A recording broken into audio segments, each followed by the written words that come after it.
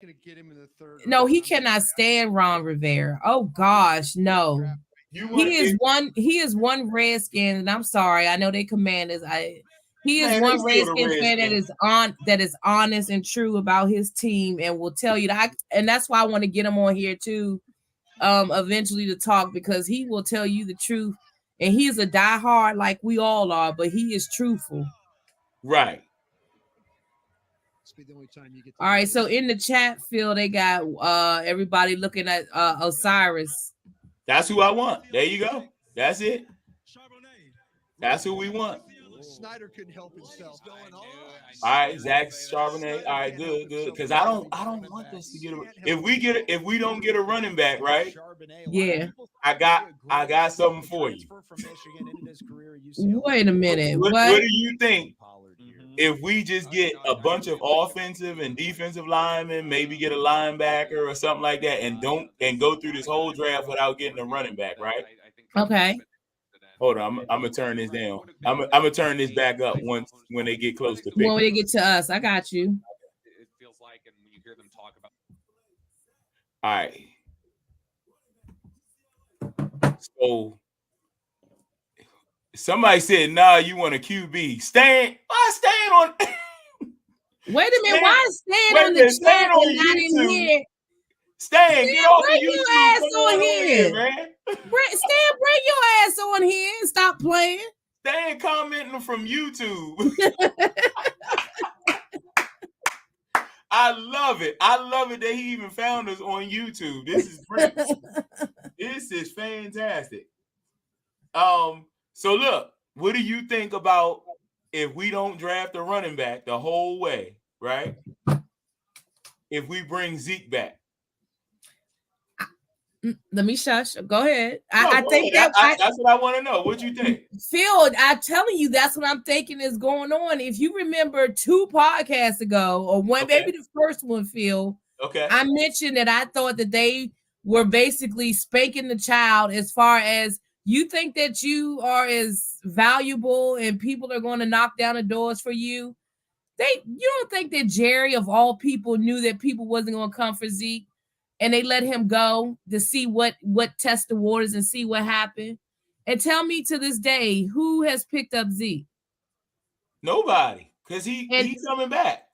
And you don't think that man want to play in the NFL? And now that you know that it's been all these weeks and you seeing teams waiting for draft to come before they want to start talking to you, to now say, okay, that 1-year deal may look goddamn good. Right. Hell yeah, Zeke come.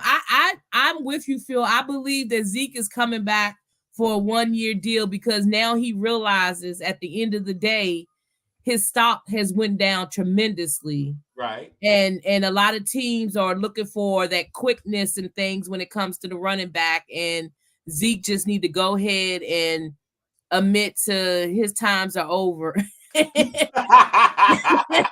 But see, here's the thing. And come home. There you go. Come on home. So look, I don't even know if his time is done or up. That was extreme. You're right. No, I was a little extreme. No, it's a lot of people that are saying that though. So here's my thing. If we get a nice offensive line, I think we'll be good. If you got Tony Pollard, so let Tony Pollard be the lead back though. Yeah. Right? Okay. And then you got Ronald Jones. Yes.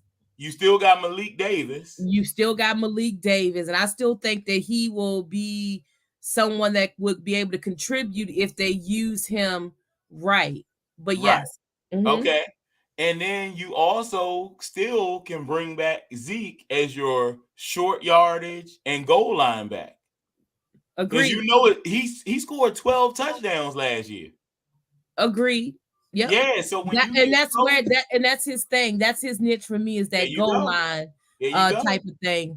And I like that we would have those many backs, because when we think about, I think about Marion Barber, right? Uh-huh. I think about when we knew Marion Barber was that man, that running back that was just a beast, right? As far as hungry, getting in it, and we used him wrong, because then we wanted him to be the feature back and we wore his ass out. And I just don't want to see that happen with Tony Pollard. You get what I'm saying? Yep. Like we put all our eggs in that basket because Tony's been showing up, and I just don't want that to happen to him. So that's why I'm happy that we do have these other backs that I think will be able to produce. And I think, yes, Zeke coming back, not as the feature back, but coming back as that back to get them touchdowns and scoring at the goal line. Because let's be honest, he just stay gassed too much for me. Who, Zeke? Yeah. he still got COVID breath. Trevor put on here trade for DeAndre Swift. That KJ was talking about that earlier. Yeah, he was. Yeah. Yep. But yep. I don't know about that because he's still on his rookie deal. All right, hold on. Let me see. Here we go with you and that rookie deal stuff. No, but what I'm saying is I think Detroit would be stupid to let DeAndre Swift go while he's on his rookie deal. I'm with you. I'm with you on that. That makes sense. Yeah. And so you got two running backs now that are on their rookie deals, and both of them are kind of small. They're not big guys, so they might get hurt. Right. I mean, so keep them both. Yeah. No, I feel you on that one. That one makes perfect sense. That makes perfect sense. But I do believe that Zeke will be back for 1 year. If they don't draft another one. If they don't draft another one. Yeah, if they draft one, then he probably gonna have to go somewhere. I hope he doesn't go to Philly. So as far as if we draft one, who is out there that is even worth the conversation by time you think we would draft one? Because I know damn well we better not draft one coming up on this pick we got. In this one, they just might, but I hope not. I hope not. I need an offensive lineman. Yes. And in the third round, I'll be happy if we get another offensive lineman. Oh, Phil. Come on, Phil. You sound like Commanders with the back-to-back. You want the back-to-back. Yeah, well, here's the reason why I say that. Is because the better your offensive line is, you can throw anybody back. I'm exaggerating again, saying anybody, but all right, so look at the Eagles last year.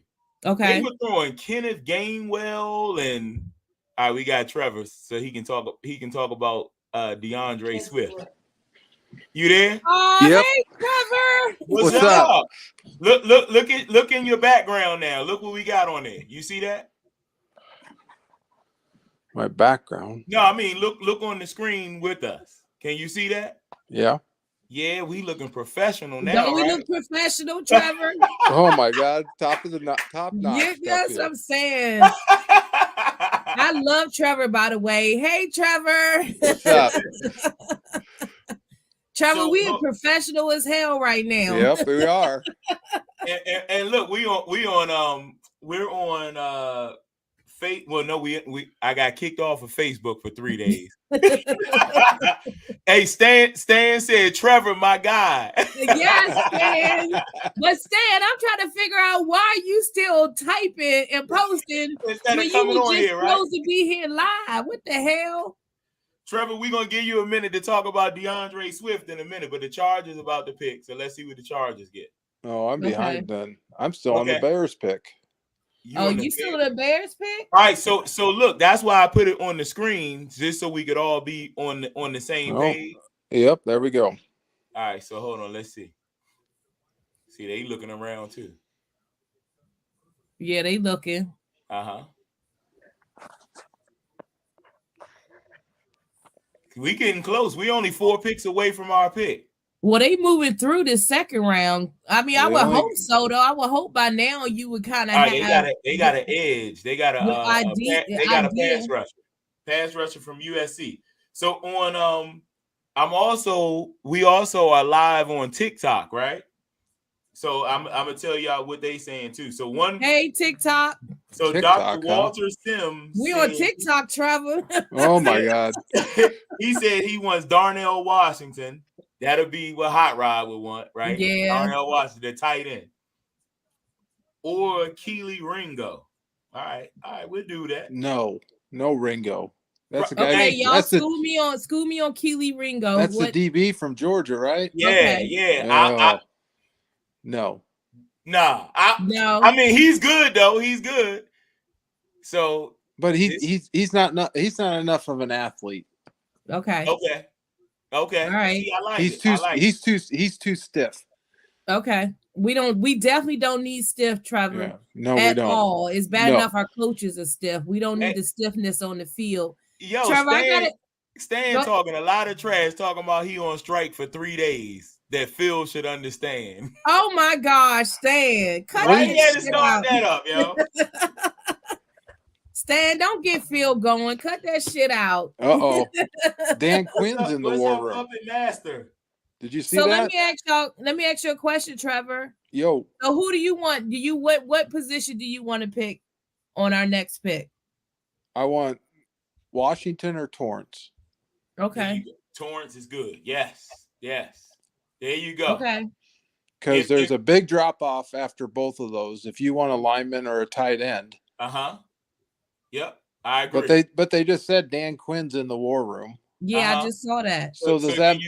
Can you see the war room? You want me to turn it up? Oh, I can see it. I just don't. Does that mean they're taking another defensive player?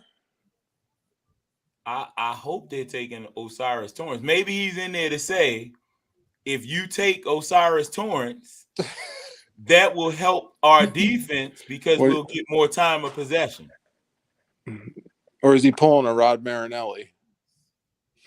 And saying what? What did Rod say? I got Rod Marinelli's the one who made them draft Taco and Tristan Hill and all those. Oh gosh, I can we I still hate. I get the shakes when I hear that name. That Taco Tuesday and Taco. Did you see his tweet today? Oh, did you see his tweet today?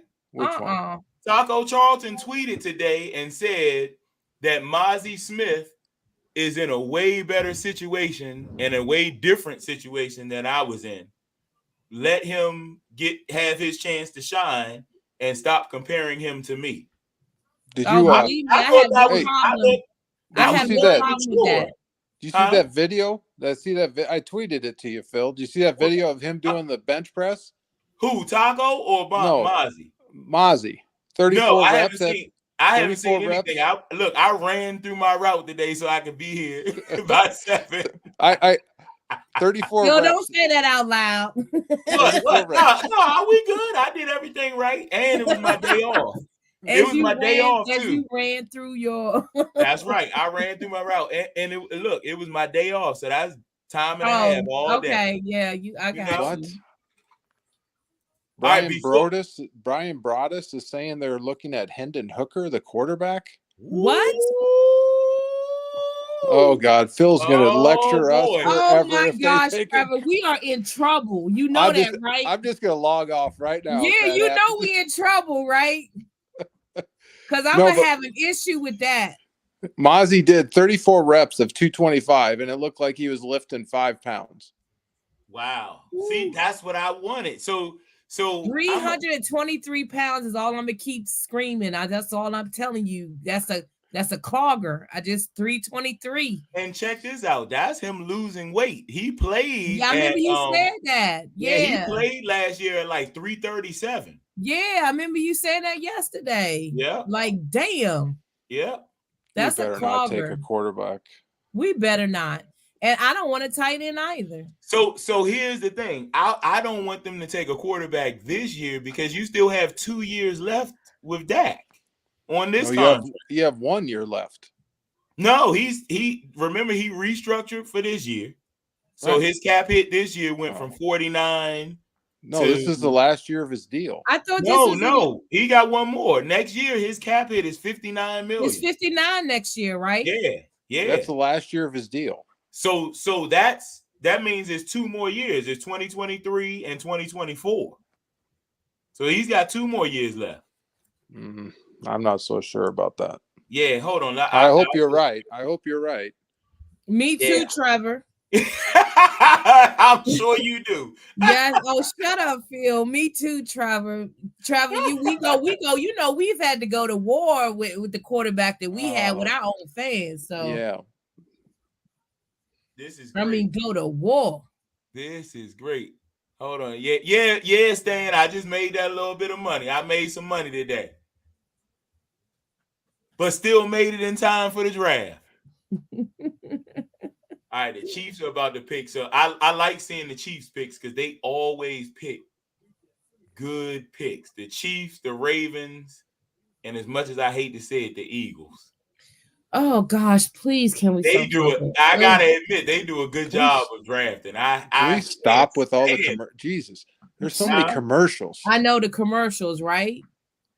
No, Phil, we don't want to talk about the Eagles because they wouldn't give us props. So God damn it, I'm not giving them no fucking props. They not on here, so I can tell the truth. Hold on, let me. They might be on TikTok or somewhere. Fuck y'all. Hold on. Let's see what Broadus is talking about because they showing them in the war room. He was the top remaining wide receiver on my board. So now can y'all hear them? Is that man from Yep.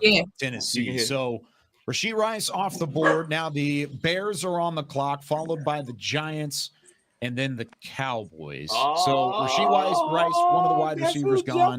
He was a bigger bodied wide receiver frame. I mean, hello, Stan. About only reason I came on is because I heard Trevor said a quarterback, and I know Phil was probably rubbing on his nipple. That's right where I had him graded. So I think that's a good selection, Zach. Great hands, and I just wanted to see it in person. I'm glad you came on after the first 2 minutes. And more often times than not, he's coming down with it. He does a good job finding openings. He got excited. There, waits for it, work I know. That's why I don't even know why, Trevor. Why would you tell him that? I know. You that between us, Trevor. Don't ever tell him a quarterback. The ball in traffic. I like Rashee Rice at all. I got. Hey, Stan. What's up? What you think about? So can you see the background? Yeah, man, I've seen it. We looking professional now, right? I see you looking professional. Don't that look good? It looks really, really good. Yeah. I love it. Puppet Master, what's up? I'm upset, Trevor, though, because we missed out on the Vili. I know. He went early. As he should. They all went early. Man, there's a huge they all. run. Yeah. And how about Joey Porter going to the Steelers in the I told you I felt like that was going to happen regardless. Yep, you called that last night. You Listen, did. I thought they were going to draft him last night in the first round. Well, I didn't think he was going to be available by the time the Steelers came back around. So that was a smart ass. That was a move right there. Yeah. All right. So we got the Bears picking now. Well, they must be. They just said the Cowboys are on the clock. What? That can't be right. So you might, unless they moved up one. No, they said the Giants. They said the Giants just picked at 57. Right. So the pick is in for the Giants because I don't see it though. All right, so you're ahead because I'm on 56. No, Twitter is ahead. Twitter's ahead. Twitter's tweeting out. They're tweeting out what the picks are. Okay. No, it says the Giants pick is in. So the Giants pick has been in. So yeah, we are on the clock. Good call, Trevor. Yeah. All right. So the Bears got Tyreek. They got a cornerback. Ooh, that's a good pick there. I'm gonna be honest. I want us to go get the guard, and we're gonna let our first 2 picks battle in training camp. I love every thought. I love every thought. Hey, yo, you speaking my language right now. Say it again. I love all that right there. Yes. Make them 2 battle it out. Yo, we get Mazi Smith in the first round. Osiris Torrance is still available, right? Yeah. They're saying it's a tight end for the Cowboys. No. We good. Where there's no more tight ends left, though. What tight end is it?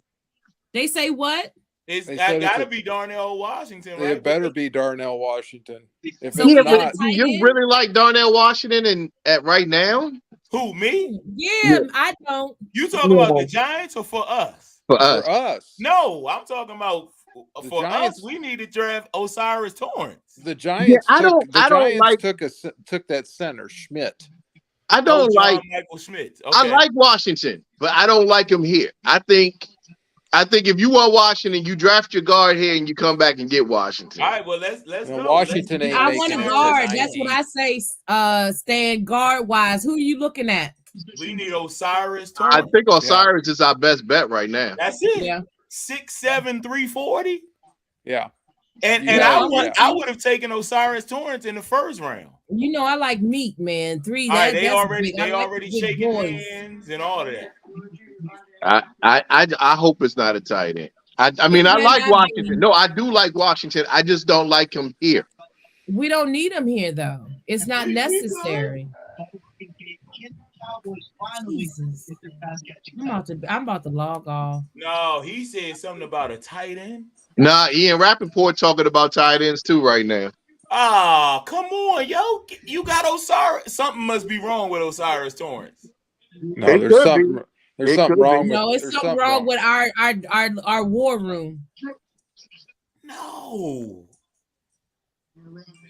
Come on, yo.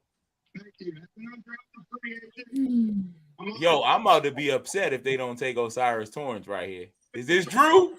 If it's true, I'm going back on. If it's true, I'm going back on strike to the third round. See you guys later. All right, I got you. I'm with you. Take me with you, Stan. We pick number 90 after this. So if you want to come back, you want me to turn Drew Pearson up? You should actually right here. Yeah, go ahead. Listen, I hope he trolls the Eagles some more. Like the great Otis Taylor and our original owner, Lamar Hunt. But I'm here to represent the 5-time world champion Dallas Cowboys. That's true. Woo! Gene Jones and the Jones family. Head coach Mike McCarthy and Cowboy Nation. Yo, Drew Pearson is crazy. What? Love him. The 5-time world champion Dallas Cowboys. Select Luke. I'm gone, people. I'm gone. Wait a minute, who did we just select? What? Wait a minute. I'm sorry. I'm not hearing it right. You see Trevor's face right now? What? Yo. What in? Yo. You look at Jake Ferguson from Wisconsin, they go get Hendershot from Indiana, now they go. Whoa. I'm so upset. I'm really so upset right now. What are they doing? I'm like, we all. Can one of y'all make sense of it for me? No. Okay. Why do they feel we were such? Why do they feel we were so desperately in need of a tight end? Thank you. Thank you. I'm not understanding that because I don't feel like he's no better than what we already have in the room. No, he probably won't even start. What we got rid of, Schultz. Yo, he's not even going to start. He's a second round pick. They got to give him every opportunity to start because it won't make sense. Well, they'll give him up, but he's not beating out Ferguson. I don't. He's not. I don't know. I'm going back to strike. You had wait. You had Osiris Torrance still there. Let me go back and make sure somebody didn't already take Osiris Torrance. No, he's still there. He's there. Still there. Remember, Phil, I told you before we started live, he was still there. He's still there. That is the dumbest. That's the dumbest. And then you took a tight end and didn't even take Darnell Washington? The best tight end at that. And he's an old tight end. He's going to be 25 next season. Are you serious? Yes. Jesus.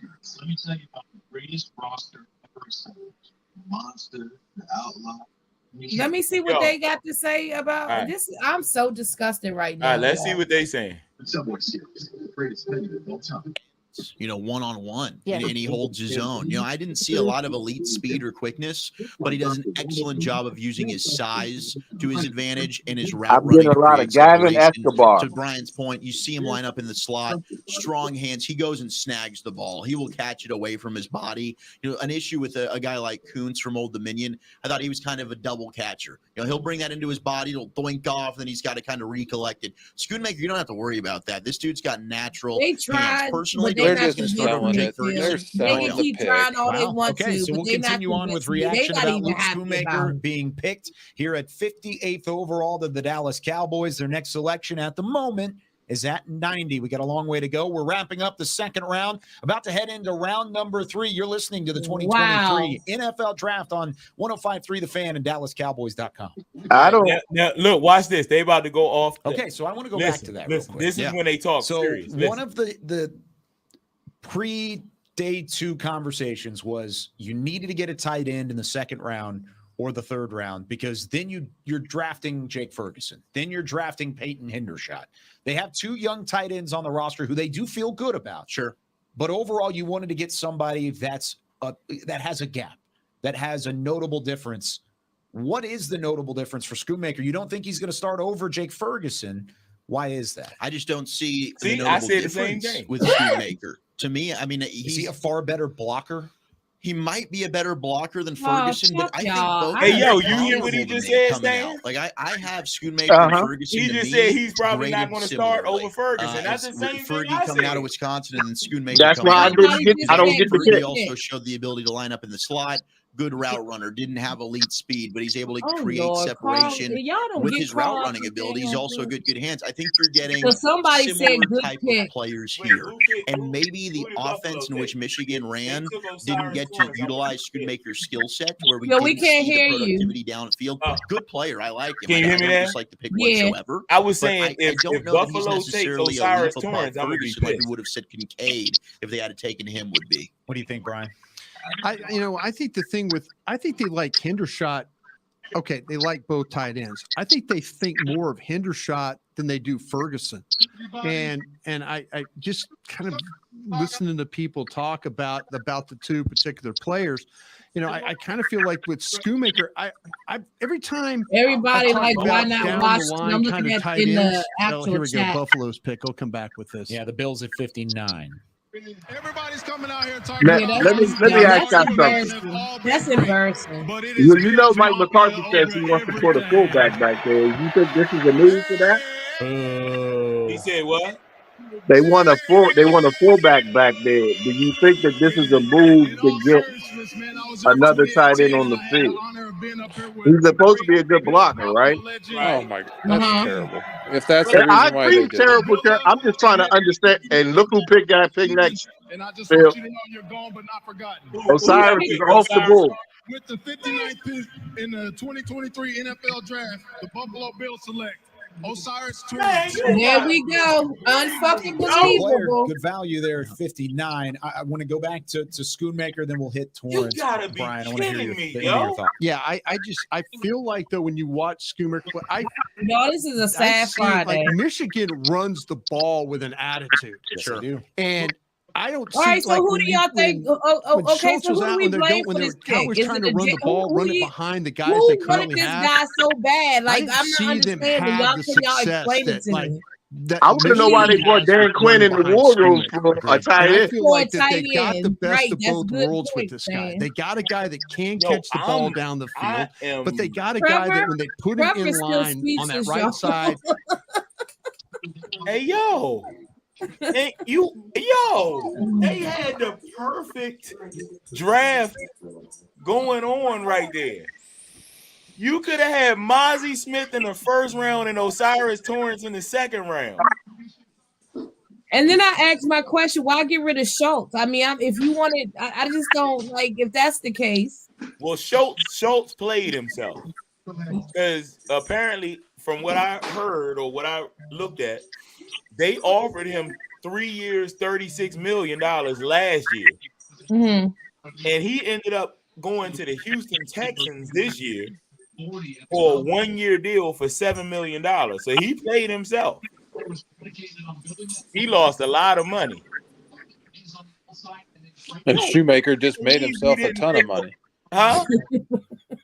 I can't believe we didn't take to be a blocker. You taking a fourth round? You taking a fourth-round pick in the second round? Like what? For a blocker, like Stan said, for a blocker. Yo, I'm like I feel like I did when they drafted Taco Charlton right now. It's like they trying to find the next Taco Charlton right now. In the middle. No, but what I'm saying is they had TJ Watt there, and I was like, yo, we got TJ Watt, yo, and we didn't draft him. I'm not even saying that Schumacher is a bad player. I'm not saying that. I just don't understand why we put so much pressure into getting a tight end right now when we just drafted 2 tight ends that had a really good rookie season. Both of them did. Right. I feel like you could have got some veteran tight end help there, and you could have got your guard, so you didn't have to worry about the guard anymore. I don't. Hey, look, I could be wrong. I was wrong about Tyler Smith. So, I mean, I could be wrong. Well, who did you want over Tyler Smith last year? Who did I want over Tyler Smith? I can't even. I don't remember. Right, because we were so far down. I wanted Linderbaum, but Linderbaum was already gone. Right. I think that's who I wanted. I think I wanted the center. Did Baltimore pick before or after it? I thought it was after. I think that's who I wanted. I wanted Linderbaum. Yeah, because I think that's what it was. I was looking for the center because I was a little upset with our center who had he turned around and had a good year last year. Yes, he did. So. Yes, he did. Yeah, but he's a free agent next year, and then you're going to have to pay him. They better pay him now. We on TikTok, they said, wow. It's like all of a sudden they're infatuated with all these Michigan players for some reason. That's all you can say is wow. And Yoda 5791 said, "Why not a wide receiver?" There ain't no wide receiver there. I don't think we really need a wide receiver in the second round. I don't think overfilling in that position. Like we didn't even let our rookie last year play. We got to at least see what he can do. Right. Like to me, why is everybody on the receiver train and this tight end train? We need a guard. We don't have a actual guard outside of Zach Martin on the roster. And you had Osiris Torrance who fell to you. And I feel like I felt last night because for some reason we just are just gung-ho on. We have this tight end fetish for some reason. Well, I think everybody has a tight end fetish because of Kansas City and Kelsey. Everybody's not at Kansas City, and everybody is not a fucking Kelsey. Goddamn. Right. This but guy they look at Kelsey. They look at Kittle. But you picked the tight end of all tight ends. Like that's who. If you telling me you want a tight end, go get you a specimen. Yeah. Darnell Washington, go get the tight end that everybody said is a specimen. Why we go get a guy that's just a guy, a blocker? Hey, look, Puppet Master says something is going on. I'm just saying, he's just a guy. Like, I'm not saying he's a bad player, but is he really changing our offense? No. Once again, we got a player that got something on jury. I bet you this tight end will be here for the next 8 years. Yeah, well, Black Diamond says he's gonna be here at least 4. Really good tight ends in the league. Black Diamond said what, Phil? There are only it says you're probably only 7 really good solid tight ends in the league. Well, it won't, and we know it won't be 8 coming from us. Yo, that's just weird, yo. You had Osiris Torrance fall right to you, and you didn't take him. I feel like this is this. And I will admit if I'm wrong, right? If this tight end performs and surprises everybody, but I feel like I did when we passed on Randy Moss and we took Greg Ellis.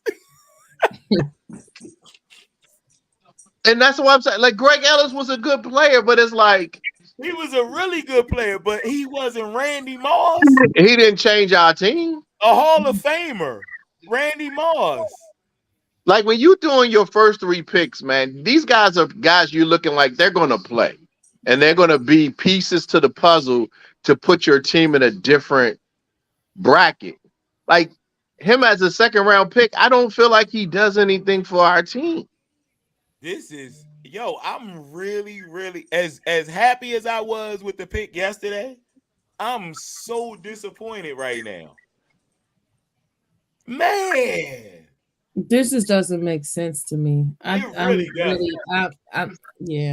I want to cuss and fuss so bad right now, but I'm gonna mute myself.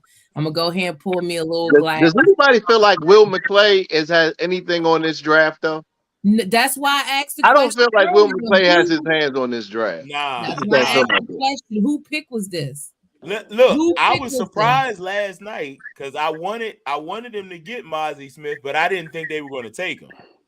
And then when they took him, I was just like, okay.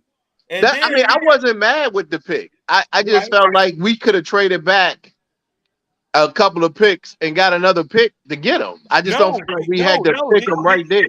No, did you hear what Kansas City said? They were trying. Yeah, but that's the last pick in the draft. What I'm saying is they had somebody else they could have traded back. They didn't have to go to Kansas City. Okay. I'm just saying you could have traded back and you could have got you another maybe 4th or 5th round pick. Right. And I just felt like you could have went back a couple and got him. I don't think nobody else outside of Kansas City was going to get him. I just don't feel like that. I'm not. The Raiders wanted back. Whatever you want to get, go get. But they left on but Trevor, they weren't on the board no more. Who? They were going to trade. The Raiders wanted to come up from 38 to 26 to draft Mazi Smith. Oh, okay. See that I didn't know. Okay, well then I'll retract my statement. Okay. Mazi. To draft Mazi Smith, right? That's what I was saying. Right. No, I only knew about Kansas City wanting them. I didn't know the Raiders wanted them. Yeah, that's why I said if you know you want somebody, just take them. Even if you take them ahead of where you think they might go. Just take them if that's who you want. 23 NFL draft. I'm really pissed off that we did not take Osiris Torrance. I can't believe he fell all the way to 58. Number 2, you see the size there. With Scruggs as a star, keeping his hands inside. Just kind of uses that. Hey, I'm gonna tell you another reason why I don't like the tight end pick. At least the guy from Georgia, he's playing against a conference that got a lot of NFL players. Right.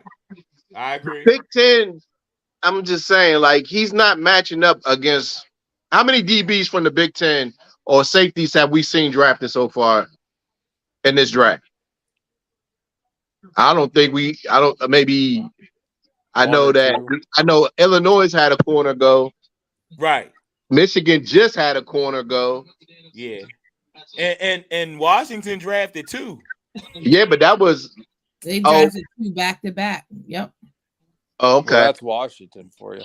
Yeah, but my point is he's not matching up against he's not matching up against pro like linebackers and corners and safety. And he's 25 years old. He's almost 25 years old.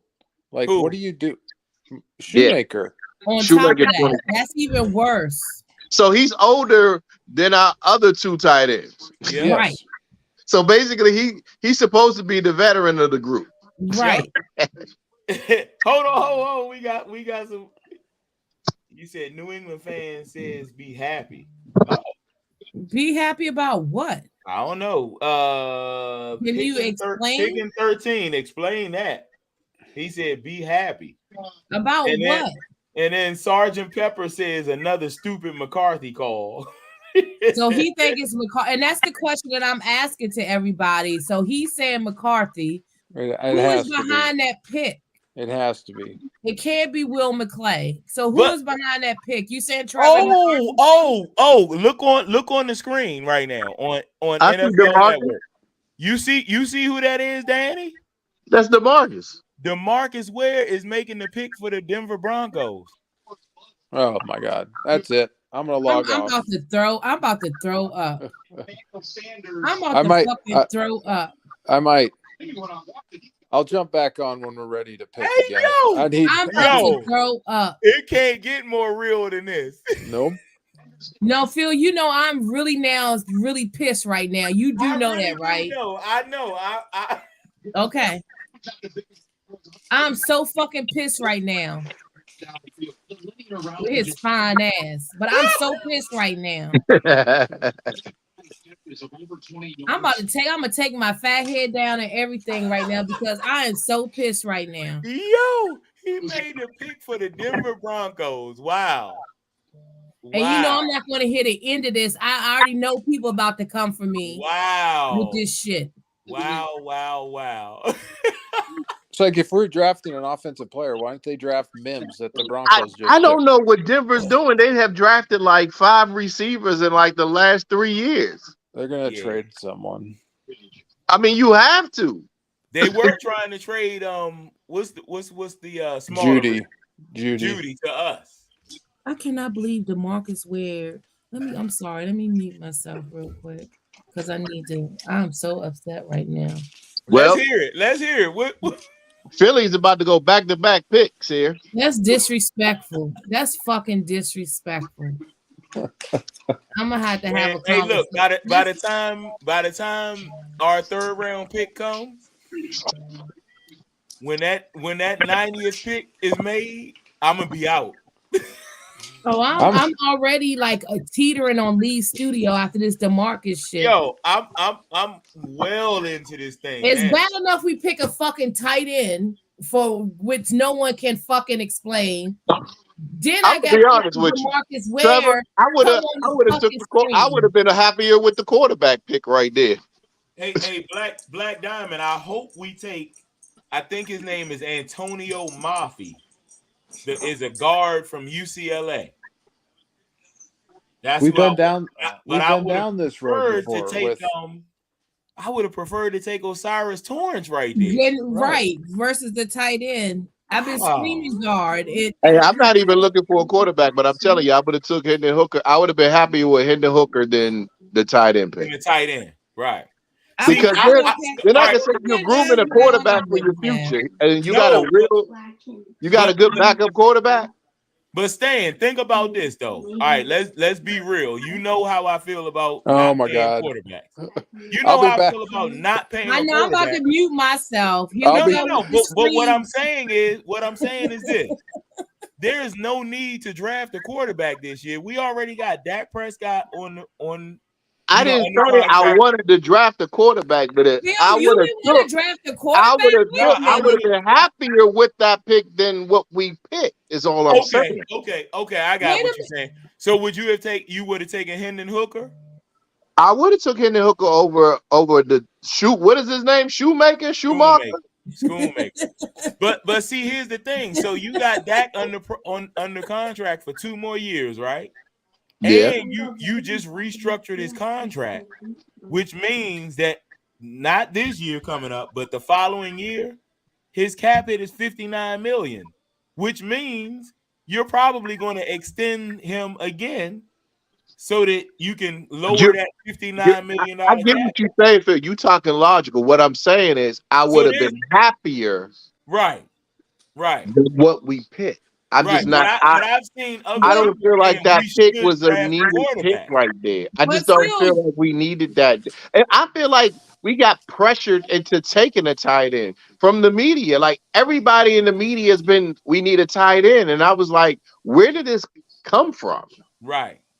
I don't feel like we needed a tight end. Hey, Black Diamond. I wanted a guard in round 2 too. I wanted Osiris Torrance right there. We had Osiris Torrance right there. Yeah, I mean, when you don't have an actual player at that position that you're trying to move a player to that position, why not draft the position that's right there in front of you? Right. I don't get it. The defense I really don't get it. The first round made sense. You know why? We don't have a one tech. We never have a one tech. Right. And then when we finally got Jonathan Hankins, we had somewhat of a one tech. Right. You know, he's just a little bit older, but the defense got better when he got there. So everything about that pick made sense. Against the run, they did way better once they got him. Right. So that's what I'm saying. Our first hold on. They getting Luke on the phone. I don't want to hear him. Also, Big Ten guys. Hey, Cowboys love Big Ten tight ends. It's not a bad deal at all. Oh my God. All right, I'll be back. Sean McHugh I'll be back. also, Yeah, I'm still here though. being I'm able gonna let the dog get back on the same squad with him again. I'm through the roof. I'm through the roof. Yeah, we don't want What to do you hear think you him. bring to that room? That's such a versatile room right now. What do you think you bring to this tight end room in Dallas? All right. Yeah, I think, I'll log a back guy on that you later. can I'm not really, listening to this guy talk. another versatile guy, a guy that you can put anywhere on the field.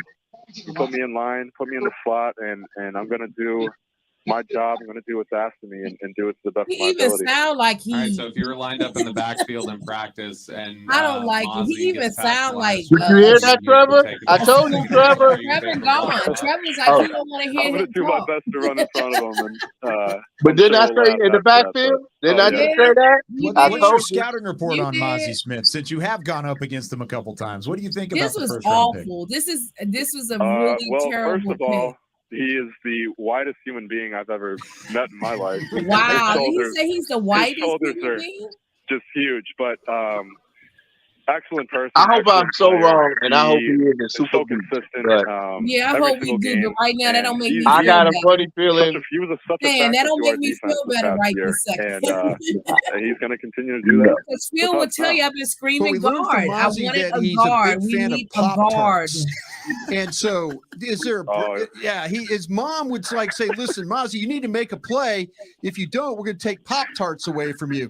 Did mom or dad ever say, "Hey, Luke, if you don't catch a ball or get that block, we're going to take something away from you"? Would that kind I of never got that from my parents. I'm so pissed that's, right now. That's a new one to me. But would you be disappointed if they took Pop-Tarts away from you? Oh, I'd be very disappointed. So I can God. understand Mazi for sure. Could we bribe you with Miller Lite? Could we give you a cold beer after you make a nice block? Is that something that could happen? That might make me work a little harder. All I don't know. right, there we go. We got something on it.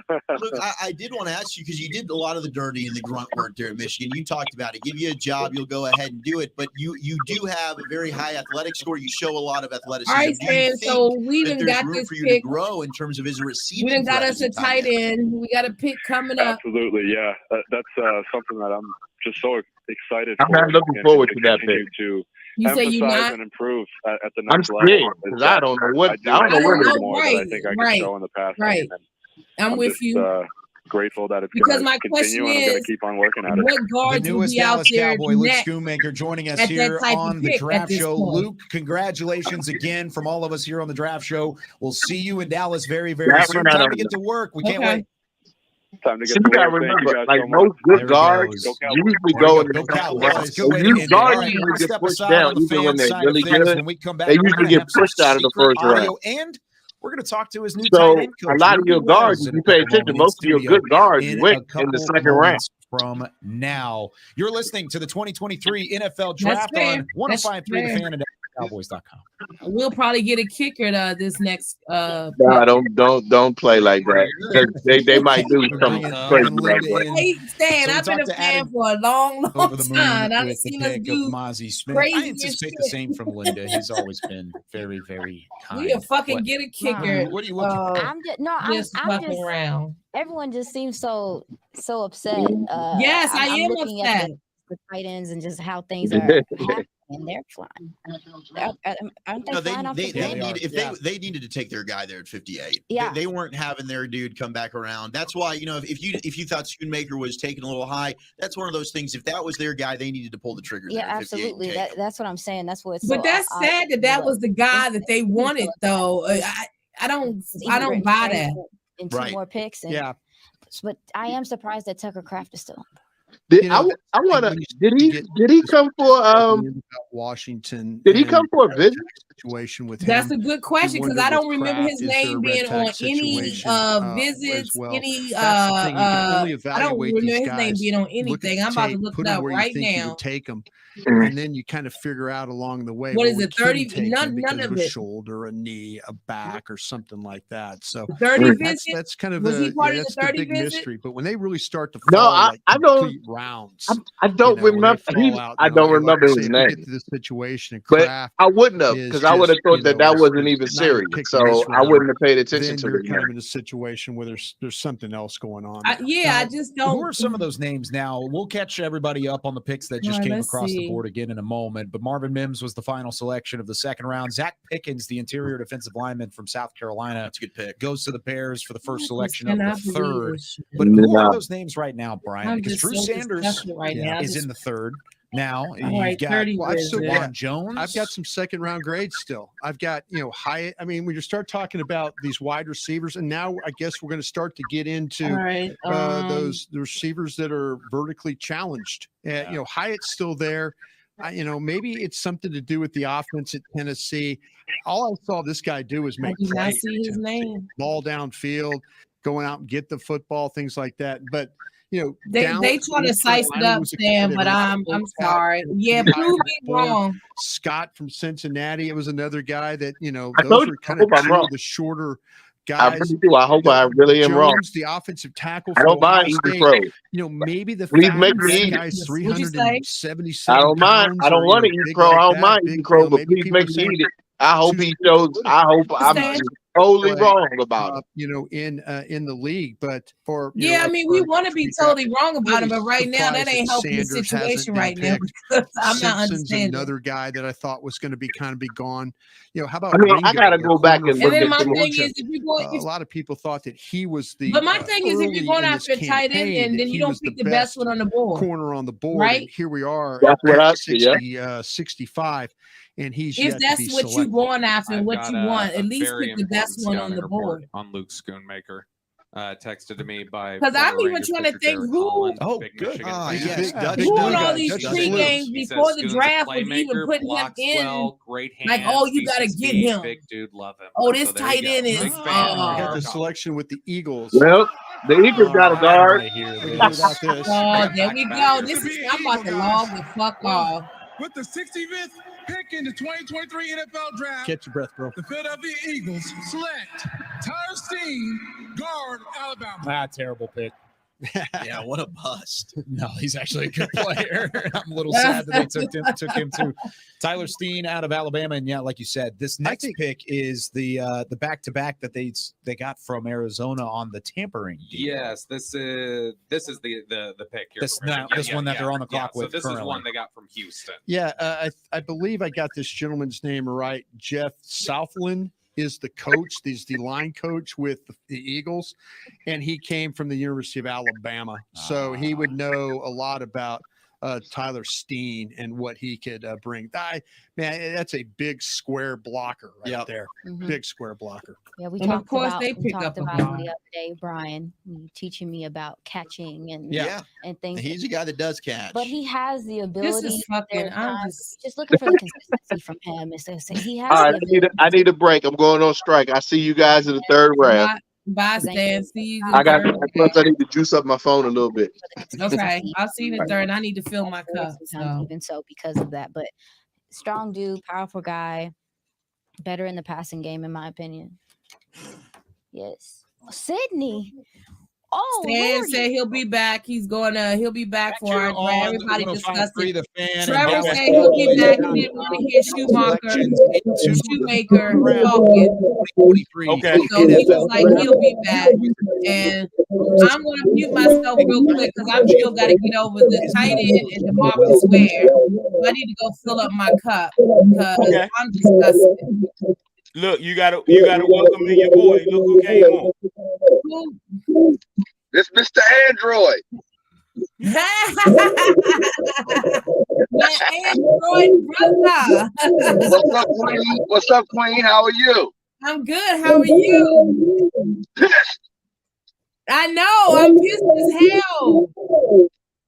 Okay, no one else can explain it to me, so maybe you can. What was up with that pick? What was the reason behind it?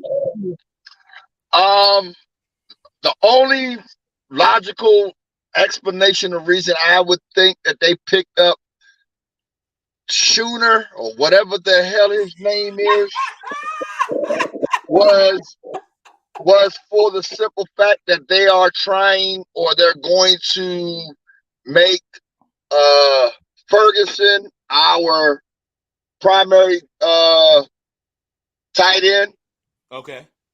Giving him that number one option. We still keeping the 3 tight end look, and having Schooner and Hendershot being the blocking tight ends. You trying? That's the only logical thing I could think of. You trying, but you had Osiris there. How do you? I'm with you. I'm with you. I wanted Osiris, and then you see he goes very next pick to fucking Buffalo. Buffalo. Fuck, and then on top of that, Philly picks a guard. Philly picks a guard. Well, Philly. I don't. Philly is being real smart. Philly's doing their due diligence, and actually, now the dude they picked from Alabama, he's not nobody that I'm overly thrilled about. I'm an Alabama Roll Tide fan. That's my favorite college football team, so I know a little about their program and the players. He wasn't all of that stand out to me. It's just they're just picking up bodies to fill the plug in. That's all that is. I don't know. I'm just gonna be honest. Like I wasn't feeling that, and then I had to worry and then go watch the Marcus Ware come out for the Denver Broncos, and I'm just distraught right now. That right there is a Jerry Jones issue. That's not a DeMarcus Ware or player issue. That's a Jerry Jones issue. You know what I mean? I'm here. That's Jerry. I'm just saying, I still like to see it. Man, you like what? I'm hurt right now. I am too. Only because you saw who my top 3 players that I wanted in the draft were Mazi Smith and Osiris Torrance, and of course Darnell, big tackle from Tennessee. We had a chance to get 2 of the 3. Yes. And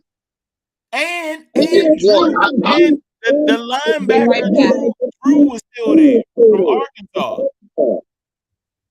Yeah. I'm like, yo, why would you? And Darnell Washington still haven't been drafted, right? Nope. Why would you take him over Darnell Washington?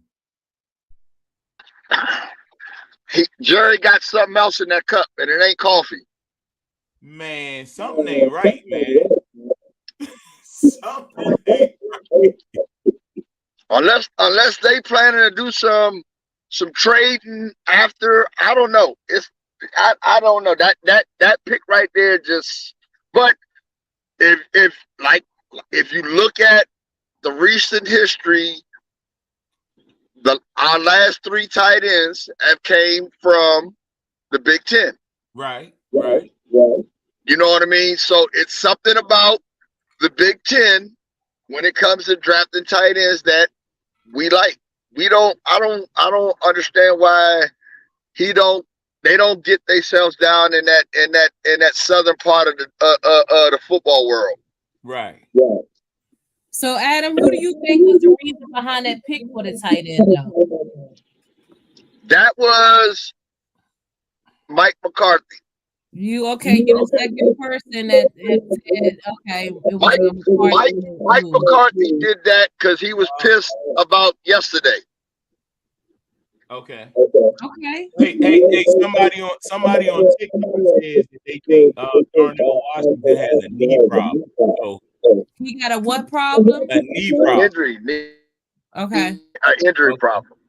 Okay. I mean that like I said, there's a whole lot of underlining things that we don't know. Right. You know what I'm saying?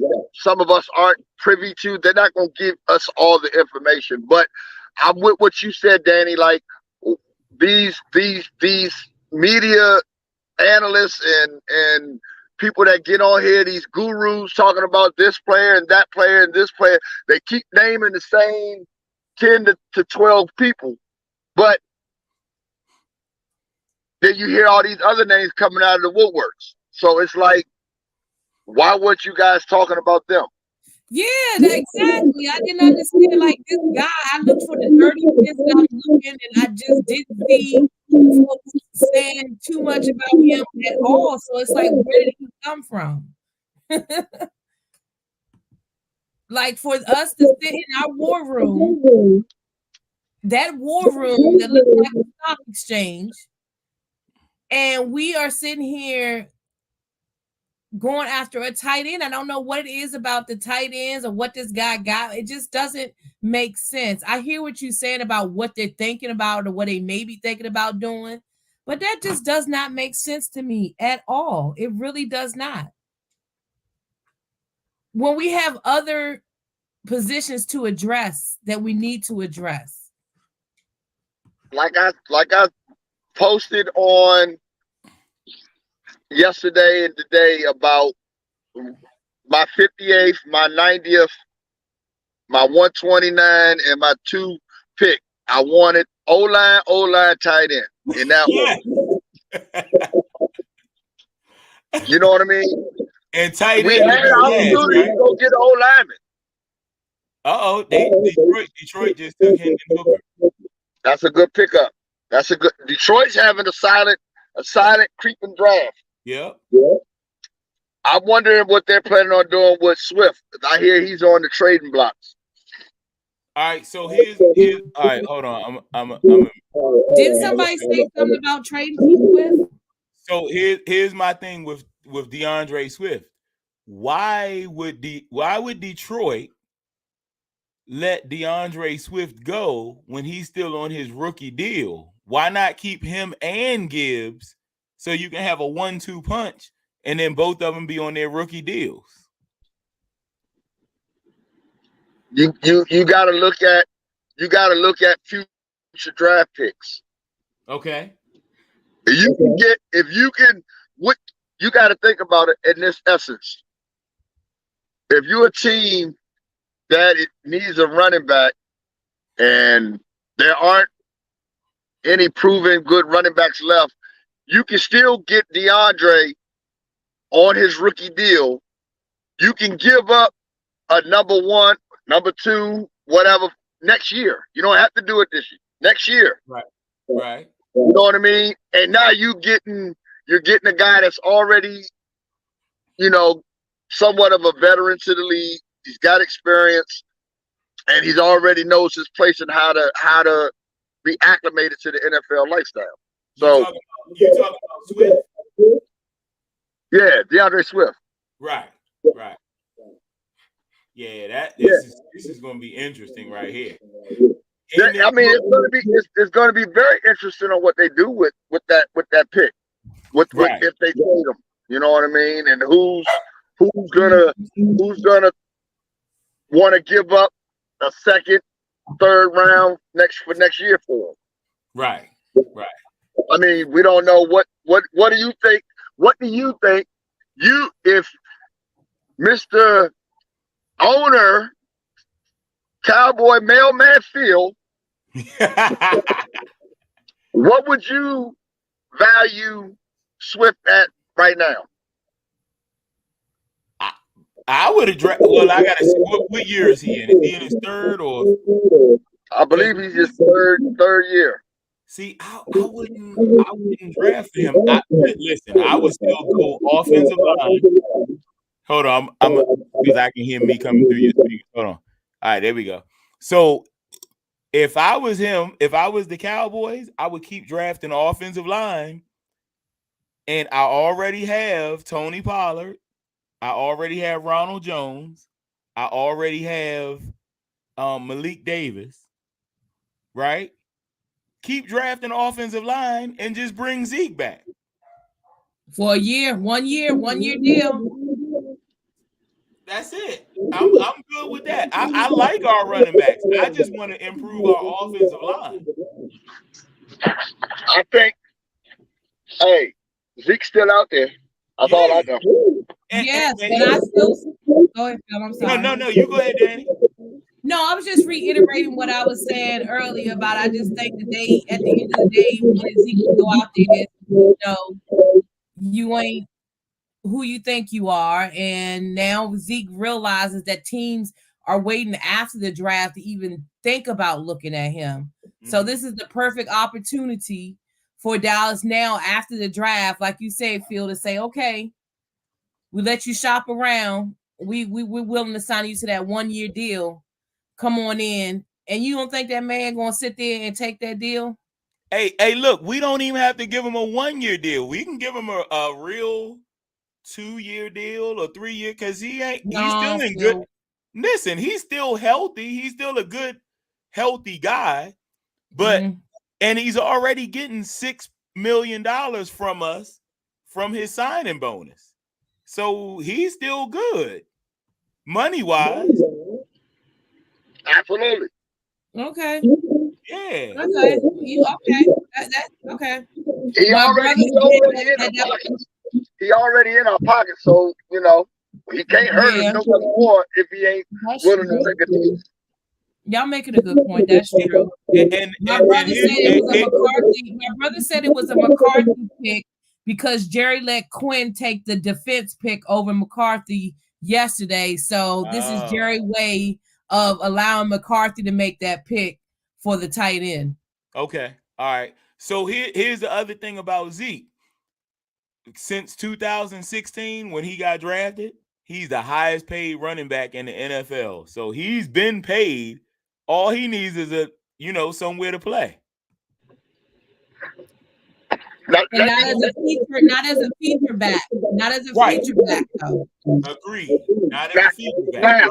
Now, let me ask you this, sir and Queen. I like that, Adam. See, me too. I love it.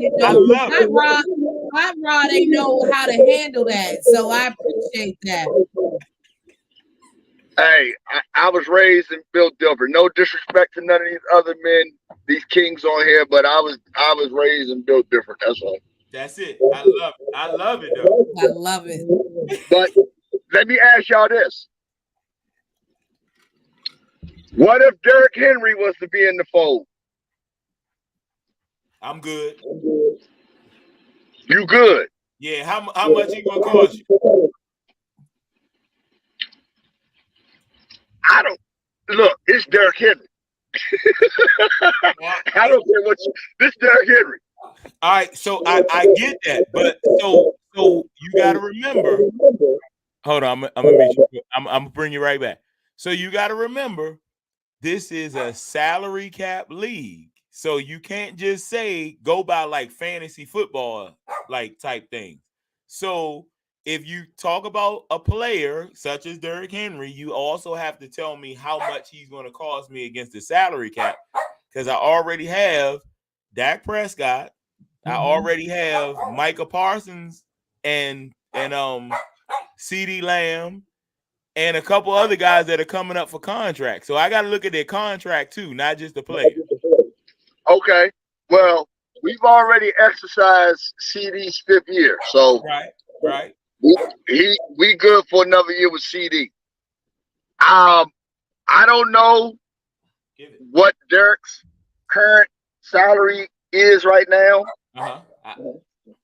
But let's just say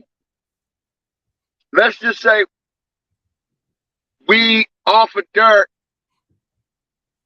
a 2-year, $10 million. 2-year, $10 million? Yeah. I'll go with that. Oh yeah. Now, 2 years, the better thing we should have done, we should have taken Osiris Torrance though if we were going to pick up Derrick Henry. Okay, let me just jump in real quick. So it says Henry will earn a base salary of $10.5 while carrying a cap hit of $16.3 and a dead cap value of $10.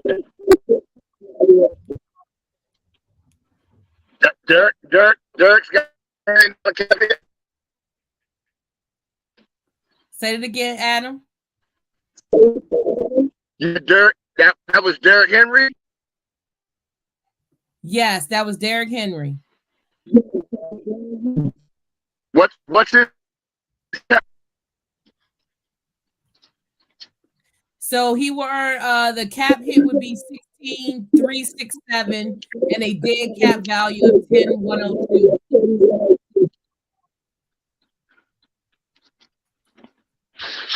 We would have to make some trades. We would have to trade. We would have to make a couple trades, and probably including a draft pick or two next year or next 2 years or something like that. Is it really? Then that's the question: is that really worth it though? For someone that only is going to give you what? How many more years you think Derrick Henry got left in him? How long has Derrick Henry actually been in the league?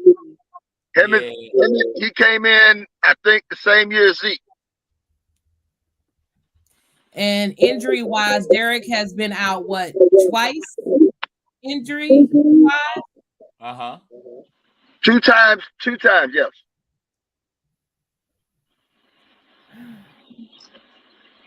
Listen, you hear how quiet I am on it. I get where you're coming from with Derrick Henry, because that's a big boy, and that boy can run motherfuckers over. Don't get me wrong with that. I get that.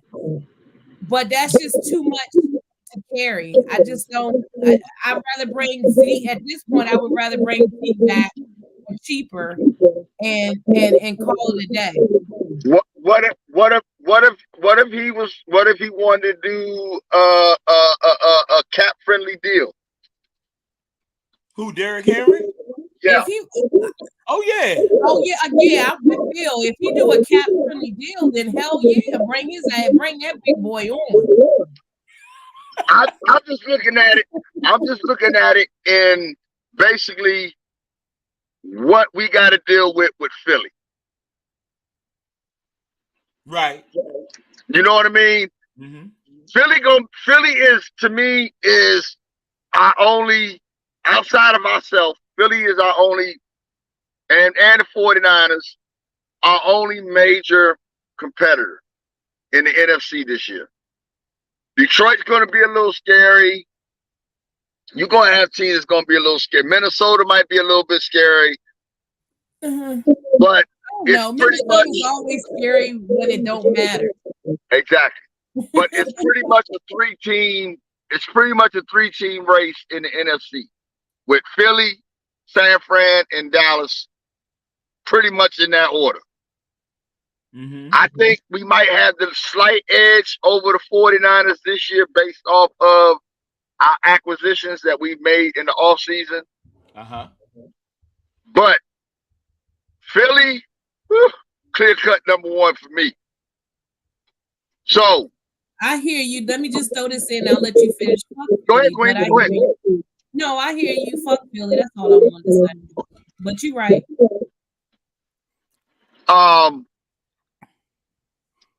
Derrick Henry. If you added Derrick Henry to the Dallas Cowboys offense, mm-hmm. How would you play out? How would you play us? You can't put 8 in the box. You're gonna have to. You can't. Not with the receiver core we got. All right, well, let's talk to Derrick Henry and see. You know you're Alabama boy, right? I'm about cap friendly. If he's cap friendly, then I'm all for Derrick Henry. Right. If Derrick Henry is not cap friendly, bring on Zeke for. I still stay a year, still stay 2, but bring me back Zeke. I'm with you. I don't think the Eagles would be worried at all if we bring Zeke back. Right. But if we was to go get Derrick Henry, they'd be worried. Right. But I don't know if he's gonna go for that 5. You said 2 years, 10 million. I was just throwing a number out there. Right. So that's 5 million a year. If he's gonna go for that, I'm good with it. Again, the running back scale right now isn't high. Right. That definitely is true. he's coming off. He's coming off a productive year. Mm-hmm. He's still gonna get you 1,500 easy. Agreed. He can get you 8 to 10 touchdowns easy. You think he can get you 1,500? Oh, I don't like this. I don't like this. You don't like 1,500? Nah, the Giants just got Jalen Hyatt. Oh, I knew that was gonna happen. Oh, you ahead? Hey, I don't like that. I don't either. But I mean, they need a wide receiver. Right. I don't like that one though. That's a good wide receiver. But he has Daniel Jones though. That's the only good thing. Good thing. Well, again, they need to lock up. They need to lock up Saquon. Saquon is the key. Saquon he's fussing right now. He's the key. He's the key to their whole offense. Who? Saquon Barkley. Right. Yeah. If they don't, I don't. Jalen Hyatt is a good receiver, but if the Giants don't lock up Saquon, I'm not worried about they passing offense. Right. You saying only because of Daniel Jones? Yeah, Daniel Jones. Daniel Jones is mid-tier quarterback. He's a mid-tier quarterback. And remember, they just got Darren Waller too. Yeah. Now, see, Saquon Barkley is going to be the key. Right. Saquon Barkley going to be the key. I'll be right back, y'all. Go ahead, Queen. Darren Waller is injury prone, so I'm not worried about him. Okay. But when healthy, he's going to be a problem. Right. What pick are they on right now? They on pick 74, and we pick 9.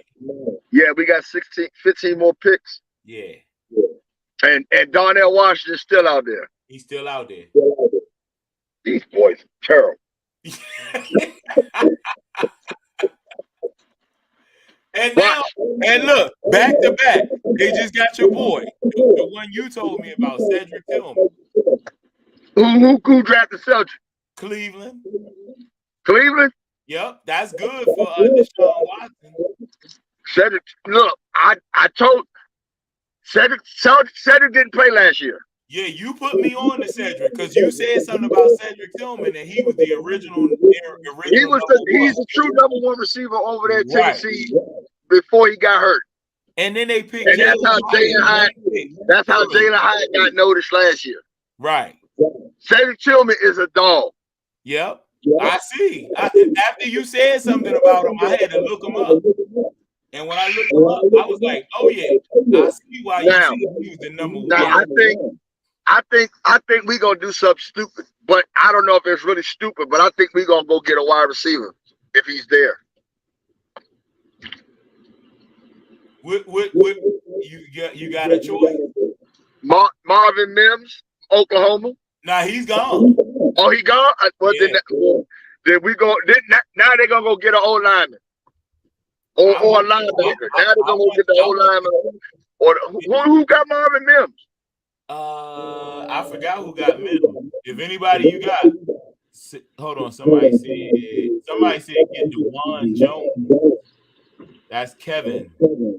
Damn. The NFL is full of. Hold on. Get who? Oh, he said Denver got Mims. Damn. Yeah, Denver got. Damn. Yo. Oh, hold on. Trevor coming back. Hold on. What up, Trevor?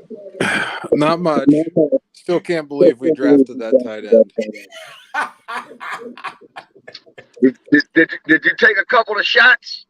I opened a natty light. I'm working on some beer first. Look. Hey, look. I'm on. I ain't mad at you. I got the peach shrimp with the handle. I got a bottle of Crown Hand Select Barrel on top of my fridge. That's what I'm talking about. I got WORK in my sight. Oh, you ready? You ready?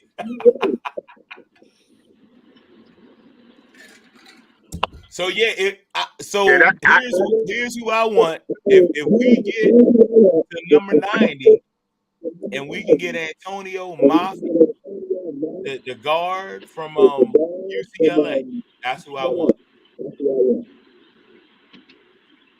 The guard from UCLA. Uh-huh. The linebacker guard. Nah, he's just a straight guard. Did that linebacker, is the linebacker still available? Who? Drew Sanders? Yeah. Yeah, he's gone. He's gone? Yeah. Did Henley go? You mean Hendon Hooker? No, Henley. There's a linebacker named Henley. I don't think so. You know who they need to take? Where's he from?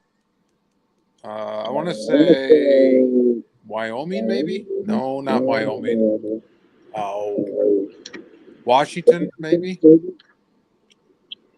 Yeah, this need to Google that.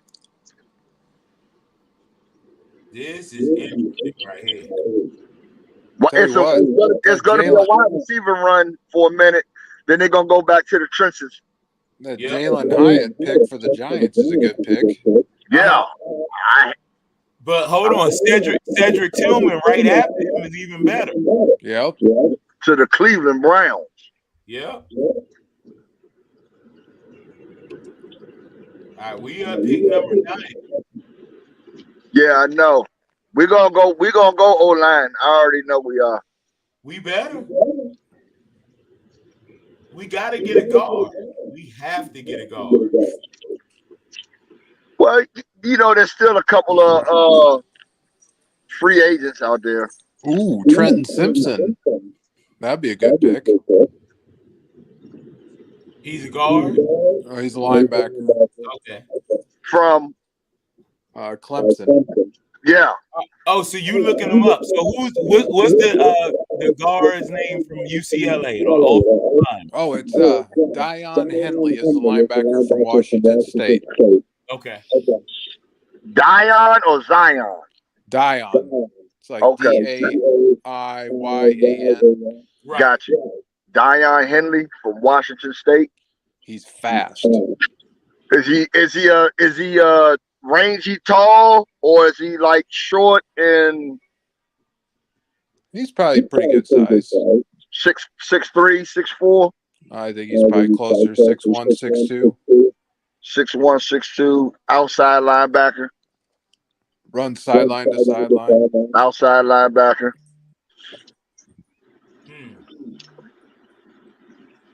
I gotta take a look at him. I mean, do you think that DeJuan Jones can play guard? Yeah, Mr. Smith, I saw that. You said who? DeJuan Jones. Yeah. You mean for us to pick? Yeah. Yeah, for us to pick him. Yeah. It's gonna be interesting what we do with this 90th pick. I hope Jerry put the bottle down. They just need to get Jerry out of the war room. Look, everybody keeps saying we need offensive line. Everybody keeps saying offensive line, but we had a chance to get an offensive line. They got to have a plan, don't you think? Do you think they're going to kick? That's what we all saying. There's got to be some type of plan or something. They're going to kick Tyler into left guard and run with Tyron at left tackle. Yeah. That's the only thing I can think of. The only thing I can think of is they're banking on nobody getting hurt all year. Well, Tyron can't stay healthy all year. Terrence Steele probably isn't going to be ready for week 1. Man, I'm baffled. Lost.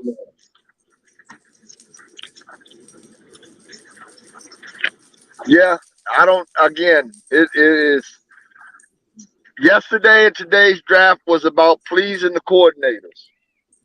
It is so different, though. Did you see?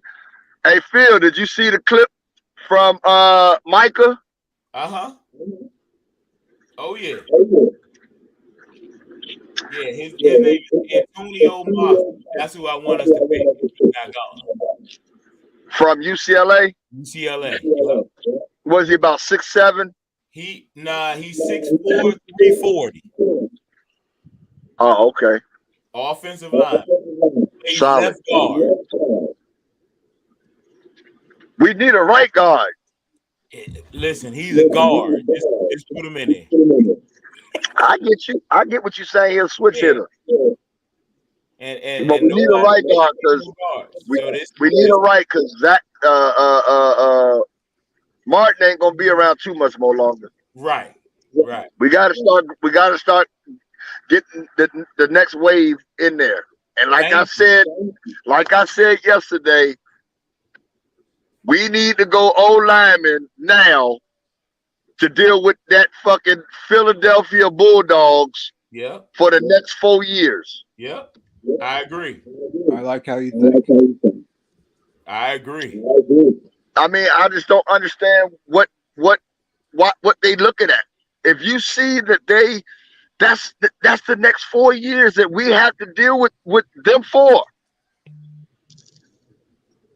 Martin and Tyron ain't gonna be around for 4 or 5 more years. Yep. Adrian, so I see you. Everybody keeps saying we do need O-line. Again, I'm just lost. I'm lost at this. That whoever the shooter, whatever from Michigan, he could have got picked in the 4th, 5th round. That's what I said. Nobody was thinking about him. No. And I don't care if they was. Osiris Torrance was right there. Right, and he went the very next pick to Buffalo. That's crazy. Like, you got to build your dynasties. The 90s was built off your O-line and your D-line. Mm-hmm. Hey, you tell me what's going on with the Giants. Why are they drafting so many wide receivers? I'm lost with that. You're what? Here's Green Bay just took another tight end. Everybody's taking tight ends. They're taking it's the Travis Kelce, Rob Gronkowski syndrome. Right. You want them blocking, pass catching tight ends. So why take a lineman, an O lineman, when you can get a tight end that can do both? Well, then why isn't anybody taking Washington?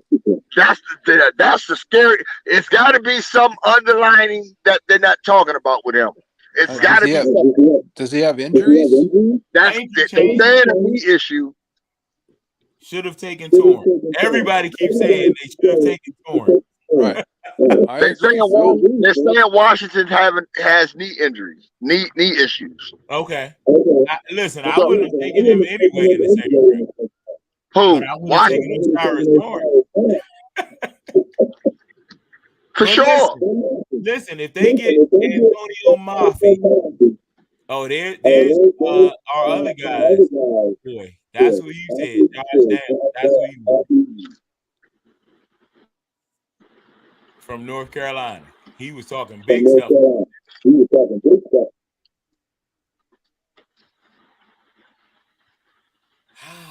Oh, Lord have mercy. Cowboys. We 11 picks away. I hate the G, but they just hired another incompetent. Washington don't have a 3rd round pick. Right. Okay. Now, our boy on the in our chat, the dude that was talking about that he's the writer, Darnell. Yeah, Darnell. Yeah, that's who he was talking about. He wanted Josh Downs from North Carolina. Josh Downs, the wide receiver. Yeah, the coach just drafted him. Yeah, no, like I said, there's some.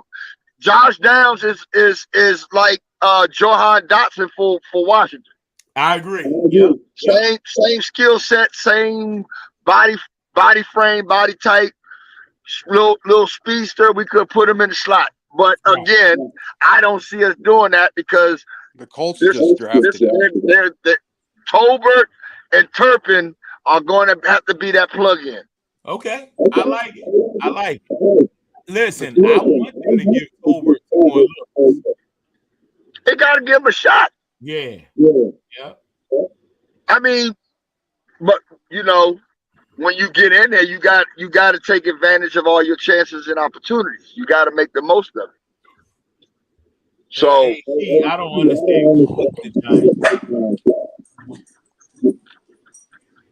Somebody said we blew this draft. Not in the first round. We didn't.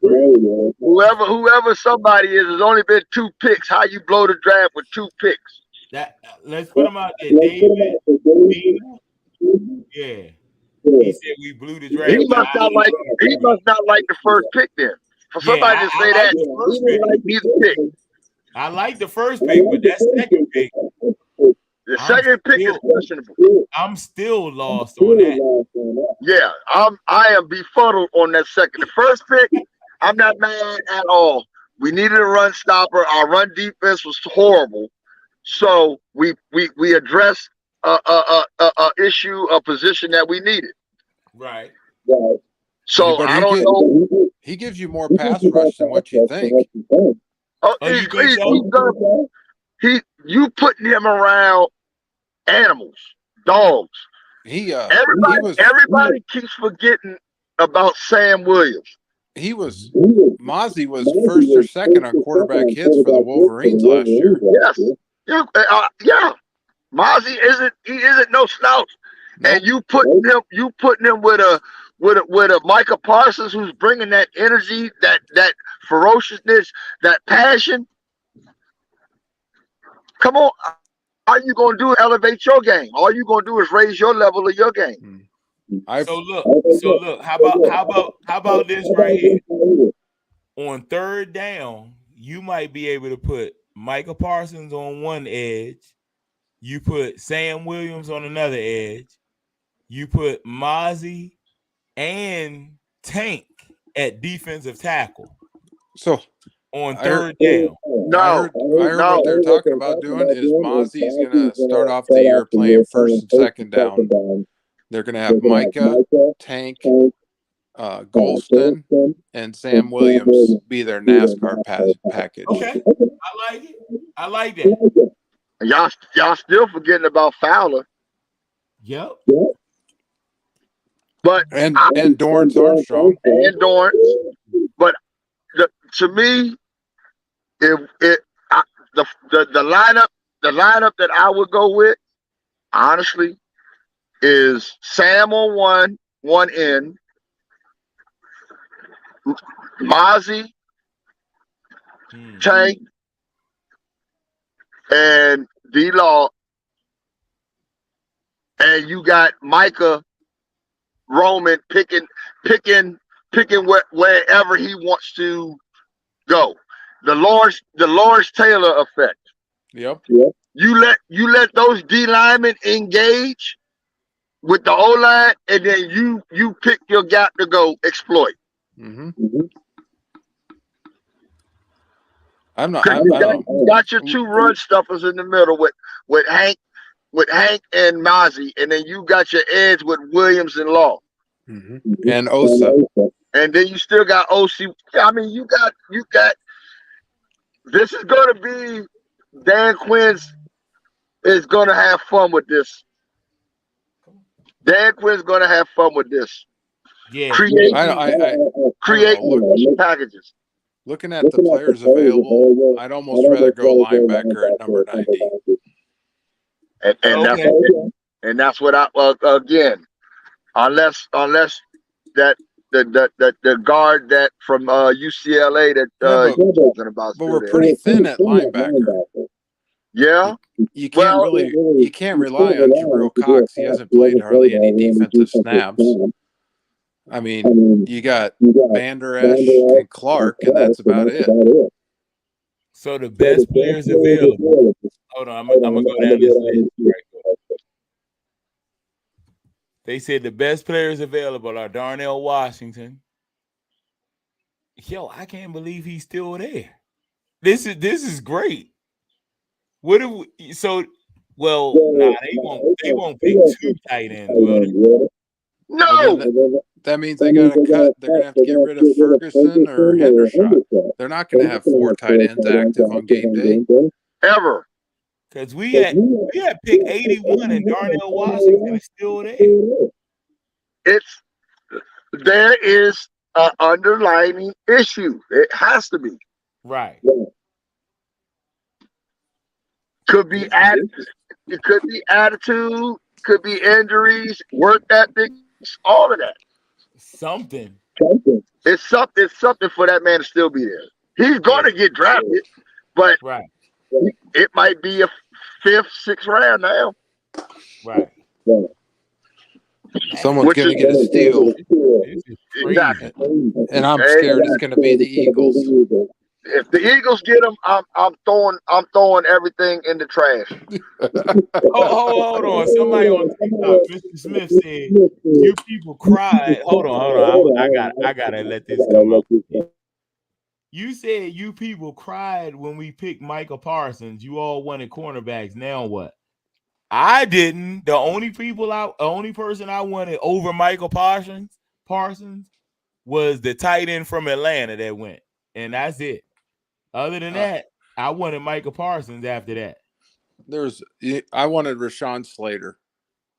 And I wanted Rashawn Slater, but I wanted him after Parsons. I wanted what's the tight end from Atlanta? Kyle Pitts. I wanted Kyle Pitts first, Michael Parsons second, and then Slater. I had to respond to that.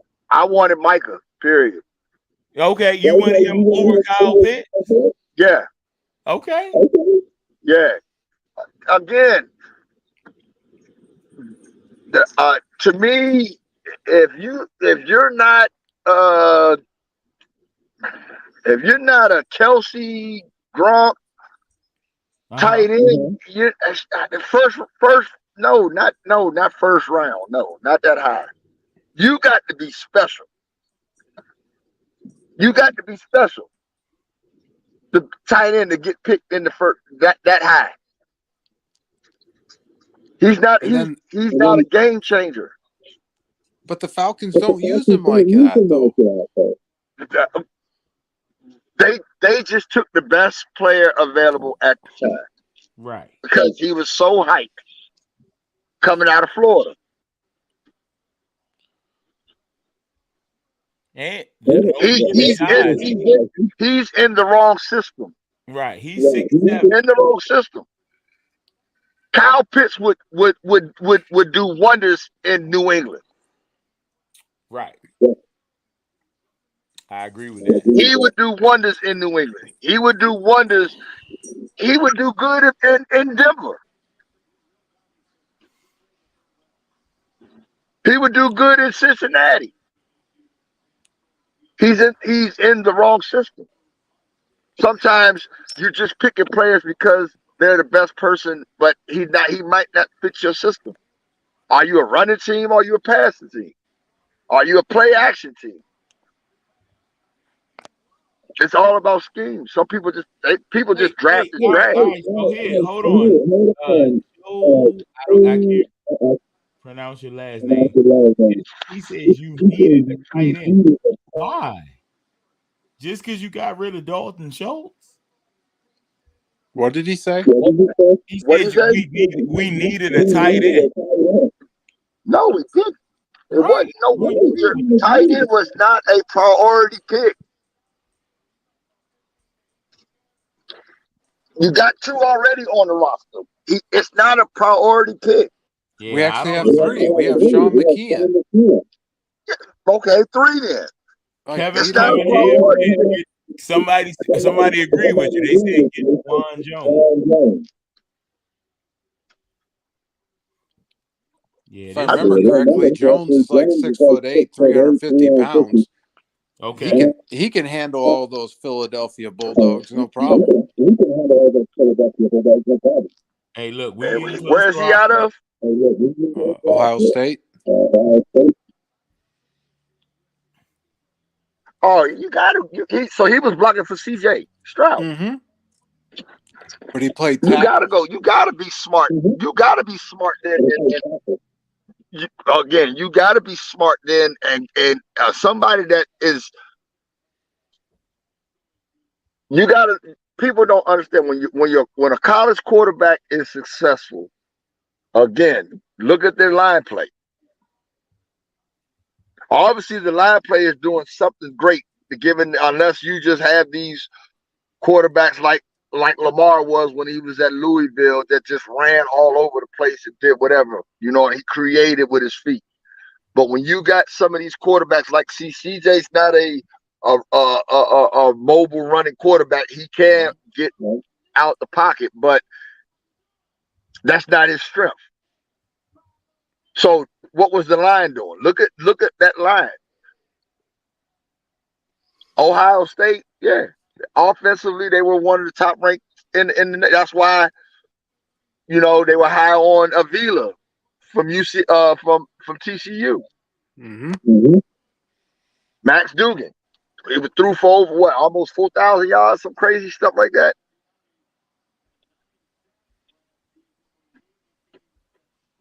This is so. You just again, that's yeah. Jones would be a great pick selection. I don't care. Just go get a lineman, please. Right. If I hear, Yeah, we gotta fix this. Yeah, we gotta fix this. Tajay Spears just. Who? We're not taking a running back. You know the running back we should take? Who? Roschon Johnson. The other one from Texas? Yep. Okay. Okay. Yeah. The other running back from Texas before Bijan took over. Yep. He was a high school quarterback. Rashad Jennings. All right, hold on. I got a question for y'all.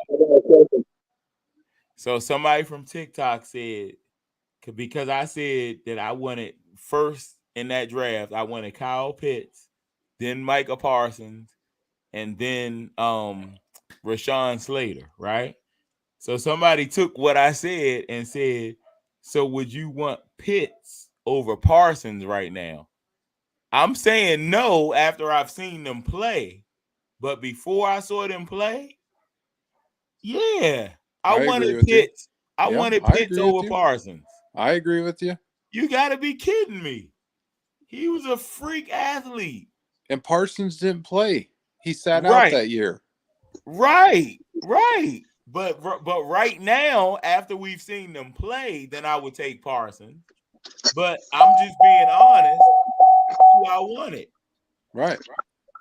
People can say whatever they want. Hindsight. In hindsight, right. In hindsight, I would take Parsons over Pitts.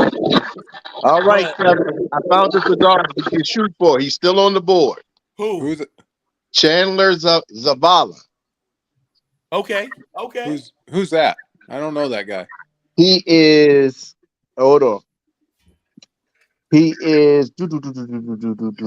He is considered by a lot of people, especially the drafttrack.com. They were saying he was the 4th ranked guard, overall 94th best player from NC State.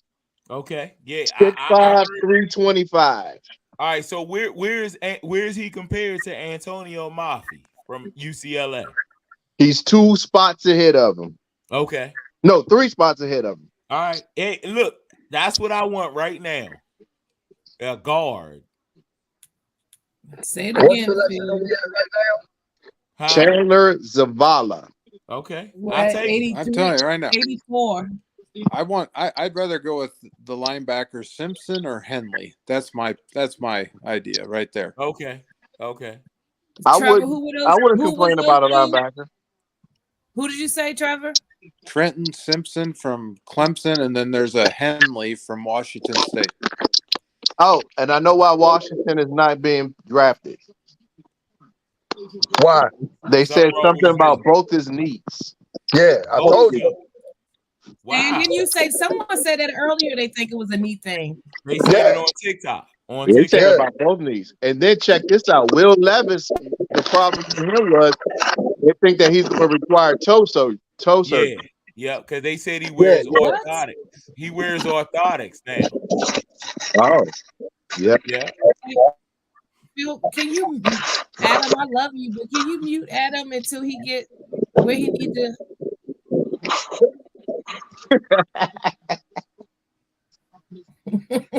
He muted. That's y'all. That's the Android family, baby. Oh, God, cut that shit out, Phil. That ain't got nothing to do with Android. Cut that shit out. Don't start that shit. Adam, I got us. Adam. Exactly. I got him. But Trevor, I don't mind a linebacker, Trevor. I'm okay with it. As long as he can cover. I need a linebacker that can cover. They fly. They're speedsters.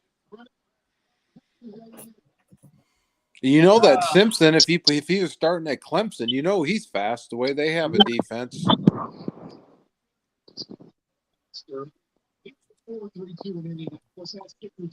Yes, Tony. Yeah, I did know Parsons could pass rush, but I still would have taken Pitts over Parsons, and I will admit that I was wrong. I never was on the Pitts train. Okay.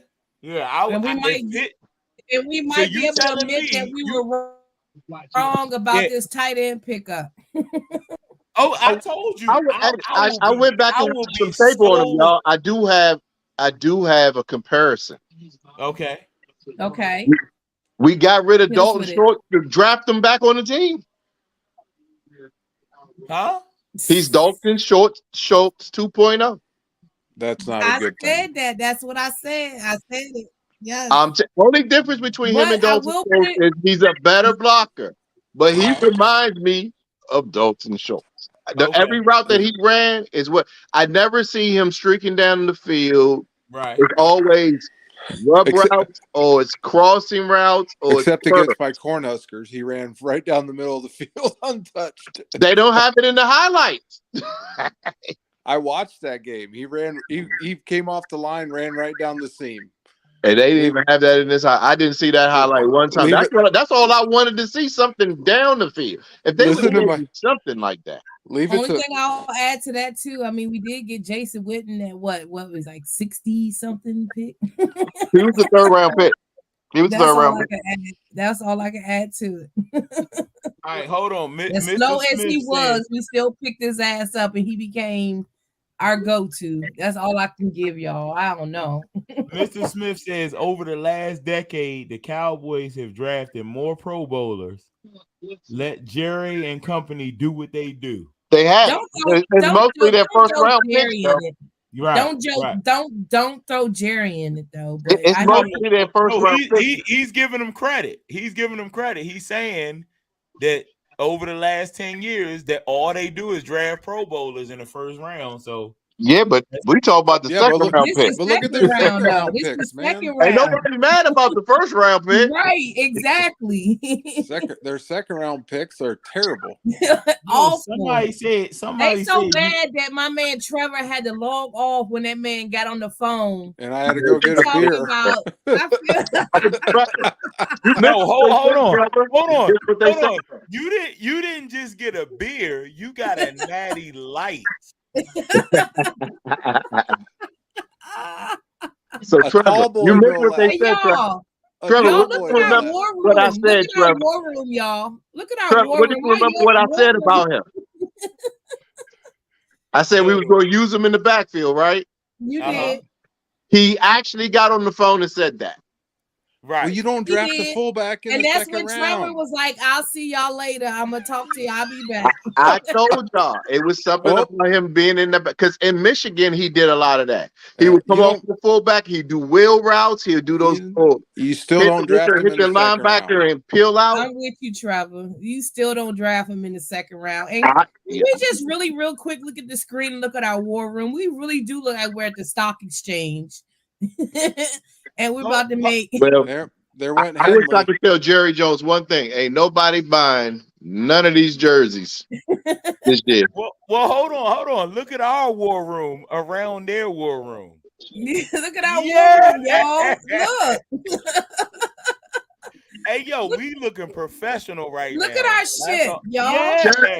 Hey, Jerry about to make a old business meal.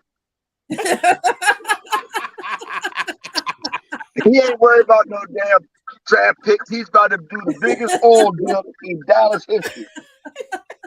You even got Mike McCarthy, everybody in suits and shit. Yo, this is what I imagine right now for the draft night. This is great right here. Oh, the Chargers took Henley. Oh, they did? Yeah. Yep. So what pick are we at now? We at pick 86, so we 4 picks away. It always seems like the Chargers always get some of the people that we want. You know who else always picks who we want? The Baltimore Ravens. Yep. And they're on the clock right now. The and they're, Ravens as you always speak, Trevor, pick as you our speak, players. they are on the clock. They're going to take Simpson. They're going to screw me over. As he takes a sip of his natty. Hey, look, as long as nobody takes Antonio Mafi, I'm good. That's who I want. Phil, everybody that you keep saying, I need you to kind of maybe hush because everybody that you keep Phil says we drafted after we. Yes. Thank you, Stan. Hey, you said Stan, everybody that I say gets drafted right after we get drafted. Uh-huh. Right. What is up? So I with need that? you to hush, Phil. We need you to hush. No, y'all need to send me to Dallas so that I can draft for us. No, we need you to talk about your quarterbacks, and then we ain't got to worry about Hey, nothing. Phil, you make me the assistant GM. Phil, you make me the assistant GM. Yes. And I can guarantee we ain't taking a quarterback every 5 years like you got planned. Phil would draft the quarterback. How about they make me the assistant GM, and they don't even have to pay me. Don't say that out loud. Just give me free tickets. That's all I need. I'll tell you another team that drafts good too. The 49ers draft good too, though. Yeah, box suite, and you can bring all your folks with you. Box suite, because I will be there. There you go. That's it. See, that's it. You need to have me as your manager if I can negotiate these contracts here. Yep. Shit, we can't do any worse than Jerry does handing out contracts. Yo, I'm gonna be pissed off if the Ravens select Mafi. See, you about to talk his ass up. See what he doing, Stan? Nope. He got Trevor's boy. Who they take? Simpson. God damn it. Someone KJ said add me in, Phil. Huh? KJ said add me in. See how I see what he saw, what he typed? See how he all the way down here. Yo, we deep tonight, yo. Stan, wasn't that me yesterday? Stan, wasn't that me yesterday? Like, let me in. Yep.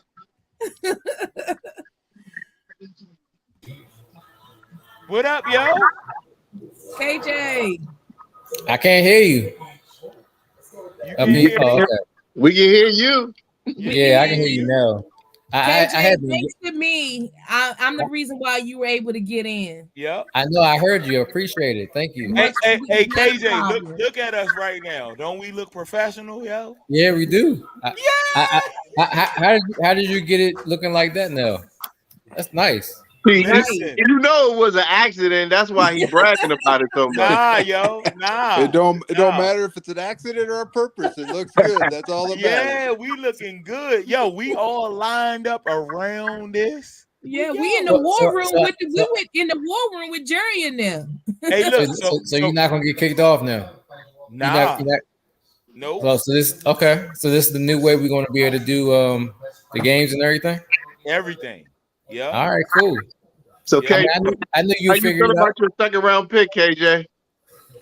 I'm just getting home, so all I know it was a tight end that I have never heard of. That you never heard of before, right? Exactly. Oh, you never heard on. anyone talking about him. You never heard him on no 30 Vit. You never heard anything of this guy. There goes Simpson. Damn it. I'm like, who is the dude? That's why I'm trying to figure out. Like, can y'all tell me who this guy is? Nope. And Osiris was out there. Oh, why they ain't get him?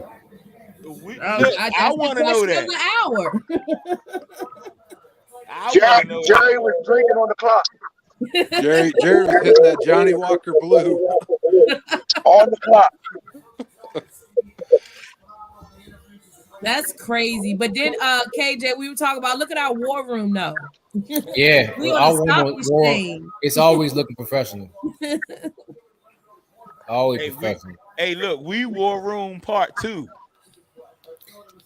Who you think we're gonna get with our next pick? Then we got like a kicker. I want Antonio Maffi. I think we're going to draft the water boy. That's what I said. Where my girl? Where's Charlene at? We're going to draft the water boy. I'm telling you. We're going to draft a freaking long snapper from freaking Nebraska Wesleyan. Houston Texans right, fan brother. Say it again. Where the Houston Texans fan at? Where's Charlene? Oh, Her name is Charlene. I think she out with her friends.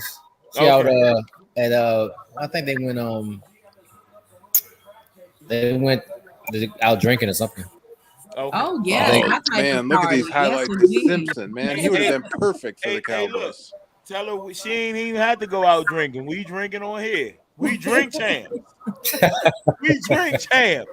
Oh, you got to get kicked off, Phil. You trademarking. I told you that earlier. You got to use a disclaimer. Disclaimer: we not copying off of you, Nori, but we whatever y'all want to say. As you talk about disclaimer, Trevor nicely puts the naughty up to his head to say, "Okay." Hey, Adam, where you at? You good? Okay, yeah, I'm good. Yeah, you good. Okay, all right. Yeah, you muted yourself. All right, you good. We're getting ready to draft. We getting ready to draft the long snapper. Oh, get out of here, man. Hey, we need to draft a guard right here. No, what we need to do is draft Darnell Washington. So you think you would be good with us drafting 2 tight ends? Yep. Okay. Hell no. That's a Redskins move. No, what we need 4 tight ends for? The first guy wasn't a tight end; he's a fullback. We just drafted him 5 rounds too early. Yes, indeed. And Darnell Washington got 2 bad knees. They said 2 bad knees. There you go. He got the knees. Or okay. He definitely couldn't do the knee challenge. So here's wait, Trevor. That's a good point because that's what Adam was saying earlier. That basically that we drafted him as a fullback.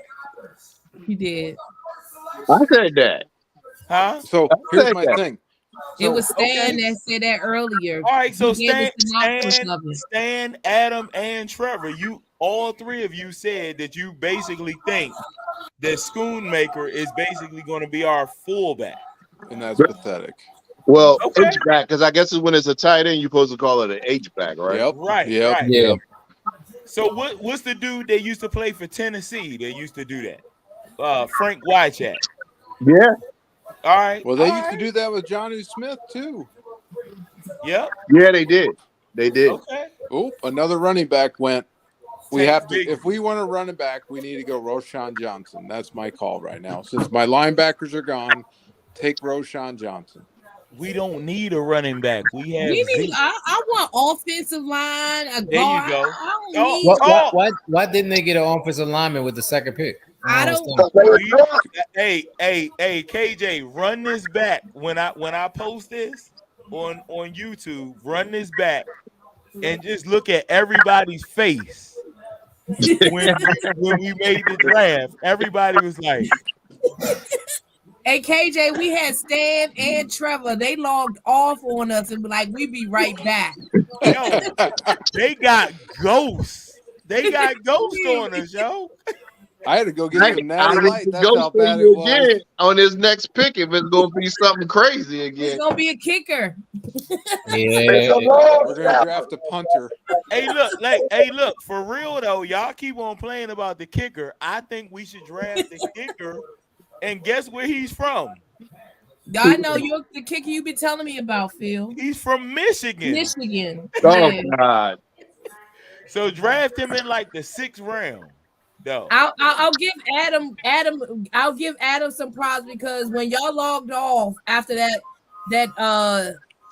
I'm calling it debacle, but after y'all logged off, Adam came in trying to reason with us on why possibly the tight end. So Stan, he took a page from your book and said the same thing, but it just, and then I had to deal with that, and then DeMarcus Ware come out and for the Denver Broncos and shit.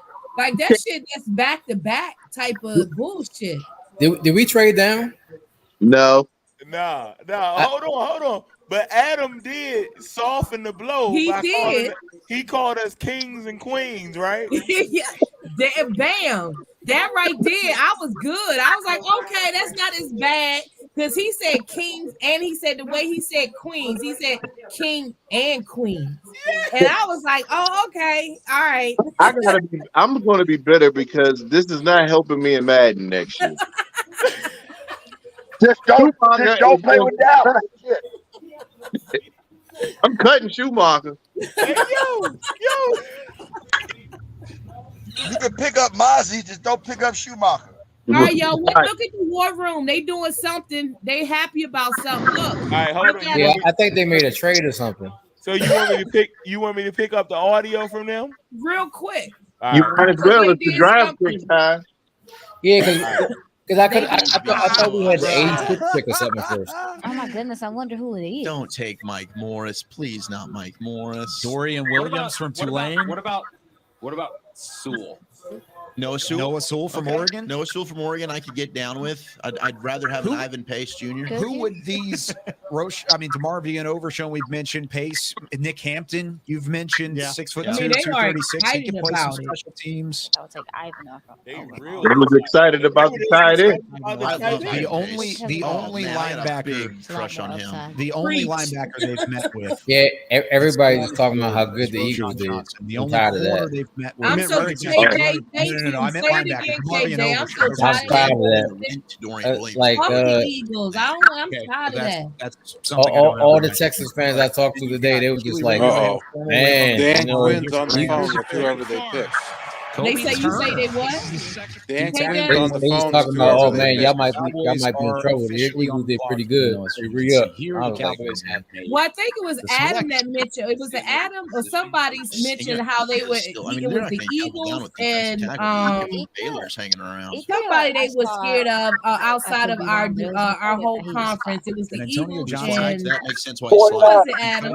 The 49ers. 198. Absolutely. Antonio Johnson was one of the people that I watched and immediately fits Yes. the identity of the Cowboys. He fits the identity. He is going to be in. Did we really use a fullback a lot last year? No, but No, that's what Mike McCarthy said he wants. Which is how they play their We safeties. didn't, but we should, but we didn't. Pick is in for the Cowboys officially. We are here from the headquarters. Here we go, of the y'all. Dallas Here we Cowboys. go. Whoever the pick may be, we are going to get them on the phone. We are going to about have to log audio, off. and we are going Come on, Drew. Drew's about to bring it. their defensive coach, whether that's Dan Quinn possibly, Who we about whether to that's the get, yo? linebackers coach. I mean, we're Here going we to talk about go. whatever we can to figure out why the selection Everybody was the take a selection sip. that they made.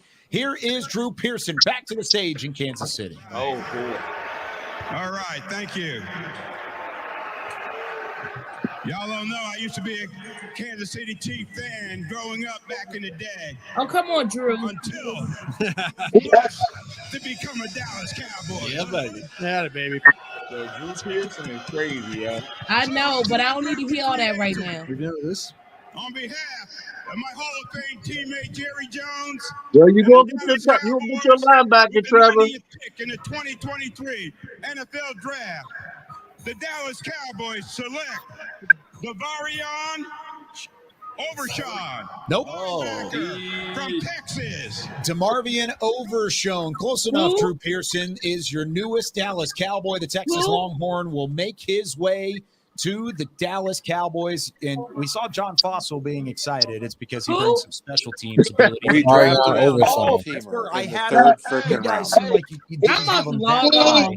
I think this is I never heard of this. I didn't have him this high just because he's positionless. He's somebody who was safety. Oh, Look, yes. I think in terms of the motor, I don't like trait, him at and that the pick, you but talk about he's like nice. this guy? big time recruit coming to Texas. We lost All Trevor. these sorts Trevor done of things. blinked Talk out about on a this dark dog. situation. I got bad news they- for you, Phil. That means they are really going to put Tyler Smith at guard, dog. They really going to put him at I guard. don't know how they view him. They could view him as somebody who's a blitzer. They may That makes think no that he sense goes to back me. to safety. I have no clue how they view Overshone. Yeah, but some of it his makes best sense. plays- It makes sense why Fossil being there because Overshone would, I imagine, be really good on special teams. Yeah. and Yes, absolutely. Did they say he would really be good on special teams? Yes, And he's he a- said. That's what- That's exactly we what I drafted just a heard. freaking- Yes, man. Like, I And wonder that's if we he drafted exactly a what I gunner just this heard. year. This There might be So we talk done about drafted the fullback and a him up special a little teamer bit. and on day two of the draft.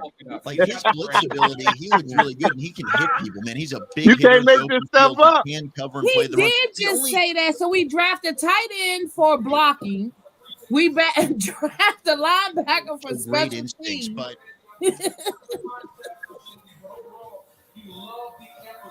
Jerry Good, needs to Trevor. fire You himself. wanted a linebacker, Trevor. You got one. Trevor Not this gone, one. yo. I No, don't- Trevor just looking him up because Trevor was like, "Who?" Yo. I don't understand. Okay, can I just go down the line and just get y'all? I just want to hear you all's reaction to, and someone help me make sense of this one too. So I'll start with Phil. Okay, Trevor. Okay, Stan. I'm not going. Everybody going to say I'm negative, so I'm not going to say anything till I go watch the video and tape on them. All right, KJ. I'm negative. I don't even know who this guy is. All right, Adam. I don't know why we selected him right there. He is a raw talent, but it's confusing, just like the last pick we just did with the tight end. I don't know. This one here it doesn't make sense to me. I don't know. At least with the tight end, you were able to kind of give us something. You can't even. I have no. He's a special team player. That's what I heard. I'm trying to understand one thing. I'm having a hard time of anybody convincing me that these guys were like this high on their draft board at this time. I can't believe that. And you see how excited they got it? Did y'all see how excited they got in the draft room? On top of that, Danny, I'm gonna give you this. Okay. And this is going off of what we were just talking about as far as the linebackers. What Trevor was talking about. They must not be sold on Jabril. Van der Esch's, you don't know. Well, yes. Hey, they saying some good stuff about him on That's ESPN. what I'm saying. Jabril and Devon, they haven't really proven themselves yet. So he's not a bad. I've seen him play. He's got some ball skills, attack. He's a decent linebacker, but not at the third pick. Can he cover? That's what I think. Can he cover? Every linebacker can run and tackle. Can he cover? Yes, he can cover. Because none of our linebackers can cover. No, that's what they were just saying on here. They say he can cover. He's a good tackler. If he can cover, you can sell me on him if he can. Because none of our linebackers can cover. None of them. No, they say he can cover. He's a heat-seeking missile. They say when you get hit, you get hit by him. That's what they say. Okay. I need guys that can cover because we got linebackers that can go side to side and make it. I need a guy that can take the running back and the tight end and he can stick with them. That's what we need. Well, if that's the case, why don't you He can handle that. He can handle that. Like, if that's the case, why don't you move up 5 picks and jump in front of the Ravens and take Simpson or Henley then? Especially when you saw Henley come off the board, move up a few picks and get your guy. Don't settle for a special teamer in the 3rd round. They call him a special teamer. They did. They said he would be good for special teams. So I heard nothing about coverage. Maybe I missed it, KJ. They just, he's going to be great on special teams. I mean, they were saying that on ESPN. Okay. Like, if you're gonna, show off your crappy freaking Chiefs tattoo.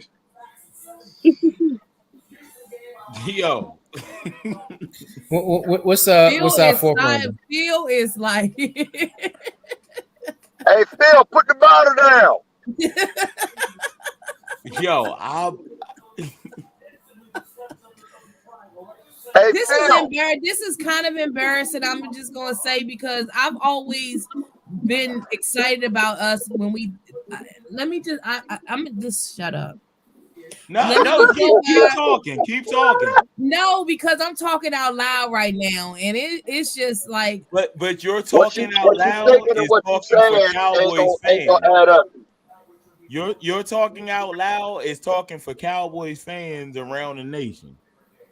Like, I can't even talk right now. I guess I just don't understand. Like, usually when we draft, we are pretty damn good when it comes to drafting. I thought, and so that's kind of my thing with, I'm pissed, but then I'm like, okay, we draft players that people, but it just doesn't make sense to me. Yeah. Like, why did we? It just doesn't make sense. It really does. And when something doesn't make sense to me, and maybe I'm still hungover, DeMarcus Ware coming out with Denver and whatever too, but it's just shit just does not make sense to me. As much as we keep they're saying this is good, this is about this, it doesn't make sense to me. You got a tight end who you talk about blocking, not about his position. And then you bring in a lot and talking about fucking special teams. Like, I'm not understanding how do you put the two together? That's all. Hey, let it go, bro. Let it go. Let it go, Queen. Let it go, Queen. All right. We gotta let it go. You got a second person calling you Queen tonight. Who else called me Queen? Adam and Stan called you Queen. Oh, Adam and Stan. I said we should jump back in the draft Taco Charlton. You said what? What about Taco Charlton? I said we should jump back in the round and draft Taco Charlton. Hell no. Taco talked about him today. He did. Yeah, Phil had talked about his tweet, or he tweeted something today. Yeah. This is unbelievable, yo. I'm so lost right now. Yeah, okay, so then my question now is, like I asked for the last pick, whose pick was this? Defense. Look at the position that we selected. It has to be Dan Quinn. It's a defensive pick.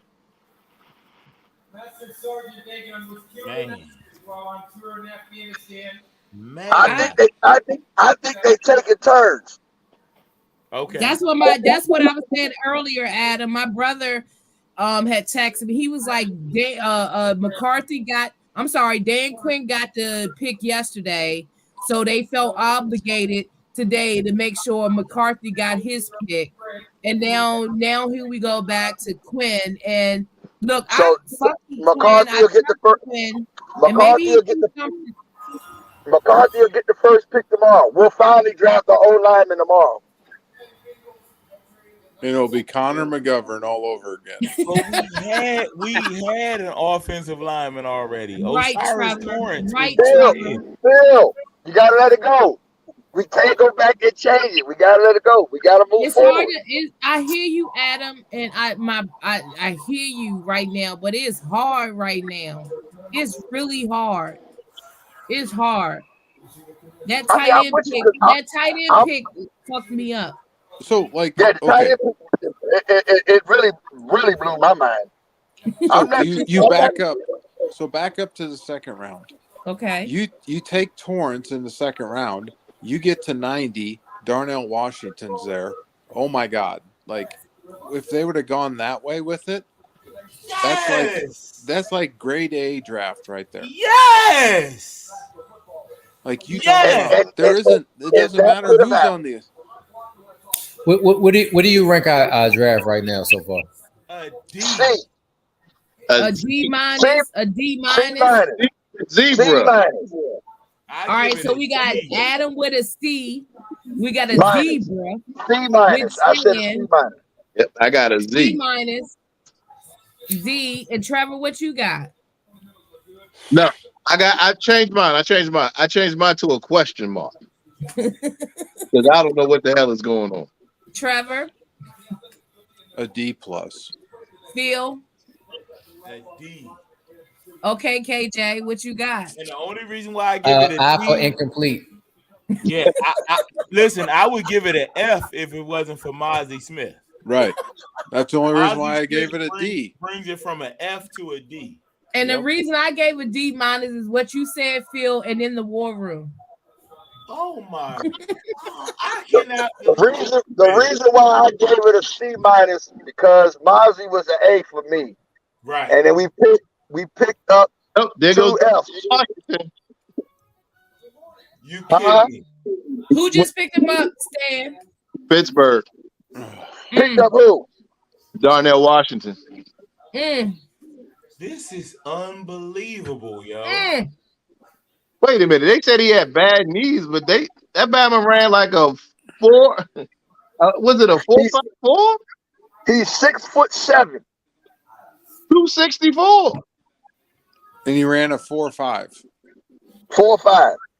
And we drafted a freaking fullback in the second round. Yo, I'm so pissed off right now. That got to be wrong. He didn't run a 4.5. He got to have ran a 4.6 at best. He ain't Okay. You're not going to tell me to do with bad knees ran a 4.5 at 6'7", 264. Yeah, that's insane. Because if you telling me he did that, there's no way you telling me this dude got bad knees. Exactly. That doesn't even make sense. But Pittsburgh got Fairmouth. Why would they pick him up?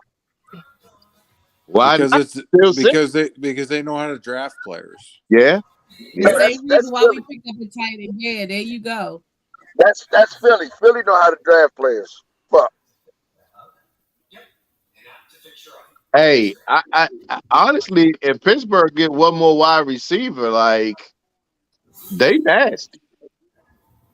And guess what? They got their quarterback on his rookie deal for another 4 years. Oh God, here we go. If you're gonna start with that stuff, Phil, I'm gonna go night. I'm Listen, look what they showing on the board. Kenny Pickett. No, they're showing. Man, this is unbelievable, yo. Y'all didn't see the highlight they just showed of Overshawn? Yeah, I saw it. Against Alabama. That's the game I remember. He played when we came to Texas. It was impressive. He had a damn good game against Alabama. They say he's a converted safety, so he can obviously run. Hey, he can cover. I'll be okay with this pick if he can cover. That's all I have. He can cover. He used to be a safety. But don't we already have what's the dude we got from North Dakota? North Dakota. Yeah, the linebacker. Oh, you were talking about that was Jabril Cox. We already got a cover. Dog, he doesn't play. He don't even play special teams now. He don't play. Jabril is from LSU. Yeah, but he started at North Dakota State and transferred to LSU. Yep. Hey, I don't know nobody from North Dakota. You tell me LSU you can talk. Oh, you don't? You know Dallas Goedert though, don't you? Nah, I hate He's from Dallas South Goedert. Dakota. He's from South Dakota. South Dakota. Man. And I ain't never this. Y'all are so damn quiet. But this, come on, get it together, people.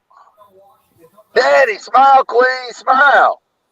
It's gonna be all right. I see you, Mr. Natty. I see you, Mr. Natty. Man. Phil, it's gonna be all right, Phil. Hey, just make sure you deliver the mail a little earlier tomorrow. That's all. Look, I know. Phil ain't delivering no mail tomorrow. He's gonna finish that bottle. I'm off tomorrow. We're gonna do this again tomorrow. I know it's fans, it's drafts. Everybody is never happy or with something or whatever. I get that. I get that part. I was real happy in that draft. I get that part, but I can't find the silver lining right now, Adam. I just can't. I get not everyone's going to be happy and but I think there's going to be a mass of us Cowboy fans who this time around is going to be like, I don't get this at all. Phil, the draft next year is in Detroit. Don't ask me to go. After this, I'm not going. Right. Yeah. Hey, Phil. Yeah. Let's go to Detroit. Now I'll go to the draft in Detroit. Y'all trying to plan some shit. Let's go to Detroit. Come on, Stan. Come on, Stan. Come on, Stan. Come on, Stan. Let's go to Detroit. Trevor, we going to Detroit, Trevor. Let's go to Detroit so we can watch the Washington Commanders take Caleb Williams next year. Oh, Jesus Christ. You hurt my heart right there. Don't do that. Watch what I tell you. I'm calling we it right now. Detroit. We going to Detroit next year. All right, let's do that. We doing it. Okay. I'm calling. Go to Detroit and be miserable with this. Listen, I'm for that. I'm for that. I ain't worried about the misery. I'm going for the experience. Right. Yep. KJ, we all going to Detroit. Tell Charlene we all going to Detroit next year for the draft. And she can wear all of her Houston Texans gear. That's right. Yo, I can't even lie to y'all right now. I'm hurt. Don't do it. Don't lie, Phil. Just be honest. I'm hurt right now. You can bring Lyle Collins back and play guard for you, Phil. Oh, stop it. Nah. We going to get Larry Allen. Well, if that's the case, get Nate Newton. Hello. I'd rather have Larry than Nate. Yeah, me too. Yo, let me just tell y'all, yesterday we was excited. We was hyped as fuck. We were like, yes, draft. And we were all like in this shit. And I'm looking at y'all faces today, and I'm just like, who are y'all people? You know how I feel right now? You want to know how I feel right now? Please tell me, Trevor. I feel like I did after they drafted Golston and Nyshawn Wright in the third round a couple years ago. And I was like, what are you doing? Like, you're totally reaching for players that you could have got in the fifth or sixth round. You're right, because we also took Calvin Joseph in that draft, didn't we? Yep. We sure did. I remember that one. Yep. And you know what? Second round. Yep, that's going to come back and bite us in the ass because you need these young players ready to go when these guys' contracts go up. And right now, there's going to be too big of a void and too many openings on our roster to fill. Yeah, because it's really going to be our starters and no depth. We're going to have no depth. Our offensive line really is not going to have no depth because you're going to move. Like you could have taken Jordan Battle at 90. That would have been a better pick than freaking this guy that you never heard of. He played at Alabama, All-American. We need an offense and then you don't pick somebody and tell me he'll be good at special teams. I just keep hearing special teams in my head. That was like a slap in the face, right? Yeah. In the third round, like he's going to really be a good special team. Yes, man. That's what I'm trying to tell you. Yeah, the tight end is a good blocker. The tight end, they say it's debatable if he would have been available in the third or fourth round. But he's also going to be 25 by the time the season starts. Hey, look, if Darnell Washington fell this Look far, at KJ. KJ, like, yeah, KJ, he'll be 25. But listen when the what he season said. starts. He said 25. He said the third or fourth. 25. I think they misspoke and meant 7th. Y'all all sound like y'all at a funeral. We are. We Adam, are. we are. We are. There is no enjoyment, excitement. Y'all sound dead. We are. I feel dead. I was excited. I was like, football season coming, draft, here we go. You know, our draft record is great, and I was excited yesterday. Is I it was really, at work though? today. Is our Literally, draft like record we really got us great? to 323 pounds. You understand? I was excited.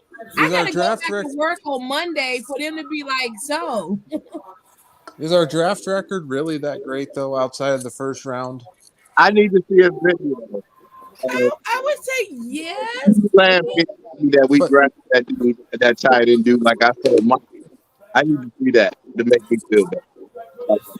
You said Mafia? Yeah. No. You saw the video about how happy Micah was with that pick, right? Yes, I posted that video. I need to see a video of CD Lamb and Dak happy that we drafted this tight end. I need to see It that. ain't gonna happen. I just need to see that to feel better about it. It I ain't did. gonna I happen. started. I'm with you on that stand because that Mika, I posted that everywhere. I'm like, well, if Mika happy, look what's going on. But no, you're not going to see that tonight. I don't think we're gonna see that during the season. You ain't gonna see that ever. Yo, I don't. So KJ, before you came on, we were talking about real quick since y'all bringing Zeke back for at least a year or two, and then we brought up someone brought up Derrick Henry if he wanted a friendly deal because we talked about the cap space or the cap hit that we would hit. So just your thoughts on that. No Zeke. No Zeke at all. I text Phil earlier if they Giants win the trade, you know what I take. You know who I take. But Zeke, we cut him, we let him go, leave him where he is. Really? But he's already think about this. He's already getting $6 million from us from his signing bonus. Okay. Oh, so you want to bring him back and sign him for league minimum? Yeah. Who? Zeke. Oh, Trevor, we talking about Trevor. So the topic was after you logged off so disgustedly. The topic was about bringing Zeke back possibly for at least a year, but then Adam was bringing up Derrick Henry. If we were to be able to bring Henry for a team friendly deal, though, would you? I'd rather go DeAndre Swift on that rookie deal. There go DeAndre Swift. I just said that. I literally just said that earlier. I literally typed that earlier, and Phil needs to lay off the drink, man. No. I agree with y'all, but why would Detroit let him go? They just got Gibbs. They said they shopping him right now. But why would they do that if they got both of them on their rookie deal? They don't care about would you that. take Swift over Derrick Henry? I mean, if you had the option, then that's just be okay, reality all right. fantasy world. If Derrick Henry said he would take a team-friendly deal, Derrick Henry signed for $10 million. Huh? Derrick Henry is a $10 million contract. If you trade I already for him. talked about what his cap. I explained. What was I said it was 16. Was his what's the name? And then right, and then Adam was like, well, what about if we would take 10 million for 2 years, right, Adam? No. Right? Okay. No. Henry's take that. Huh? Derrick Henry's not going to take that. Derrick Henry still considered one of the best running backs in football. Why would he do that when he already has the contract? Right. And then I think that was the whole thing between Adam and Phil, though, because Adam was like, he's still good for a good 1,500 yards, right? No, he's not. He's going to hit the cliff and fall off. If you're trading for a running back, trade for Eckler.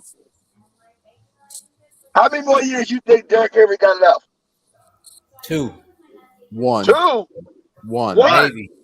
Yeah. We are at a funeral. We are definitely at a funeral. You're right, because this is the kind of night it's become right here. Derrick Henry has easily 3, maybe 4 more years. No, he doesn't. He's going to be No, 28. Oh Okay. no, Adam, you never said 4 years when we were all talking. I don't remember you saying 4 years. I don't think 4 years. I say 2. No, Derrick Henry can give you 4 more years. No, he can't. He'll be 32 at Not the with end of the that deal. injuries, the injuries that he's had too. No, No, he's most not importantly, giving you 4 years. The last he's been injured a lot. I don't know if But he got. do you know how many carries he has on Right, him? Stan. That's what I said. The injuries. That plays a He's part. 6'4", 265 pounds. Right. And where do you think all that force is going? He's not declining. He's still going up. No, he's not. The man led the league in rushing after 8 weeks in the NFL before he got hurt. Right, but he's been hurt last 2 years. For 2 whole weeks. But the cliff is going to come quickly for all these. Just like Zeke, the cliff is going to come quickly. They have too many carries on them. Everybody said that about Adrian Peterson. Look how long he lasted. That's a different type of thing. Well, maybe we can give Henry some kids to whip and get him going. At a different time with running backs too. These running backs now getting so much work in college, and they getting all these carries in the pros. They falling off faster than they did back then. Mm-hmm. I would take Derrick Henry in a heartbeat. But that contract, I'm not gonna give you the contract. What is he going to hurt us against the cap? Dang, man, why can't we go offensive line? Say it again. Offense. Why can't we go offensive line? Exactly. Hey, the 49ers just picked my kicker. They saved. You're a Michigan man, Phil. You're a Michigan man. They saved the Cowboys. But who said that? Why can't we go offensive line? We need offensive line. Like I'm not understanding. Listen, I would have never picked him that early. A kicker in the 3rd round. A kicker in the 3rd. Well, saved us from that because I was about to say we about to pick up a kicker. So first of all, I can't believe John Lynch was okay with drafting a kicker. Period. No, in the 3rd round. But how you a defensive dude? What defensive dude would want to draft a kicker? Because you realize how valuable that kicker is right there? Phil, but not 3rd round, Phil. Cut the shit out. Not 3rd round. Cut that shit out. I said 5th or 6th round. Oh man. It's the most injured team in football. You need depth. You're picking at the end of the draft. They didn't even pick the first 2 rounds. Yeah, I agree with you. I agree. I would have never picked him in the 3rd round. I was saying 5th or 6th round. So they didn't even have a pick in the first 2 rounds. Wow, that's crazy. Wait a minute. Wait. They had a pick in the 1st or 2nd, and they picked a kicker on their first. No, he's not their first 3rd round pick, but they didn't pick their first pick into the 3rd round. They traded it for McCaffrey. Oh my God! This is a very interesting draft. Hey, they said it. I said it yesterday, and I've been watching. They kept saying this draft is going to be crazy as hell, and they have not disappointed. At least Shoemaker's not the worst pick in the draft. What'd you say, Trevor? I said at least Shoemaker's not the worst pick in the draft. The 49ers. Right, Trevor. At least Shoemaker is not the worst, but they just took a kicker in the 3rd round. In the 3rd round, I cannot believe they picked him in the 3rd round. I wouldn't have took the kicker over the Schumacher though. At least he gonna put points on the board. He's probably a better blocker too. Hey, Phil. Y'all got a lot of good stuff to say. Phil. Yes, sir. We gonna take Max Dugan tomorrow. Oh, please don't do that. I'd actually be in favor of that. Yo, you still I'd got rather you go trade Titans backup quarterback now that they don't want now, obviously. Oh, Willis? Yeah. You know the quarterback I want to take? that Clayton Tune or that kid from Purdue. Those are the two quarterbacks they need to take. So Clayton Tune and what? Hey, when did the quarterback from Kentucky get picked? The second pick, he was the 33rd pick. Okay. You knew that was coming. He was the second pick today. Yeah. Yeah, because I knew Phil was probably asking about him because he probably wanted him. I'm good. I don't want a quarterback yet. I don't want a quarterback until Dak's last year. Phil, that's where you confuse me. Phil, that's where you confuse me. Phil, that's where you confuse me at, because yesterday me and Trevor was on here. I could have sworn, maybe I'm wrong. You were like, "Oh, we gotta recycle the quarterback position, and you gotta draft them as they go." And now you telling me now that you didn't want a quarterback, or you don't want a quarterback for another 2 years. So you gotta explain yourself, because you told us something different yesterday. It's very easy. I don't want a quarterback until our current quarterback's final year, because I want to draft a quarterback in the first round. Oh my God! That Don't start that this. way I have him for 5 years. I'm sorry, Trevor, but I didn't even clarify. But I don't want him until the current quarterback's last year. Why wouldn't you get him now and groom him, and you put the pressure on Dak to produce? Because if you gonna get in trouble. Because if you draft him now, you're gonna draft him just for no reason, because you got Dak for another 2 or 3 years. You have Dak for 2. You got Dak for 2. He ain't getting nothing more after 2. If you know you got him for 2, don't draft the quarterback until next year. But why first round?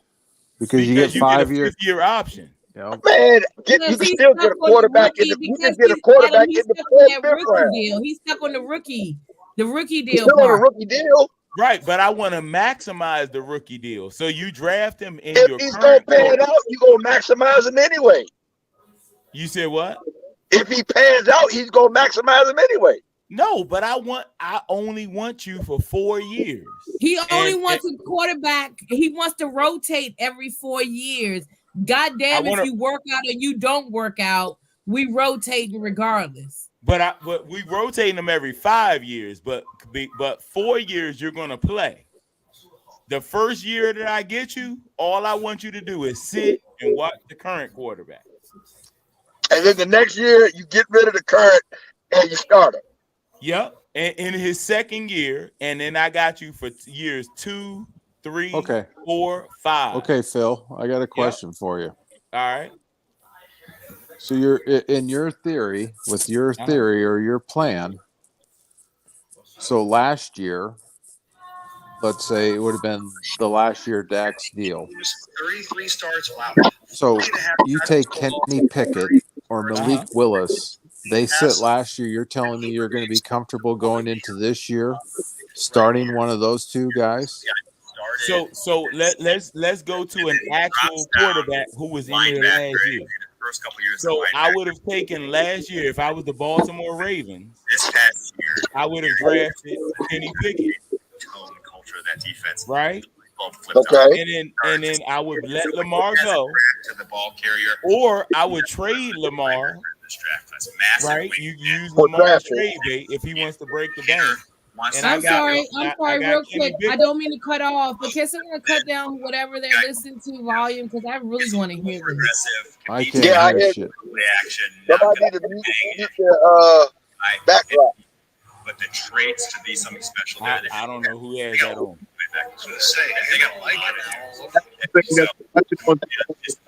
Phil, that's not you? No. All right, I just want to hear the. I can't hear nothing. I can't either. I can hear whoever's talking in the background. Keanu Neal in Atlanta, that safety linebacker. Somebody's talking about Keanu Phil, Neal. you sure that's not coming from you? Nah, Phil, that's your draft room. I don't have anything up. He was a safety. Keanu Neal on their TV. Somebody's talking about Keanu Neal. Right. Oh wow. Thomas Davis was. I mean, it's loud as. I mean, y'all hear that shit. It's loud as day.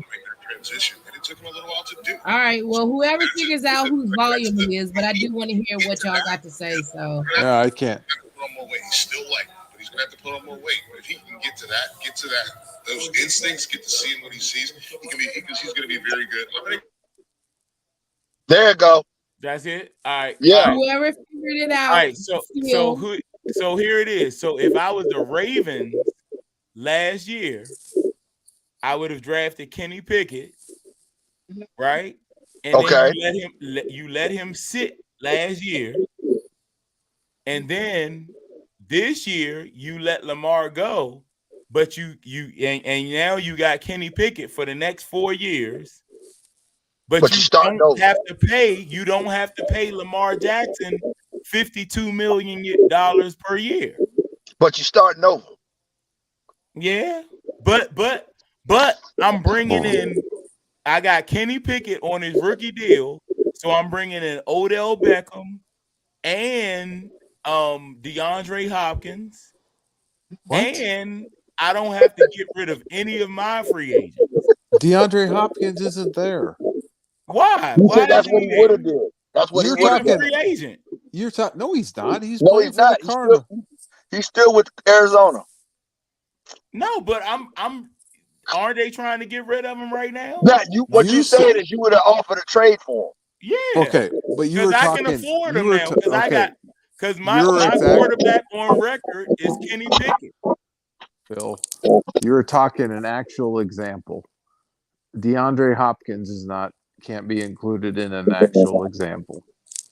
He's currently on the Arizona Cardinals roster.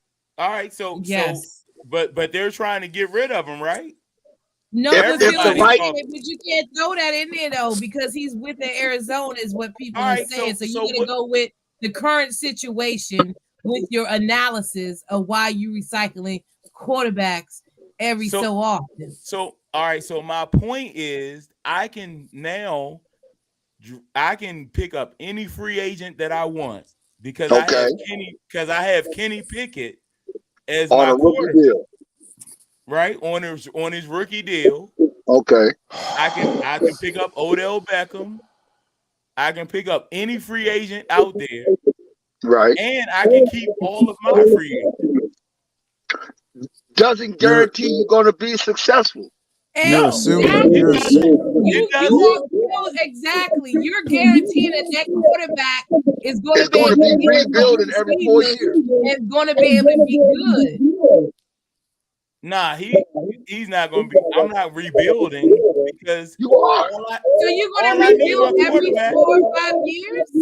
No, all I need my quarterback to do is be the bus driver because I'm going to stack my team around him. So you look at quarterback being a bus driver. What does that mean? I don't. You're looking for a Trent Dilfer. Yep. Yes, exactly. Exactly. Yeah.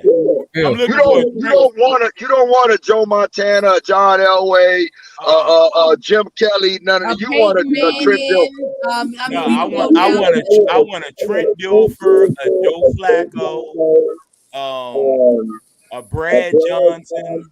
But then you don't Joe Flacco. Yeah. Listen, I want a Joe Flacco win. Phil. You're not going to win. You're going to be going in cycles.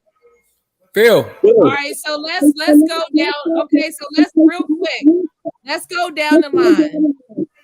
So Adam, what is your take on what Phil just the craziness Phil just spoke? What is your take on that? His take on that is almost as bad as this damn Dallas Cowboy draft. Hey. Point taken. All right, KJ. Hold on 1 second. No. Let me tell you who agreed with my theory though. I bet it was Carl. Nah. My man Sean Merriman agreed with my theory. All right, great for Sean Marion. KJ, what do you think? Can you mute Adam real quick because I think I'll mute it. KJ, what is your thought on Phil's his thoughts. Oh well. First, I will say that when Phil first talked to me about that, I was like, "Dude, you crazy." But then after thinking about it, I was like, it's a good idea, but at the same time, what if this rookie that you just drafted to replace the current guy end up being a bum? You know what I'm saying? So that's the only thing I'm kind of like leery about, because you have all these bust quarterbacks. You know what I'm saying? When you have somebody that's every year what he's going to provide to you, pretty much. Right. You know and what I mean? Don't you have more bust quarterbacks?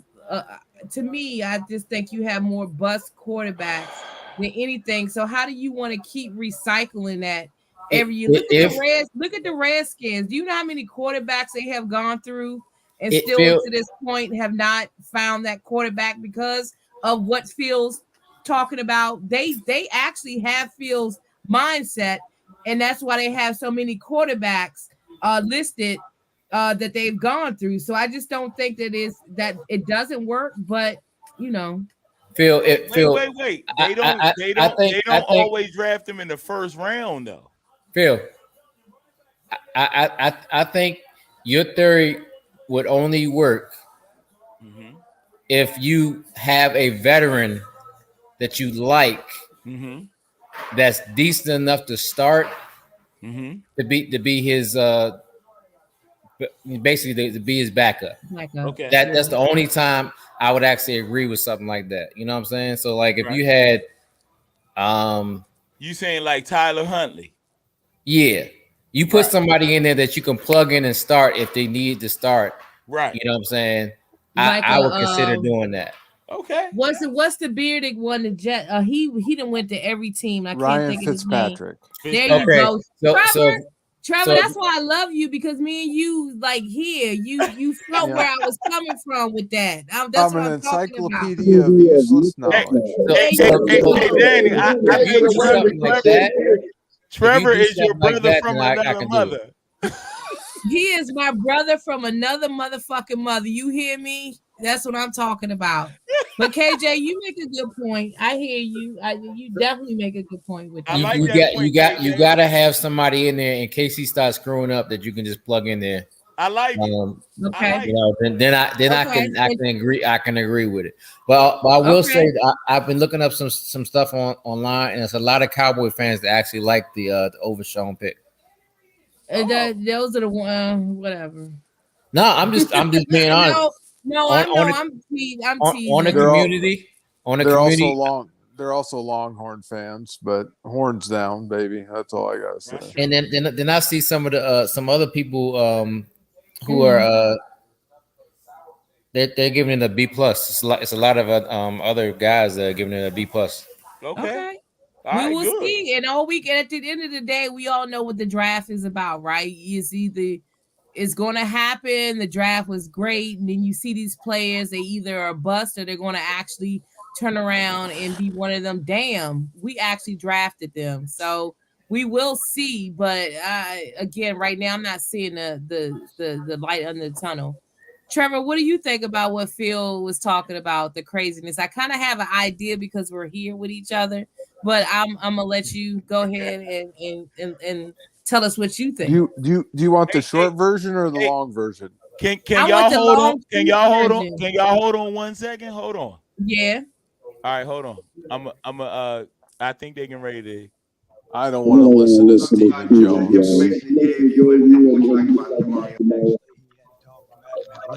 They might mute. And had mentioned him from time to time in the past. It's not coming through clear, just so you know. He's just all over the place. He's everywhere. And just somebody that was locker mate. So brother type. Feeling about it. Straight to the Longhorns. Yes, exactly. He talked about a lot about Paxton. Now Paxton, told him how he really gave a recommendation to you guys. So it's just natural for us to go there first. Well, I had to. There was no other player. Paxton was locker mate.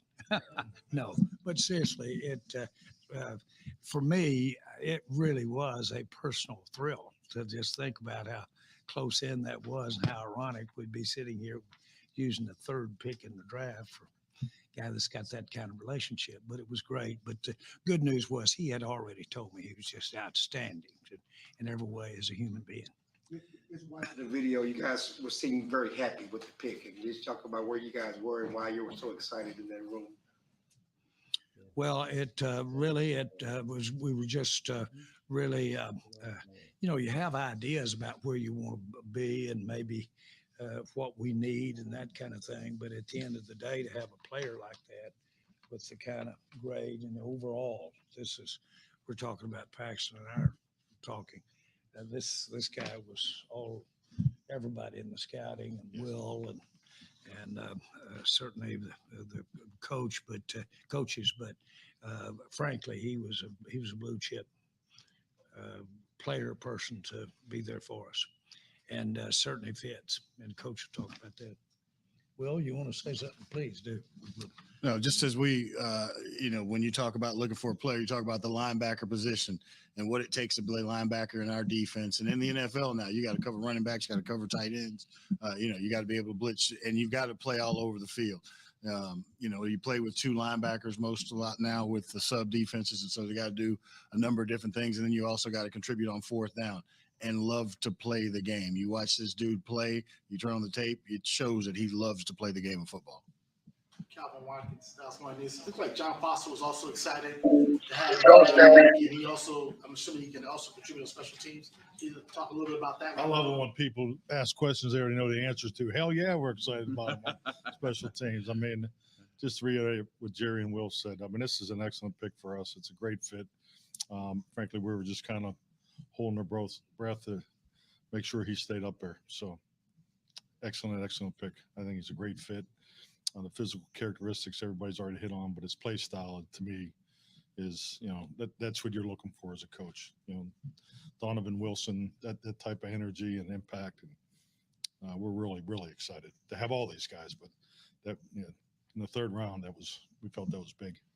Well, did that last year kind of help him a little bit? Because you had that COVID year, so he has a fifth year. How much did that last year help him?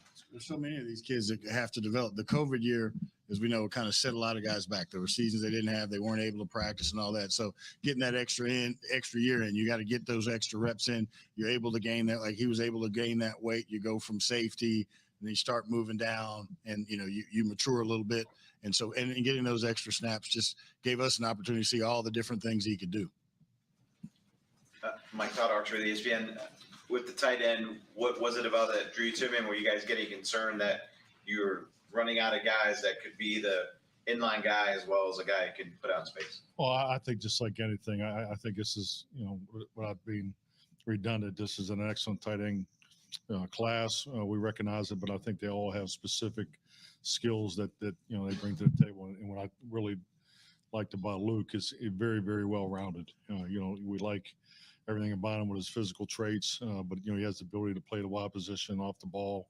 He's done the insert schemes, is what we call them. Keeping the tackle on the ends and inserting on the linebackers. So he runs better than probably we give him credit for. So I mean, his vertical presence, we think we can really build off of that. So very, very well-rounded, and that's what you're looking for. So as a play caller and a game plan designer, these tight ends give you the chance to get in and out of different personnel groups and stay creative, be able to attack both in the one back, two back, and no back offense.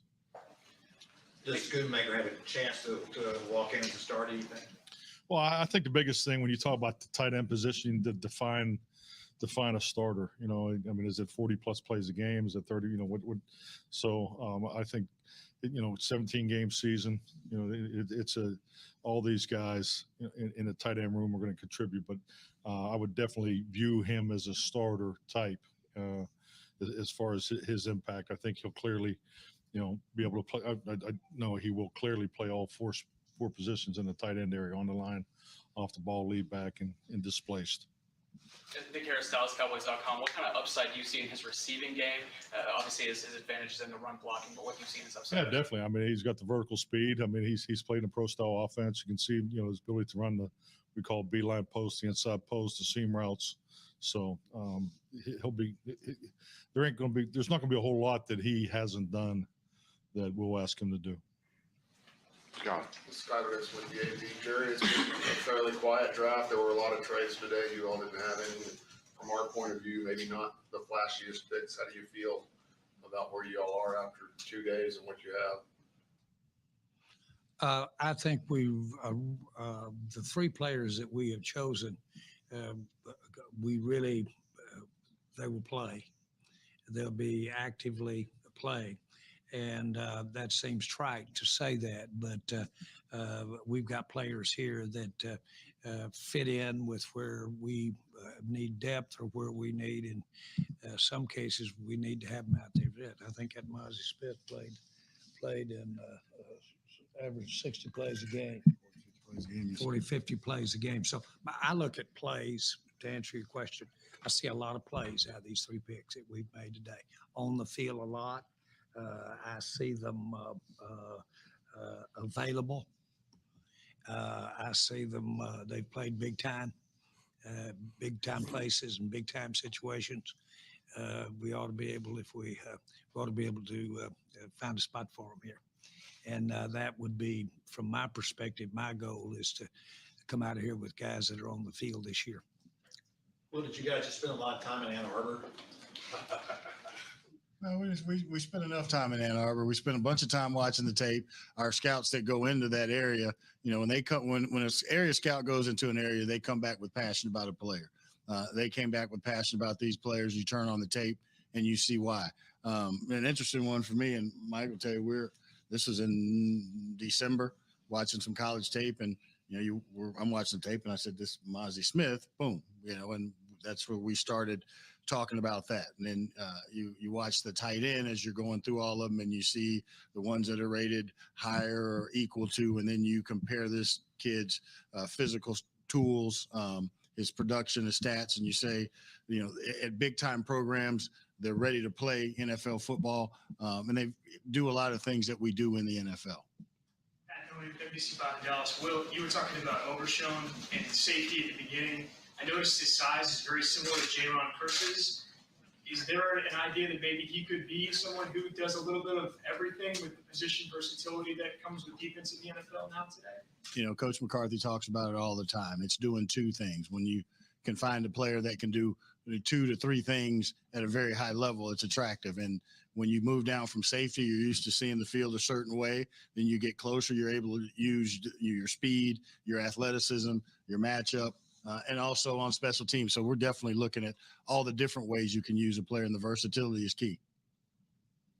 I'll say this, you started the initial meetings we had with the draft when we had all the scouts here. Right, I started those initial meetings, and you you'd set it up and asked Dan to come in and give his thoughts about what that guy looks like right there. And he wasn't talking about a name. He was talking about how we can take a player and maybe project him over here for our defense and put him in. And we were sitting there looking at him tonight. You could have, in my mind, rolled back to the very first meeting we had this year, talking about how to, when can we project that type player for what he can do? And you're absolutely on it. The curse thing does come to your mind when you think of him. Steven, you said last night that you all went into that pick feeling like you had options. Similar feel today? Does it kind of laid out? Did you feel good about how things were? And how do you think you put it on?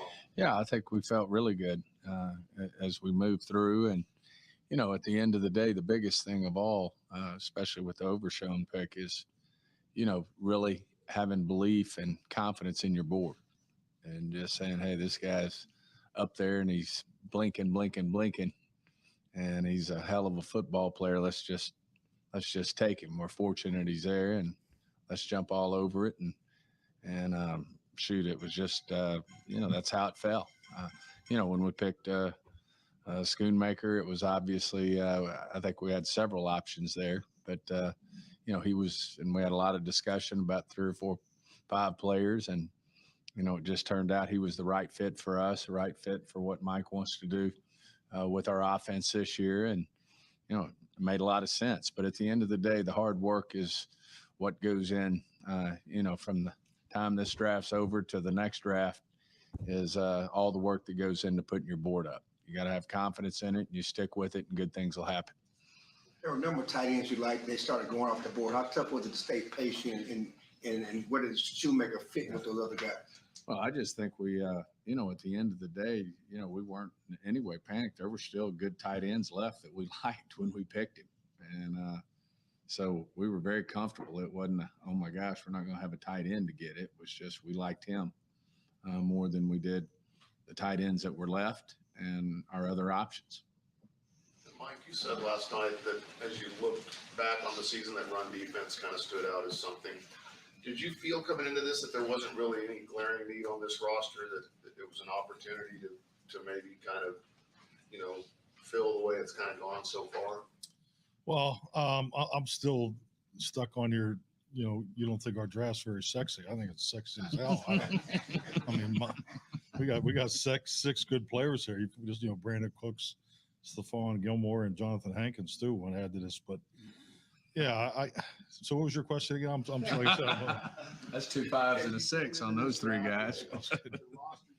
Did you feel like there was not really a glaring need anywhere, that this was an opportunity? I was just messing with you, Spider. I'm good. I got the question. Yeah. No, I think clearly it's, we love our football team right now. And I think I've talked about this before. I think the biggest jump that you do make is from your younger players. And those guys are here right now. I'm talking about the 2nd, 3rd, 4th year players. And this is now our 4th class. I mean, this is exciting. I know we got one more day left, but it's all about stacking success, whether it's player acquisition, whether it's teaching and growing as a football team. But yeah, I love our football team, and we're going to get better again tomorrow. I will say this. There is a huge amount of mental gyrations going on and a lot of talk going on about what if this, what if that. Obviously, there is that phone's ringing in there and what have you. And tossing things out and trying to run it through the deal. And I've got about 1 finger left. I had 3 nubs eaten off each hand today. If that doesn't work. That doesn't work. So you're sitting in there. It's not that when you think about being patient or something like that, it's not that you're totally being patient. You're sitting there looking for ways to maybe try to get some value if it were there. And obviously you're looking at team needs, but that certainly has all been figured in. Don't get me wrong. But then guess what? It isn't exactly like it was the day that you put the board up there, because there's about 30 players off of it. And so you need to be talking about if there's anything about it that's different that we could absolutely add value there. So I guess my point is that it really is a mental, very active time going on in there, and with a lot of ideas. And one thing that I'm proudest of is I don't believe anybody's hesitant to toss it out in there and try it on and chew it up a little bit and then see where we are. Mike, with your tight ends, do you view them all as similar trait-wise, or do they all do some different things that allow you to move them around or play it differently? Yeah, I mean, just speaking on the tight end responsibility, as I've stated already, I look at it as, there's 4 areas that they, will distribute opportunities for them. And, I think clearly, yeah, I mean, you look at how Jake, the opportunities he had last year, and, and Peyton came in and did some excellent perimeter things, did some tough, hard-nosed things in some of the lead outside zone wrinkles that we had. So yeah, you want diversity in a tight end group. I mean, it's a long year. The ability to be in 2 tight ends, 3 tight ends, 1 tight end type personnel groups, and just really, get in and out of the concepts, because, I've always viewed offensive football clearly, and I know I've already said it, but I think it answers your question even more. I mean, you want to be able to play 2 back concepts where you're really stressing the defense with 7 gap runs, and also, have lead blocking components to it. Then you get your 1 back offense where you can be 6, 7, 8 gap run action and things come off of that. And you got the ability to go empty. So, tight ends are always, I've always felt between tight ends and linebacker body types, you can't have enough of them on your football team, because those are the guys that can play 4 downs. And, I'm talking about outside linebacker types, I'm talking about, inside linebacker types and tight ends. Stephen, we've asked you about this several times in the past, but Michigan, Texas so far, you guys find yourself tilting more and more as time goes on to these sort of blue blood type programs and what they produce? Well, I think especially early, you got guys who are proven. I mean, they're battle tested.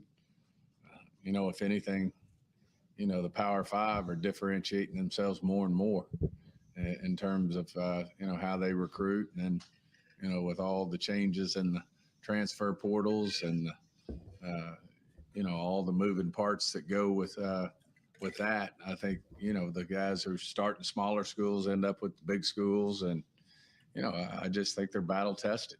And whether it's the SEC, whether it's the Big Ten or the Pac-12 or the Pac-10, I mean, whatever you want to call it. But yeah, I think there's when you really look at it, you got to give them credit. Now, I think as you make your way through the draft, I mean, sure, we found a hell of a player in Bland, later in the draft. But, early on, these guys, it's hard not to be drawn to a lot of these guys. There's always going to be exceptions, but no question. I mean, you look at our draft, Michigan, Texas. Obviously, we're big fans of the SEC players and, how they're battle tested when they come out. So, it's hard not to pay attention. I mean, Will can probably answer that better than I, but no question. Yeah, I mean, we scout them all, but there is, when you get to see the best going against the best, you have an opportunity to see who they're going against, competition, all of that. So it makes your evaluation. You can look at and say, who are they playing against that are like NFL players? Because, you got to look and there's a comparable. What are we bringing them into? What we do in the college game, the kids from college, what we're doing is we're projecting. So in order to project, you got to see what they're going against. And so you get a little bit of that when you talk about the bigger schools. That's where the players in the NFL come from. But then we're also looking at the smaller school guys and the guys that do NFL things, regardless of what level they're playing at. And if it's the right value and they're a good player that fit our scheme, I don't think we say we're just picking big school players. That's not us. We want football players. Jerry, you've been doing this for a while now. How would you describe this weekend? I mean, just in general, the NFL draft, I mean, the love for it and all of that. I mean, it's a lot happening in 3 days. How would you describe what this weekend entails for you all? I'll start with my long distance view of Kansas City. And when I was looking at the Kansas City celebration throughout the draft so far this weekend, I thought of, boy, what a wonderful opportunity that is. I know how hard Lamar, and I know he used to do caravans and go through Sedalia, Missouri, and go through all the towns in Missouri and do caravans to get them interested in the Chiefs and sell tickets. Well, here now with that viewership, and you could see if you will, the not only the thousands of people there, but those people probably were from all over the state of Kansas and state of Missouri and what have you. To sum it up, what a way to promote our game. What a way to promote football. When I first got involved with the Cowboys, I had a guy that I respected tremendously. That's why I was talking to him. And he said the difference, he said it's got a lot of great things about it, time of year, it's placed, everything. But he said the number one thing is it's always on the mind, on the front of the mind. This was 1989. And said it's in season, out of season, almost during the game. There's always something going on about the NFL. It's constantly promoting itself. And it's not necessarily puff stuff either. It could be controversy. It could be things like that.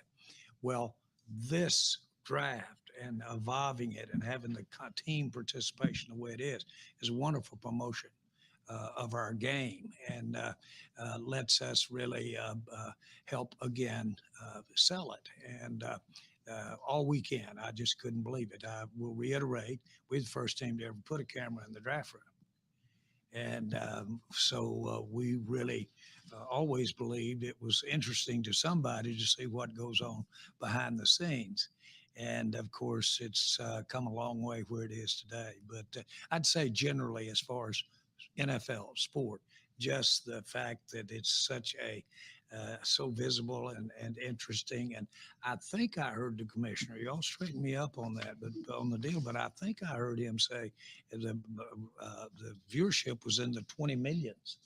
We saw in the paper that it was 10 or 12, but maybe you go into the, digital and over the top, and all that kind of stuff, but that many millions of people. Well, boy, what a great thing to be able to have people, if it's just glancing at what we do in the NFL and what we do in football, what we do in sports. Everybody in this room now is here by choice. You've heard me say this 1,000 times. I'm with you. We're brothers and sisters because we're here because we want to be involved in sports. This is a great day for sports, promoting it up. And it's got the same kind of viewership as some of the World Series and some of the things like that go. So this is a triumph. Jerry, do you look at any musts or that you have to fill in day 3, running back, kicker? How do you view your approach to day 3? I already took our kicker. I'm kidding. No. A Michigan man. Well, of course, we'll this day 3 is unbelievable. Not only the draft, but the free agency that's associated with it. And we'll come out of here with 30 players tomorrow night, counting the ones we draft. I'm talking about tomorrow. Yeah, and free agents. We'll have close 30 to that number. tomorrow. 30 names will come here. And so we've had some success in coming up with some serious players out of that numbers of people. So tomorrow's huge. Is that it? Good. Thank you, guys. Thank you. Thank you.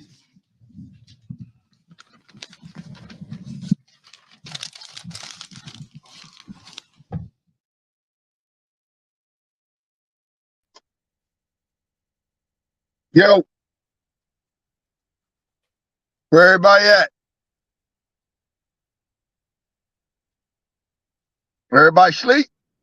I'm here. Here. This shit over with. No, we finished with Jerry's bullshit. I had to mute that shit. He was high and drunk.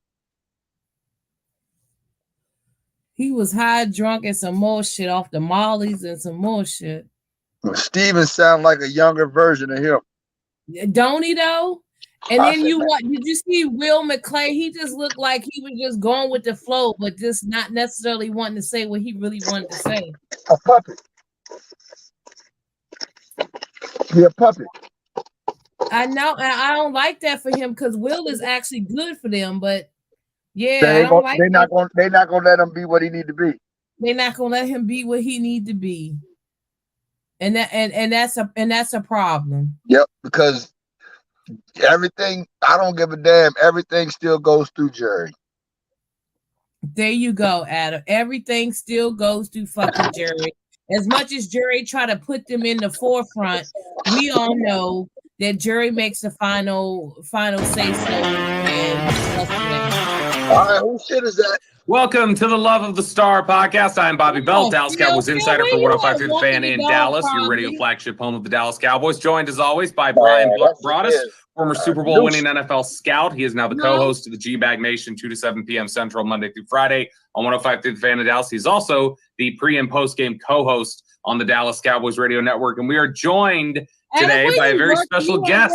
We have Brian Baldinger, former NFL player. He is now an analyst for the NFL Network, Fox Sports, Compass Media Networks, and he is also the Odyssey NFL Insider. And we're very excited to talk some draft with him as he and Jason La Canfora will be hosting Odyssey's In the Huddle draft show Thursday, April 27th at 7 p.m. Eastern through the entirety of the first round. And it's going to be streaming live on the Odyssey app and Odyssey Sports' YouTube page. Brian, thank you so much for joining us today. How are you? Terrible. I'm good, Bobby. Good to be with you, Brian. I mean, it's just draft season. So I don't want to really just be like, all right, y'all. You can't spend enough hours. You can't. We are finished with you just draft. don't have enough time, period. Because somebody else has thrown a name at you or go watch this tape. You know how it is, Brian. Like, it never really ends. I don't like I it. wanted to, I but want I to say this get that shit off. Give me another cup of coffee. I'm good to That's go. Phil shit. I We gotta enjoy wait for doing Phil this. to come back. So, I know. The good thing about all of this that we're doing right here, Bobby, is honestly, What you sipping on? Little wine? For all the work you put into it. You already just know feel like, Adam. okay, you want to I talk like about this my player? little wine, All right, let's all just that talk good about it. stuff. We watched. Was that is that Chardonnay or Moscato? Combine or Chardonnay. pro workouts, whatever. We just need outlets for some of this Chardonnay, information that we have. Kendall This is good. Jackson. Kendall Jackson. Brian, I was going to ask you about that because you Damn talk about the right. outlets. Now, don't get me wrong. I Do you love ever my go on a tequila. show and they ask you a question about a player I and they still start had, like, a running little- together in your I mind? love my tequila. Don't get me like wrong, they but I ask you, still like, had a little you were a long time Chardonnay that I need to NFL smash offensive off. lineman. And you're probably thinking of like, okay, I've seen this guy, I that need guy, to roll up and real they quick. start to Mess run with together. Phil. Like, okay, now that might be better. talk That about this tequila guy. ain't before, good. but That wait a minute, tequila, this guy from Alabama. Do you ever find yourself like going, kind of having to catch yourself doing No, this? I was like, I need to roll You know what up. really gets Mess with confusing Phil. I need to go ahead It's and just grind all of and the roll up. numbers. Yeah, Whether it's I can concur with you on that. But that damn tequila, nah. Boston College. Oh, he's got- you said no, to he's kill only- you. I get what you said. the guy in North Carolina's got ya. the Korean story. You just start like everything kind of. I got you. Come on, Queen. Come on, Queen. You want to be I right. got you. I Obviously, got want to you. be I right. got you. But there is, like, Brian, this is not. Somebody need to call you. Phil. I remember Ron Wolf one time. I know bullshit. I I'm was about to talking call him. He him was right up in Green now. Bay, and he was with Parcells, and they were just cutting it up. And I was talking, and I just asked Ron, like, how many players what I'm did about you to study do. this year for the draft? Please. And my jaw You dropped. got to hurry up and get back and mute I this, studied man. 800. Our We staff forgot we studied did 1100. live. My jaw dropped, Brian. I was like, No okay, 100, bullshit. 200. That's why we need to 800. have some type of Like, control. Our no, he damn wasn't self. like. That's why I made up. That's why I made up what I said earlier about you I need to add us to because the I worked for average. Ron for 5 No, years. and that was a I good was up in point. Green Bay in '92. The first guy that he hired, I was doing. I was known as a college scouting administrator. So I was responsible for all the reports that were coming in. Yeah. And and nowadays you have some of these general managers. And he's that talking about won't putting go this on the road. YouTube. Back in the You day, can't you put all had this guys on like Dick YouTube. Steinberg. Well, you can't put all this on YouTube. Yeah, Ron Wolf, I said. those guys, they would go out on the road and they would Yeah, meet it's too the much. team. Too They much would go extracurricular conversation. and then And then Sunday it's they'd loud. meet You the gotta team be and they'd do a game and then go back out the next week. So yeah, exactly. 3 hours. Ron was Yeah, 3 hours and there's a reason 15 why he's a minutes. Hall of Fame general manager. Yeah. I mean, he yes, did but you work. can't be If at you 3 look hours the and guys, 15 too, minutes that with all this work, the loud John ass Dorsey's, shit the going John on. Snyder's, Nah, you the Reggie definitely can't. McKenzie's. Most of these guys, I'm they're all calling his general phone. managers. He's They not all even work, by and his that's phone. Listen. because a lot of it because of what Ron Wolf was able to do. So, Baldy, I got the first question for you. down. Maybe the most basic one. It's a broad one, obviously. But when you look at this Dallas Cowboys team right now, Phil, can you if cut you that down? could, We trying to talk. Can obviously, you there will be guys at the top of the draft, like maybe somebody like Peter Skoronsky, Hey, who'd be Adam, great he here was in laying Dallas, but down is all not this going to reach where time. they're at in the mid-20s. If you could say a guy around mid-20s that you say, man, if I could pair him with the Dallas Cowboys, I think that'd just be a perfect match. Is there anybody that stands out for you? Well, there's a couple. There's a couple. I mean, look, if Dalton Kincaid was there or Michael Mayer, I mean, if one of those tight ends were there, it looks like a position of need. Dalton was a good player, second leading receiver, red zone, all that stuff. Now, look, when you looked last year at what they had, they Peyton Hendershot, like those guys were good players. But if I could get Kincaid at 26, like, I don't know, that's a good fit. If Osiris Lawrence or Torrance was there, look, I think that Tyler Smith's a great pick last year. I loved him. I loved him coming out. I loved the way he played. I think there's a bright future for him. Hey Phil, you all right? You still sleep? But you really have to look at what I know, Kyron but is we right need now. to Are Is you he held muting up? that other Because he man? held up when he get in there last year. Adam, played he right was tackle, on the he's fine. couch, sleep. That's all. Did you see him lift what up? he has been at left tackle? You Okay. need Tyler in there. You kind of can fill everything. Terrence Steele Can comes you back mute right that, tackle. Phil? You Come can on, line Phil. up. But man, if you could go get Come on, Phil. We need to guard mute like that. Torrance right now, like seeing a pick by any means. There Brian, you go. when Cut that. There you go. Sounded like he agreeing with me. Take a Cyrus Torrance. No.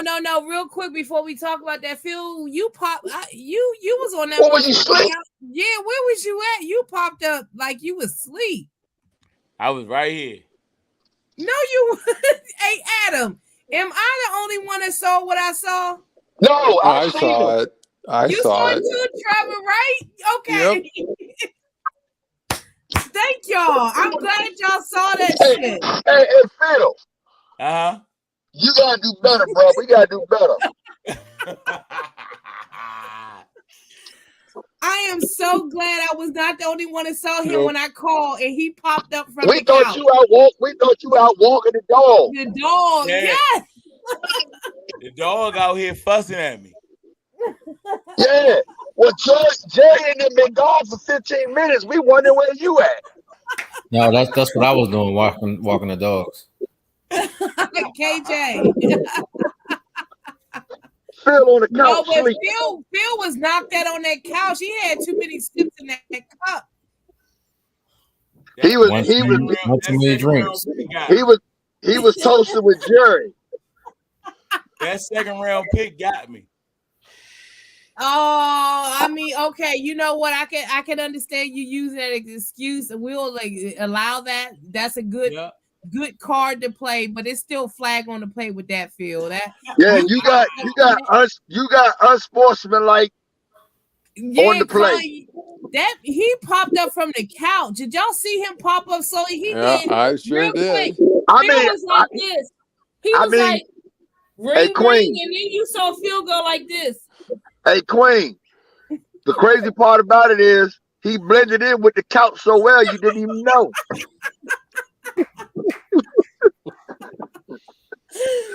Hey, you gotta get you a different color. Phil, you gotta get you a different color couch, bro. You gotta get you a different color couch. That man was sitting there the whole time. Even Trevor was like, "Yep, I saw it too. I had my screen off, but I saw him too. He popped out of nowhere." Yeah, I thought Trevor was gone. I got booted out for some reason. I don't know. You did? That's Phil. Hey, Phil. Come on, bro. You can't be the H and I and you ain't running. You need to lay off that crowd. Hey Phil, you still salty about getting about the Facebook? Is that what it is? Yes, KJ. I'm good. Yes. I'm good with that. I'm actually good with that. We're gonna send you some commissary, bro. We're gonna send you some commissary. Oh my god. Y'all are too fucking funny. How much you need? How much? Hey Phil, how much you need on your books? Send me some cigarettes so I can celebrate. I'm gonna get you a couple pack of oodles and noodles. He needs 25 for hygiene. All right, so what y'all don't know, this is recorded. Phil, just don't grab nobody's pockets. Phil, just don't grab nobody's pockets. Yes, this is recorded, and I swear I'm about to do a slow-mo of Phil popping up. This is recorded, Phil, and you need to send me this so I can take the snippet out of that shit, because I swear to God, Phil, everyone just knew that you was not around walking dog. And your ass popped up when that phone rung. You were like, you know, to send that stuff to us in a GIF so we can post that stuff. Phil be like, y'all ain't right, yo. Hey Phil. Hey Phil. Can you get rid of the other screen? Now we don't need to see that. Oh, we don't need to see them? Hell no. We ain't. What the hell? I can't hear what they talking about. I don't need to look at them. Right. Y'all ain't right. Oh my God, y'all done made my night, man. Y'all done made my night. Hey Phil, can you explain how are we gonna be watching the games during the season? What you gonna do? What exactly you plan to do? Well, as long as you don't pass that on the couch, we'll be all right. First of all, I need to get rid of that screen. Come on, bro. Get rid of the We screen, need to make bro. sure Phil don't drink at all during the game. We need to keep Phil away from the Crown Royal during the season, man. We can't be having that. Well, Phil gonna be doing his podcast at a park. Well, 4 hours. We'll have 4 hours to John of Buck going on and on and on. Phil will be crashed out on the couch. my God. Yes, Trevor. Yes. Like, Phil, you don't even know the scene that we watched, what we saw, and how we saw it. Julie down the side of his mouth. Phil, you still sleeping, bro? Nah, I'm good. You ain't good. You been passed out. Hey, Phil, why don't you just stick to your Zimas? Put some Skittles in it like we used to back in the day. Oh gosh. I need you to get rid of that screen, bro. Oh my gosh, that is so funny. Them boys This got made me. my night. Outside of what we draft, this made my night. Phil, you don't even know. Them Oh boys God, got that me. was funny. And it was Hey, caught Phil. live. It was caught live. It started. Phil, Yep. get rid of that damn screen. So while I'm Phil tired of getting looking at rid bald head. I don't even know who the other two guys are. You gotta know who Broadus is. You I know know who who Broadus Brian. I know who Baldy is. Right. If Broadus was such a good scout, why is he on radio? Yeah. That's what I'm trying to figure out. Why you ain't on somebody's organization scout team? That's a good point, Trevor. That is a good point. And I got a question. Like Get rid of before Phil, Daddy got a question. All right, Adam, you getting some good brownie points up in this motherfucker today. So with that being said, before Phil went to mummy stage and popped back up on us, we were going to leave off with Trevor on Phil's good merry-go-round quarterback situation with the rookie. The extensive version. Yeah, I just wanted to hear from we heard from everybody. I just want to hear what Trevor got to say about the merry-go-round, Phil's merry-go-round, before he mummied us. So in theory, I think in theory Phil has a good idea, but in reality it's not going to work. Exactly. So I would like to propose an alternative, and I'm going to use our beloved big dumb football team called the Dallas Cowboys as an example. Okay. So instead of waiting to draft a rookie and hoping they pan out, when you have someone like, I don't know, Dak Prescott, who's a good quarterback, instead of waiting for him to become a free agent, why don't you offer him a contract extension of, let's say, I don't know, 6 years, $150 million, and you're paying him $25 million while everybody else is paying him their quarterback $50 million. That's how you game the system right there. Preach, Trevor. It was not Dak's fault that they waited to sign him when they did, because they wanted Zeke. It's that which, by the stupid. way, can I add that we no longer have Zeke, and they We don't wanted need to sign Zeke. him so bad where they could have signed Dak for cheap. And Preach, Jalen Trevor. Smith. And Jalen Smith. And Jalen Smith. It's that dumbass Stephen Jones. Like, keep him away from the contract extensions.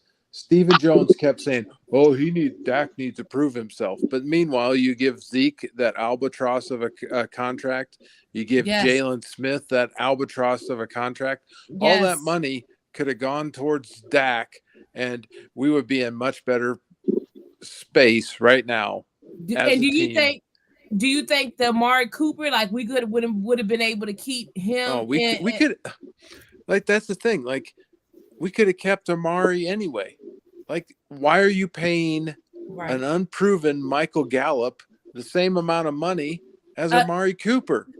I would have. And an injured Gallup at that. An injured Gallup at that. I just throw that out there. I would have let him go. I told Phil I would let Gallup go. KJ, you said Gallup, you would let Gallup go? I would have let Gallup go and keep Amari. Yep. Okay. That's what they should have done. Especially coming off that knee injury. He's still saying get rid of this. Phil, Pat. Thank you. Jeez. Now I can see you. You can see us all. Now I can. I couldn't see none of you a while ago.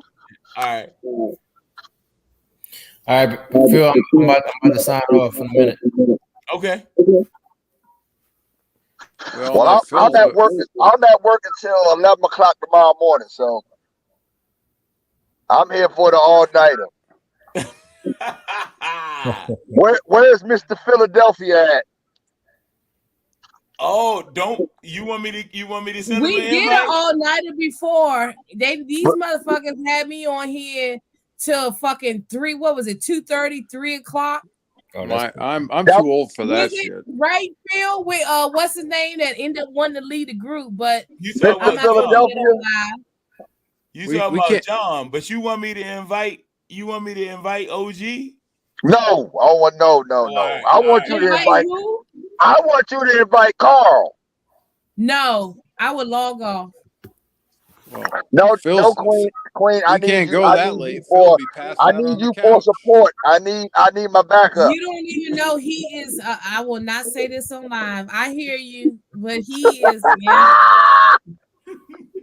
I've had my dealings. I've had my dealings, and Okay. All right. I'm gonna log off myself. Phil, All right, you go I get appreciate some sleep. it. Bye, You go get some Trevor. sleep, my man. Hey, what time do we start tomorrow? The draft starts at noon. At noon. Yeah. I got some stuff going on, so I'm not sure if I'll be able to jump on. All right. But Trevor, can you look, we promise that appreciate if you you coming can't? on the last 2 nights. What's But that? Trevor, can you promise that you might jump on for it tomorrow? I get that, but can you promise that you'll make more appearances when we're just talking? Period. Absolutely. Come on, Trevor. I need you. All right. I need you. I need Adam. I need y'all. I need you. Okay. Tuesdays and Thursdays, right? Promise. Yes. All right. All right. And look, I'll be like this. All right, y'all. And Phil to be on the couch. Bye, Yeah. Trevor. Blended in. Still can't see him. Bye, Trevor. Bye. See ya. All right, man. And KJ KJ just left and they say bye. No shit. He did say bye. He said bye. Oh, okay. I was about to say, let me get him in this group, in real quick group chat, and be like, the fuck? Oh my God. All right, he did. Okay, all good. No, this was good. But Phil, I have to say, Phil, Lord Jesus, you closed the night out with that shit. Danny. Yeah. Where you from? Where you from, Queen? Where area you from? I'm from the DMV area. I grew up in Maryland, Clinton, and now I'm out VA. You out VA? Yeah, I'm out VA now. But I grew up in the Maryland, Clinton area. Oh, okay. Fort Washington. Fort Wash. Okay. Graduated from where you at Potomac. VA? Where you at VA now? I'm in Alexandria. Oh, you right over the bridge. I'm right over the bridge. A hop, skip, and a jump. Oh, okay. Well, just don't jump in the Potomac. That's all. Fuck the Potomac.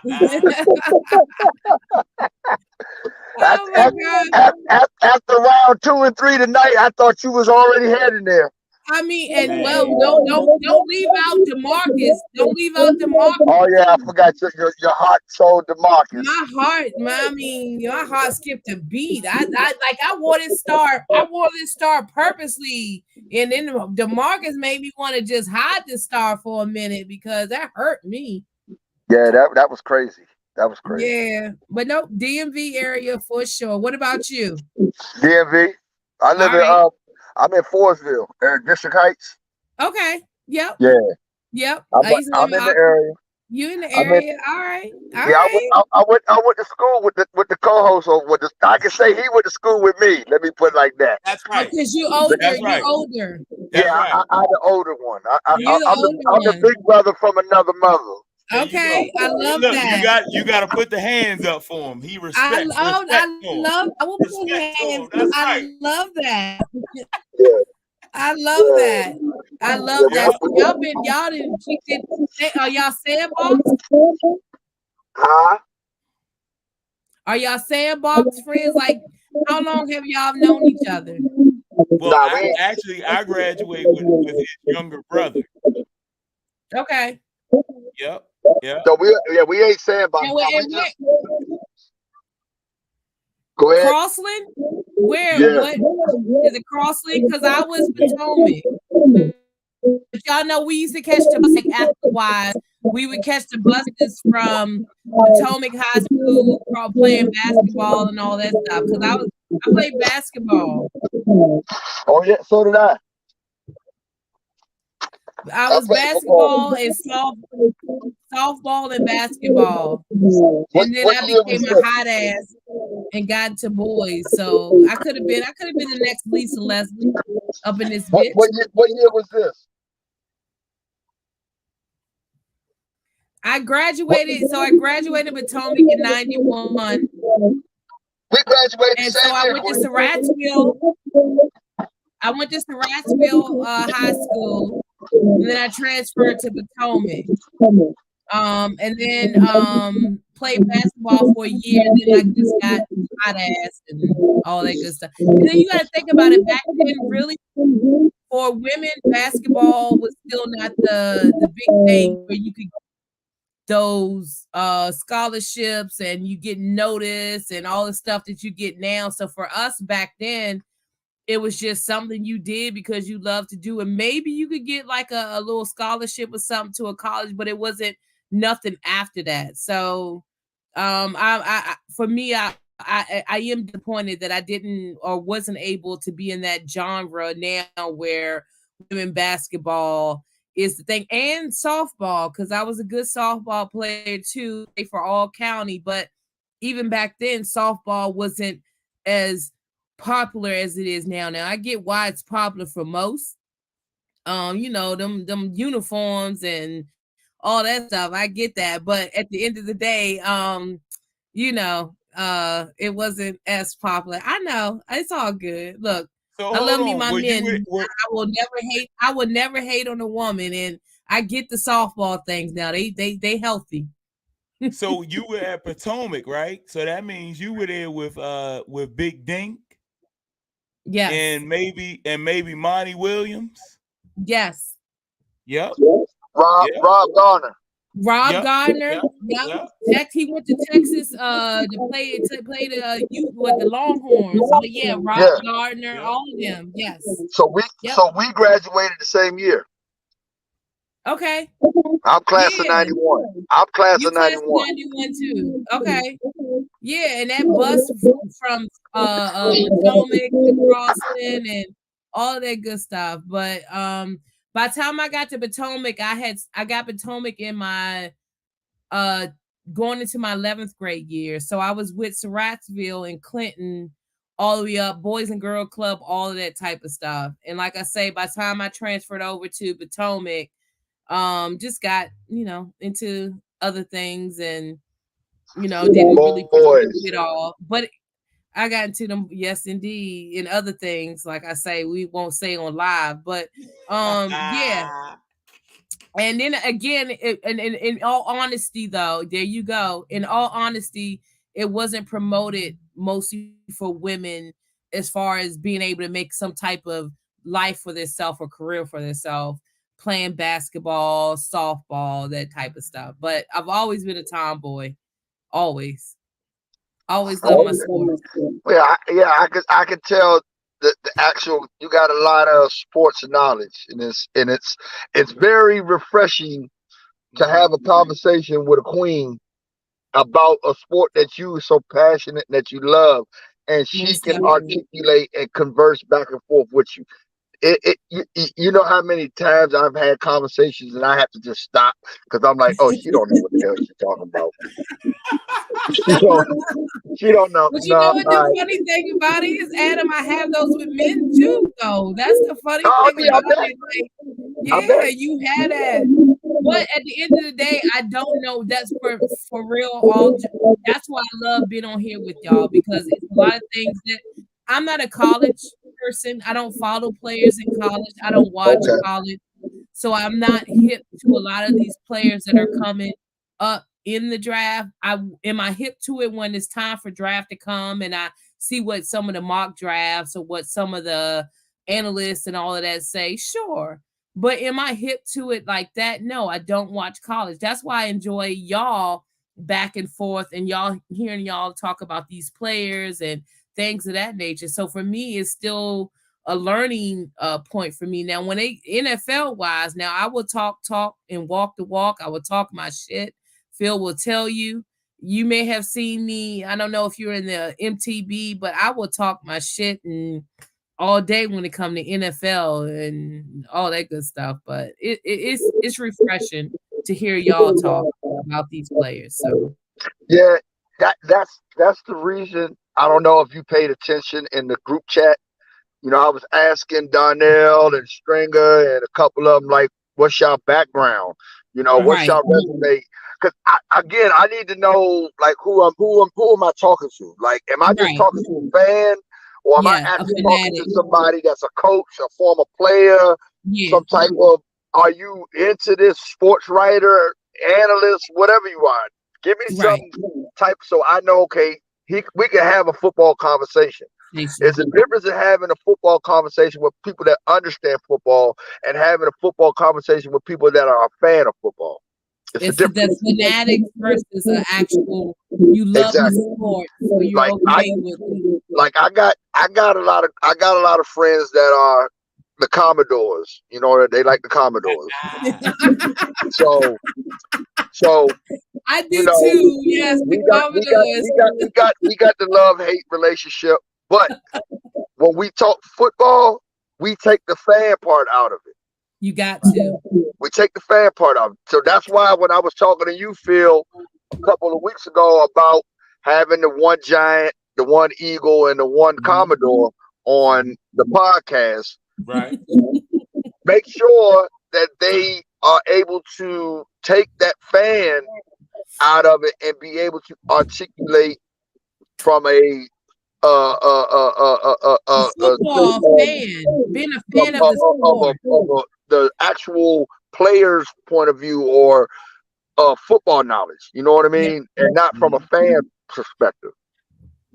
That's the key. That's you know what key. I mean? When you're doing that, you got to be open. You got to be open to everybody's opinions and their perspective on things, except for Carl. I don't know what he does. Ooh, God, I want to. Ooh, yes. All I'm gonna say is preach. Yo, he will not come on here. Good. I mean, here with the mask. I want him to, but I don't, because boy, I mean, he's that. But you know, there's always that one. For every team, it's always that one that is gonna be negative Nancy regardless. Yeah. And my thing is this, Adam, if you want to be negative and you want to come and be the devil advocate of it, at least have the state, so to say, this is why I feel how I feel, this is what I'm thinking, and have that conversation as a fan of the sport. Don't just be the Debbie Downer for you just shooting down everything. Yeah, that's all. Like everything, because it's 27 years. Like, that's the part that I'm trying to figure out with him. Yes, 27 years of what? It's not bad football for 27 years. And I made a point on one of the podcasts, like at the end of the day, if I know at least at the beginning of the season my team is at least going to the playoffs because contending in the playoffs. So I can't be mad at that. To at least know that we're going to be in that talk. We're going to be there. Once you get in the playoff, it's 0-0. So at least I can be excited about that. You get what I'm saying? Exactly. And that's the thing. I don't know if we'll ever see a dynasty like how it used to be. The back where you're gonna get 2, 3 in a row. You know what I'm saying? 4 or 5 Super Bowls in a decade. Mm-hmm. I don't think we're gonna get that, bro. I don't think that's gonna happen. So it's for 27 years we haven't won a Super Bowl. That doesn't mean that we wasn't good or we didn't put forth the effort. Right. You know what I mean? That's the part that, like, what are you expecting to happen in 27 years? You want us to win 27 Super Bowls? That's unrealistic. And then why is it taking so long for other teams to get to that? Some teams ain't never been to the Super Bowl. I know they hate when we talk about that, but I really mean that. Like, why does it take, if it's so easy, why is it taking so long for all these other teams to catch up? And I don't give a fuck. I would dust off cobwebs and everything else. At the end of the day, those trophies don't go anywhere. You understand what I'm saying? They don't go, and it's history. They don't go nowhere, and they are hard to achieve and come by. Yes, unless you come across a Bill Belichick, unless you come across a coach like a Bill Belichick or those diamond in the roughs that just Jimmy Johnson, Jimmy Johnson. We'll be on here for all night long. We go about the Jimmy Johnson shit because we already. I think all kinds. Phil said he ain't got to work tomorrow, and I'm already at work. I get off at 11 o'clock in the morning, so I ain't got nothing but time. Hey, wait, hold on. And I already done took a nap. Yeah, you just took your little power nap. Yeah. Hey, Phil, that shit was funny as a motherfucker. Hold on. Hey, Dallas over here talking about something. I took a nap too. Oh, Lord. Both of y'all knocked out. Hey, Phil, that was some funny shit because all I heard was Adam like, hey, where everybody at? And I'm like, oh, I'm here, Adam.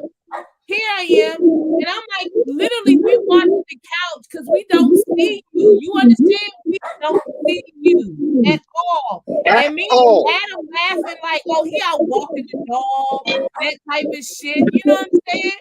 And next thing I know, I was like, Adam, I'm going to call him. Being funny. Now I'm being funny. Being a jokester. I'm going to call him. And next thing I know, I say, Adam, you hear the phone ringing? And I'm like, yeah, and then next thing you know, your ass did one of these numbers like, where you come from? Yeah, like, here I am. Yeah, I'm like, man, this man has blended in with the couch this whole damn time. Hey, bro. From now on your podcast, get you a cowboy blanket and put on the back of the couch. Put it on the whole back of the couch. On the back, there you go. Yes. Put it on the back of the couch, and you sit on the blanket. That way, we can see if it's you or not. Hey, Phil, I'm gonna be honest, fam. That tripped me the fuck out. Like, I did not expect you to pop up like you did. Like, you was like done, and I did. Yeah. Hey, Danny, please. Yeah. He rose up like the Undertaker. Yes, Adam. Yes. Hey, yo, I gotta apologize. So I apologize. Oh my God! It's like, where did you come from? And we like the crazy part about it is we live. It ain't like we behind the scenes. Nope. We live. And we all like, oh, we should come back. Come on, Phil, come back. Walking the dog. It's loud. We expected you to come in the screen like this for walking the dog. And you come rise up like the Undertaker. Hey, look, after that second round pick, what's his name? Shoemaker. I'm calling him Shoemaker. That hurt my soul right there. I think that hurt your soul, and I think that third round pick put a stake in the heart. Yeah. Because you was like, Danny say, I need to ask all y'all, and nobody said nothing. Nothing. Yo, Bruh, hey, I'm gonna tell you some real stuff. Go look at the clips Take a look at the clips at the dude Overshawn. He's official. I'm gonna tell you that now. Okay. You've been saying that, Adam. I'm gonna hold you to that because I won't give you your props because you have been saying that. Go back. Just look at some highlights. I remembered him because I told y'all I'm an Alabama fan. And we went to Texas and played them, and he showed his ass in that game. Okay. So go look at the clips. Go look at the clips. His highlight. He's solid. He's solid. Okay. I'm with y'all. I'm shocked because I wouldn't expect it at the 3rd round pick. You know what I mean? But he's gonna pan out. I believe he's gonna pan out. All right, so that's the 3rd round pick from Texas. Huh? That's the 3rd round pick from Texas. Yeah. What about the 2nd round pick from Michigan? Hey, what is it? TBD. Yo, for real, that hurt my soul. That hurt my soul. Yo, especially when you had your person that you wanted, like the people that you were thinking about having, Phil, that was still on the board. They got Mazi Smith, right? Yeah.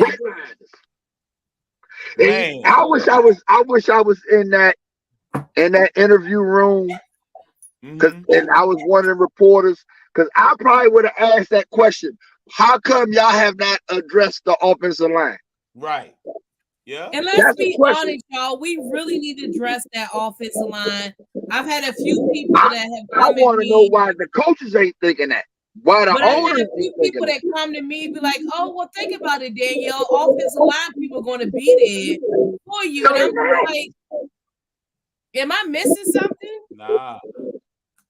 Oh, we got 5 more draft picks, and offensive line people are going to be there. But unless they're looking for a diamond in the rough. Yeah, that too. But I wanted them to draft Osiris Torrance in the 1st round. And he was there for us in the 2nd round. We could have had Mazi and Torrance. What? First 2 rounds. What? I'd have been. Well, remember the podcast we did when I told you, when you kept asking, what's the key? And I said, it's the trenches. Right. Yep. We got to address the trenches. Yep. I don't care if we went O-line or D-line. Yeah. Yep. I don't care. I didn't care which order, as long as we address the trenches. Right. Yep. So, and Rod was the one that was talking to Mazi Smith.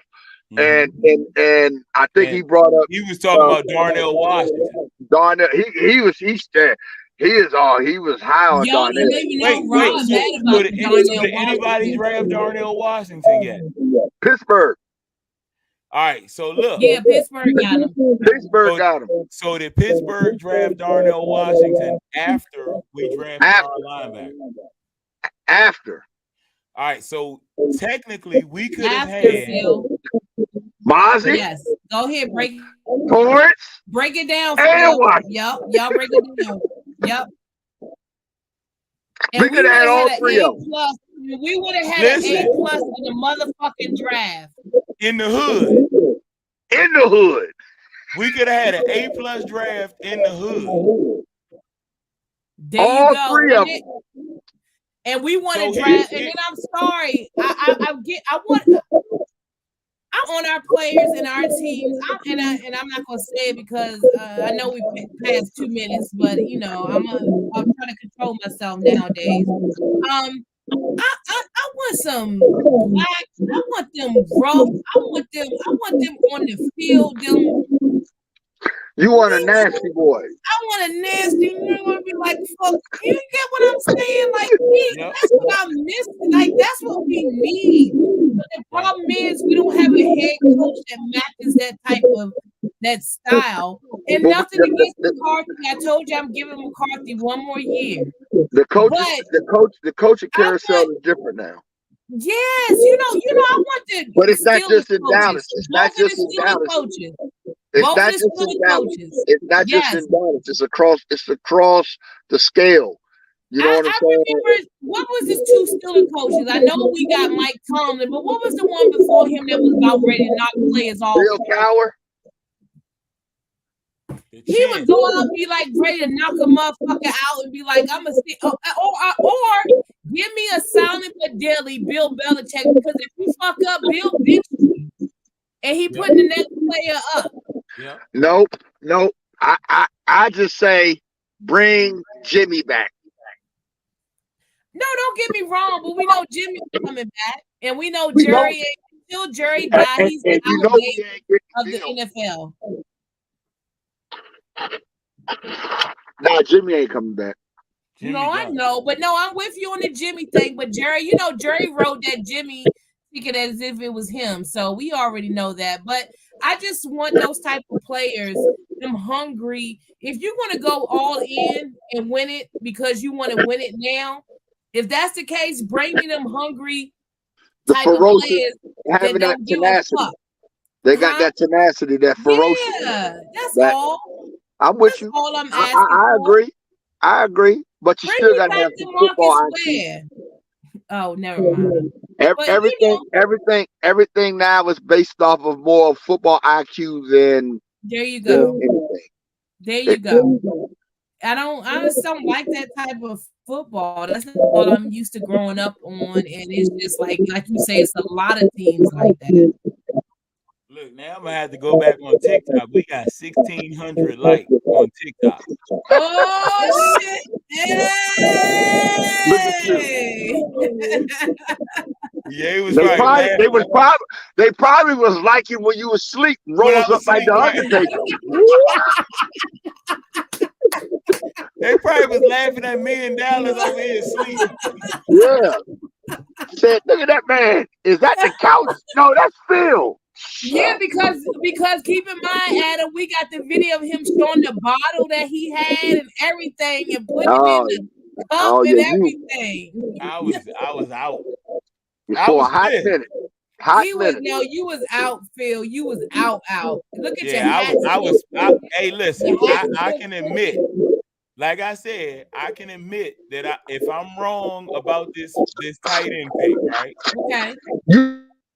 I can admit right now that I was knocked out because I was pissed off about that second round pick.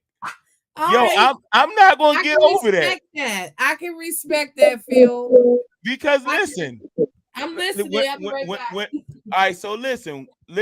When they drafted the tight end Schoonamaker over Osiris Torrance, I went back to 1998 to Randy Moss when we picked Greg Ellis over Randy Moss. I went back to what year was it when we drafted Taco Charlton over TJ Watt? That's how disappointed I was when they drafted tight end Schumacher, Osiris Torrance, Schumacher, whatever his name is. Yeah.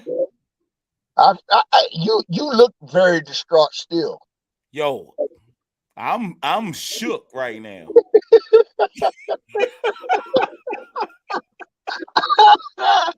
I need to hear you and Mad Dog. I need to hear you and Mad Dog's podcast about this one. Man, hey, yo, I'm hurt by that. You do.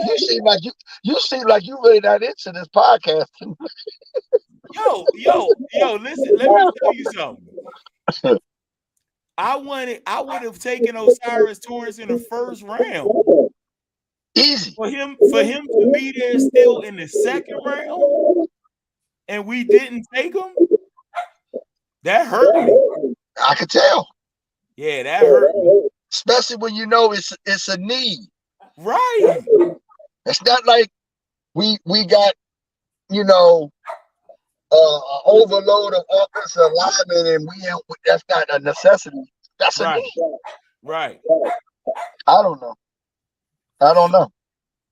Yeah, I think tonight just showed me that we really don't know what we're doing in our front office. I don't know. I mean, again, TBD. That's all I can say. Yep. We just got to see how this pan out. Man, we just got to see. You know what I'm saying? That's not a fact. That's not a fan favorite pick. But you don't know Schoonermacher or whatever his name is. He might turn out to be the next Jason Witten, or who knows. But do we need that though? We already got Ferguson and Hendershot. What you say? It's a rookie deal, right? All right, we're gonna see. Because how long? What? When did we get Ferguson? In I think we got him in the either. I know it was after the 3rd round. No, what year? Oh, we just got those 2 last year. Both of them. We picked 2 tight ends last year. Right. Yeah. Lord. Yeah. And I love both of them. We don't know what we're doing. Yeah. You gonna pick 2 tight ends last year, then they go get another one this year? Well, one of them was undrafted. Hendershot was. Yeah, he was undrafted. But we found some diamonds in the rough. And I said Schoonemaker might be a diamond in the rough. Right. Again, for the 2nd pick.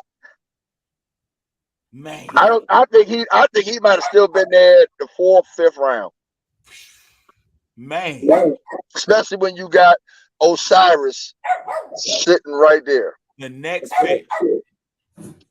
Man, that hurt me, man. That hurt me.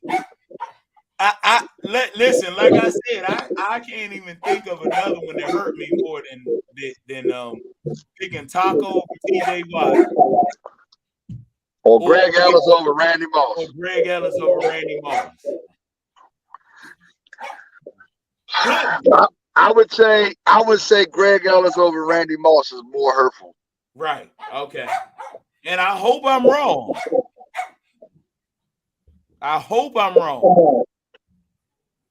Well, we gonna be able to tell if Osiris is able to break the Buffalo Bills starting lineup week 1. We wrong. And Buffalo got our guard too, right? They got Connor McGovern. Yeah. Who I thought we should have tried at center. We're gonna find out about this tight end. What's our guy that went to Miami last year? Connor Williams. He looked good with Miami. Yeah. He looked real good at Miami. Damn. I'm sorry. I'm watching Lakers and the Memphis game. What's the score? 91 to 59 Lakers. All right, let me let her out. I'm not sleeping now. Oh, you going to actually walk the dog to the door? Yeah, you hear her barking. I'm gonna just let us see you. That we want to watch. There you go. Yeah, you actually y'all ain't shit. We gonna watch you walk away. Yep. Hey, I just seen him leave, Danny. I just seen him leave. My bad, y'all. At the end of the day, I'm a mama bear. My daughter is older, 23, but she just got off of work, so I'm being mama, cooking her something to eat. Ain't nothing wrong with that. Yeah. Ain't nothing wrong with that. Ain't nothing wrong with that. So you said it's 91 to 59. 91 to motherfucking 59. You hear me? What quarter? Lakers, third quarter. Who won the who won the I'm a Heat fan, but I'm a LeBron fan. So who won the Golden State game? I think Golden State went ahead, and I think it's going to Game 7. If I sort of that means Sacramento won. If it's going to Game 7, Sacramento won. I thought Sacramento was up on Golden State. Golden State was up 3-2. Really? Wait a minute. Yeah. Okay. Wait a minute. I don't want Golden State just because of Draymond. He gets too many free passes from me. He ain't getting no free passes. No, he get free passes when he be fucking up and stomping on people. He got suspended. That's not a free pass. That, but my thing is a collection overall. That is a Draymond Green thing. And so at some point, don't you start collecting that type of shit because he do it all the time. So how many more And times? he gets reprimanded when he does it. Oh my God, are you serious, Adam? Yeah, He I gets am. reprimanded for a game or two. Stop it. All right. Yep, you're right. The Kings won. You right. 3-3. So the Kings won. Yep. 118 to 99. Whew. Jesus. So it's going to a game 7. Sunday. Yep. And then, like I said, the Lakers are up now 93 to 59. With 2:30 left in the third. Damn. Right. I can't wait to see the Boston Sixers joint. Boston Celtics. Oh, okay. I'm good with that. I'm good with that because I like the Celtics way back when. I'm a Miami. Like I said, I'm a Miami Heat. I'm Miami Heat for Pat Riley, from Alonzo Mourning. I'm Georgetown. Don't beat, huh? The reason I like Miami because I followed Georgetown and I just fell in love with the Heat. And then come on, you can't give Jimmy buckets. Like, come on. 56 points? Like, stop it. He won't do it again. Y'all won't beat Boston. No, we're not playing Boston. If you beat the Knicks, you will. No, the 76ers are playing Boston. We're going to beat Philly, and y'all going to beat New York, and we'll see y'all in the Eastern I have no problem with y'all Conference beating Philly, and that's what me and you can agree on that part. I have no problem with that. So, yes, but don't get carried away after that. Oh, we're going to beat y'all ass, too. I ain't getting carried away. That's the truth. I hear you. Yo, did y'all give me a year that Big Dink graduated from Potomac? Big Dink graduated 92. That's 92. And then No. Big Dink graduated 93. Right, I thought so. No, I think it's 90. I think he graduated 92, 90, 93, one of them damn years. Okay, and how about Monty? Monty Williams? Yeah. Monty graduated 90 or Monty graduated 90. Okay, all right, so he was before Danny. Okay, before you and Danny. Yeah. Monty, Rob graduated 91. Okay. I know that. And I think Monty might have graduated 91. Okay.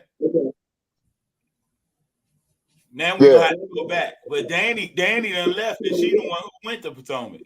She ain't leave. She cooking her daughter something to eat. Okay. She on mommy duties. We done put everybody on the back burner for this draft. Everybody. Well, she said her daughter just got home from work. Okay. Well, yeah, you don't put.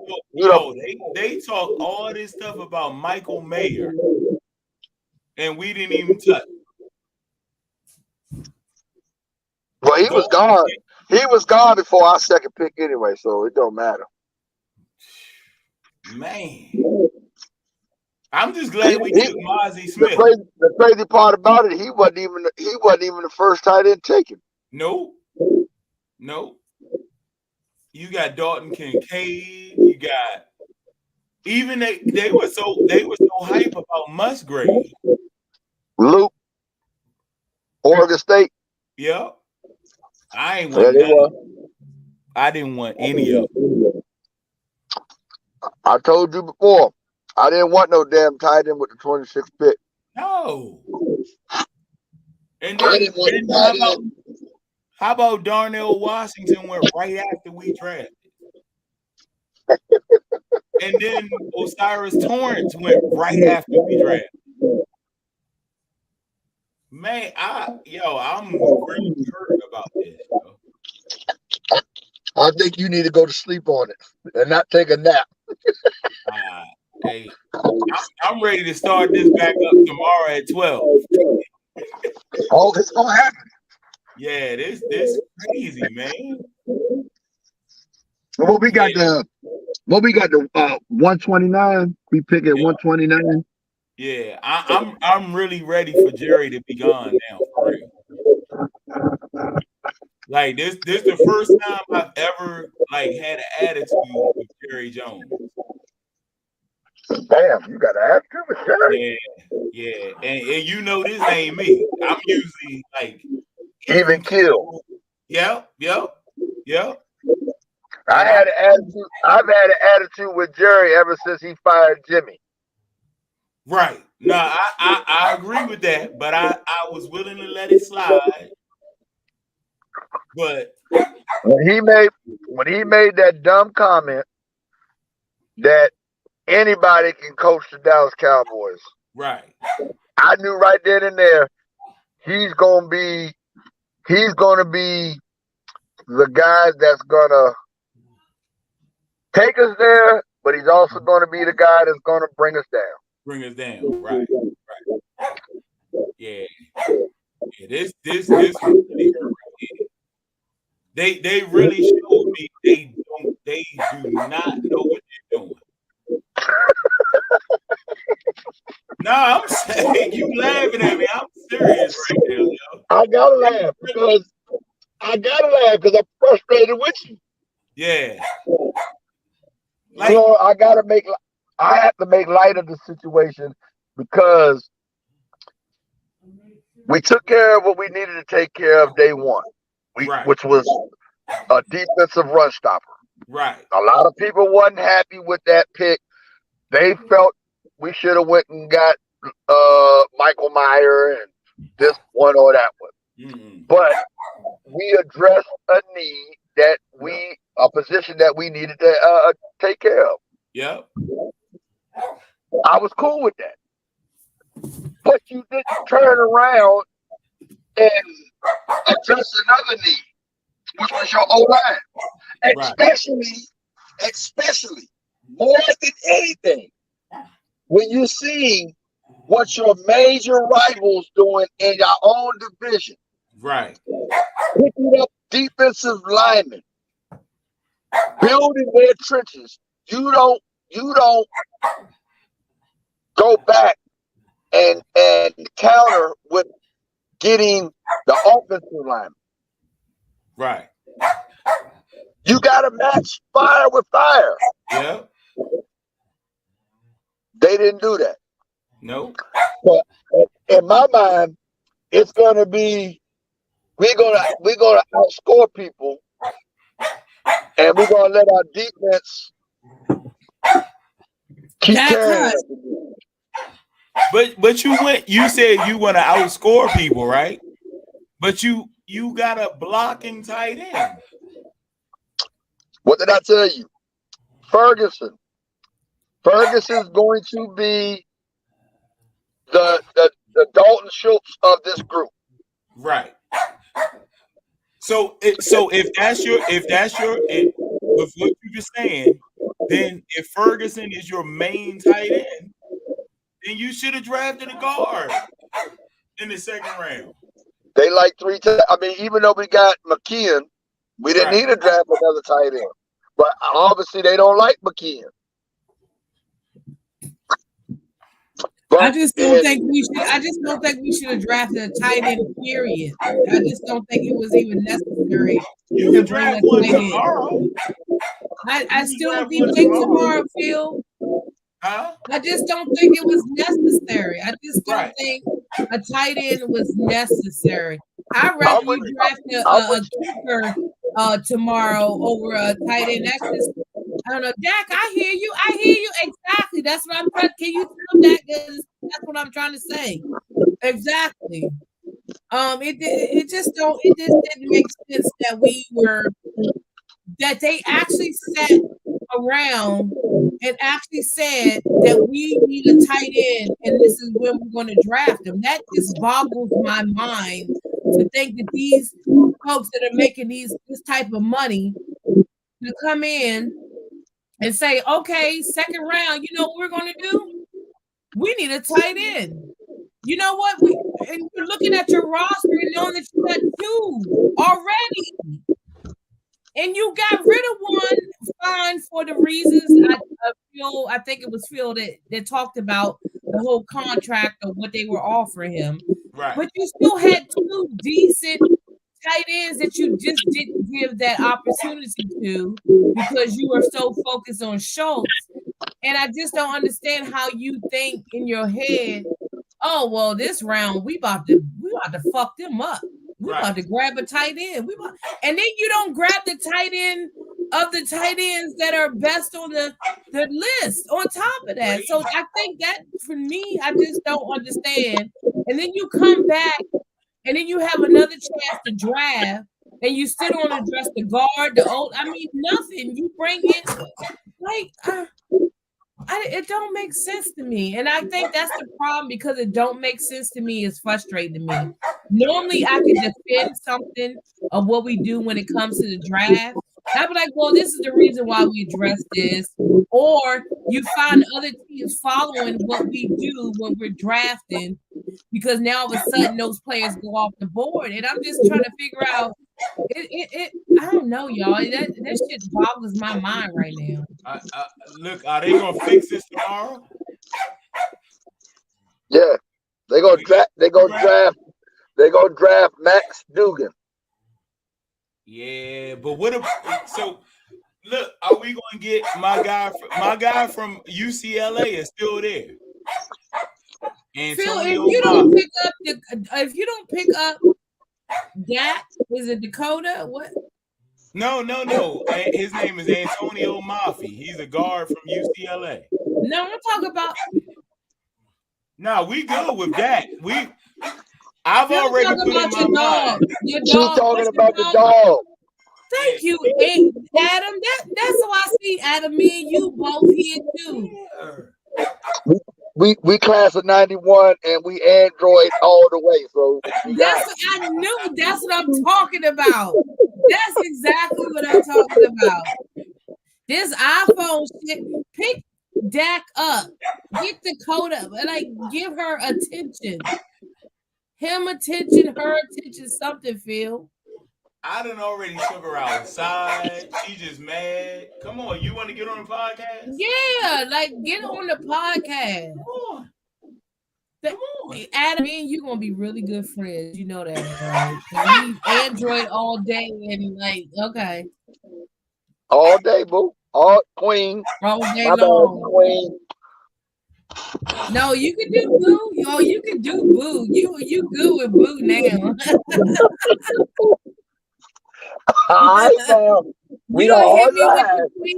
You done already hit me with the queen, so boo is fine with me. So you was gone. Phil wanted to know Monty Williams graduated what year? 90 or 91? It had to be 90. Okay. See? Okay. That's what I thought. I thought Monty was 90, Rob was 91. Rod was 90 because Rod was my graduating. Yeah. And how about right? Dink was 92 or 93? Dink was 92. No, Dink was 92 because Dink was definitely 92. Not part of my graduation class, and I know he wasn't. I know Dink was with my other brother. Okay. But yes, Potomac all day long. Like I said, first of all, Cavalier all day long. Not Potomac. Crossman all day long. Oh, hell no. You heard what I said. Not Potomac. See, Adam, me and you was here, but now you get carried away. Well, we talking about our high schools now. You get carried away online. Did you go to Crossman? No, but I was with Cross on our senior class trip and all of that type of stuff. But that's a whole nother conversation too that should not be on live. But yes, Daytona Beach. Daytona Beach. You already know that bus trip. Y'all were terrible. We were great. We were terrible, but it was a good terrible. I already know. Hey, Phil, my man, Phil, this for grown people conversation. My bad. Let me. I still got pictures from that shit. Microphone. Look at that. Yep. Right? Yeah. Oh, yeah. That's what I'm trying to tell you. I still got pictures from that shit. I might actually let me go through my pictures. Adam, let me get it. Can you get close to the camera, please? Look, she's trying to see if you in some of the pictures. All right, I got it. I promise you, I'm not in none of them pictures. Hey, look, you gonna be like those '94 Freaknik videos. Everybody, you ain't got to ever worry about me. Hey, the Freaknik Phil, the Freaknik. You got the 91 Daytona Beach. Oh my goodness. Why my daughter and nephew was like, I bet not see you nowhere or nothing or anything. I'm like, y'all don't got nothing to worry about. I am the good auntie and the good mom. If they go to the backyard videos from Freaknik in '94. No, they go to the NEG pool party. I mean, that's a whole nother. So see, Adam, me and you need to talk offline because you might need to keep some secrets of mine and shit. say less, Queen. Hey, what's the status with the go-go podcast? We still working. I'm gonna go see NEG Sunday. They in Laurel Sunday. So Phil, you gonna do a go-go podcast too? Oh, you haven't seen this yet. Hold on, let me. No, I haven't seen anything. See, we in works over here. This what that's Crossing Cavaliers do. We be working. So you see that? Look, you see the background? Oh, Phil, don't. Yeah. You see that? Oh, why? So y'all leaving us Potomac? So y'all leaving us Potomac people out? That's how y'all do it? No, wait. I haven't started it yet. I want to get permission from them before I start this. Okay. All right. Good comeback. Protocol. Good comeback. It's a protocol situation. Yep.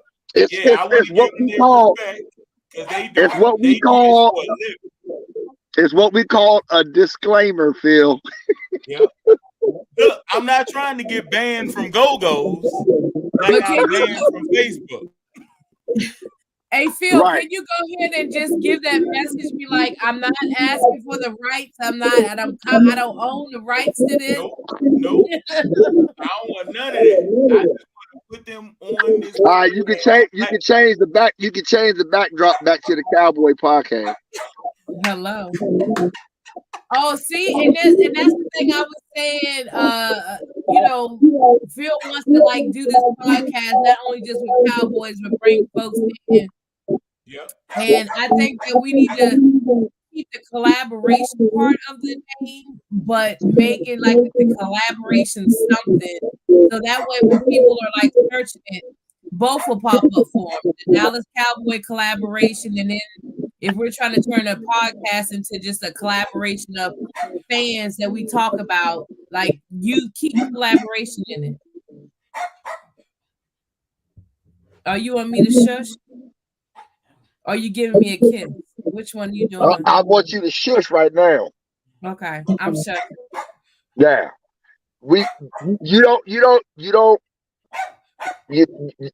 Those conversations are off behind the scenes, okay? Because people steal ideas. Okay. Before you know it. That's fair. The idea that you're talking about, somebody else starts up, and then you be like, "See, look, we could have did this." Yeah, that's fair. Live. That's fair. That's all. We got a group text. We can talk about it. You know, Phil don't have to go live, and we can still have this. Yep. That's fair. Okay. That's all I'm saying. Hey, listen, I love all of it. Wait, Phil. Put me in my place, Adam. Listen. What did I tell y'all in our text thread? I need all of your input because I'm just starting this, but I just want to be able to spread all of it. I know, Phil, but you did not reach the let Adam keep putting me in my place and tell me to. Hold on, y'all keep on going. Let me see what she wants. Oh, no. You gotta go walk now. This how you walking the dog again for real. I'll put you in your place. Don't worry about it. I ain't mad at that. I bet That's you a whole nother podcast, Adam. That ain't gonna be no podcast.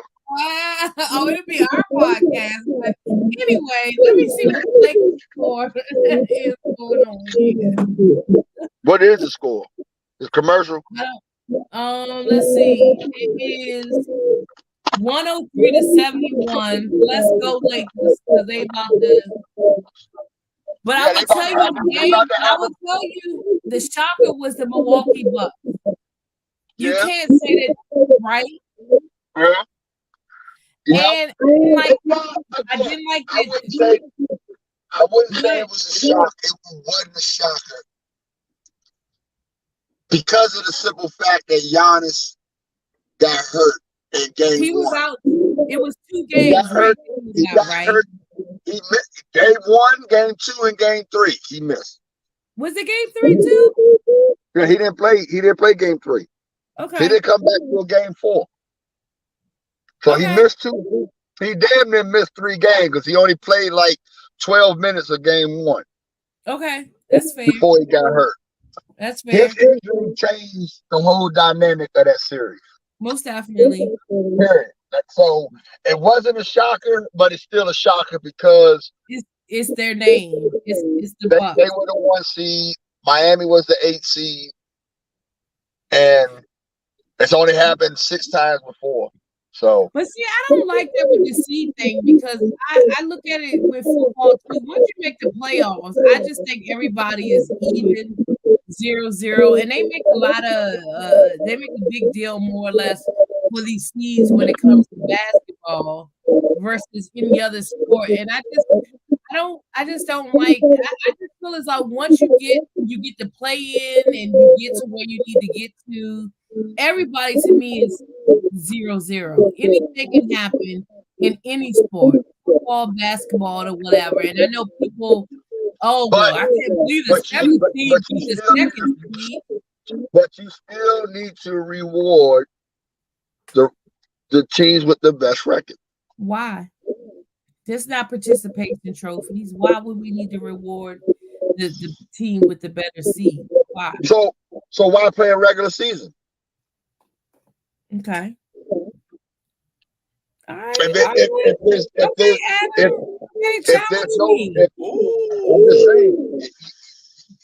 you're not going to reward teams for grinding 16, 17 weeks or 6, 7 months, why have a regular season? You might as well just say, all right, all 32 NBA teams make the playoffs. You know what I'm saying? You might as well just do it that way.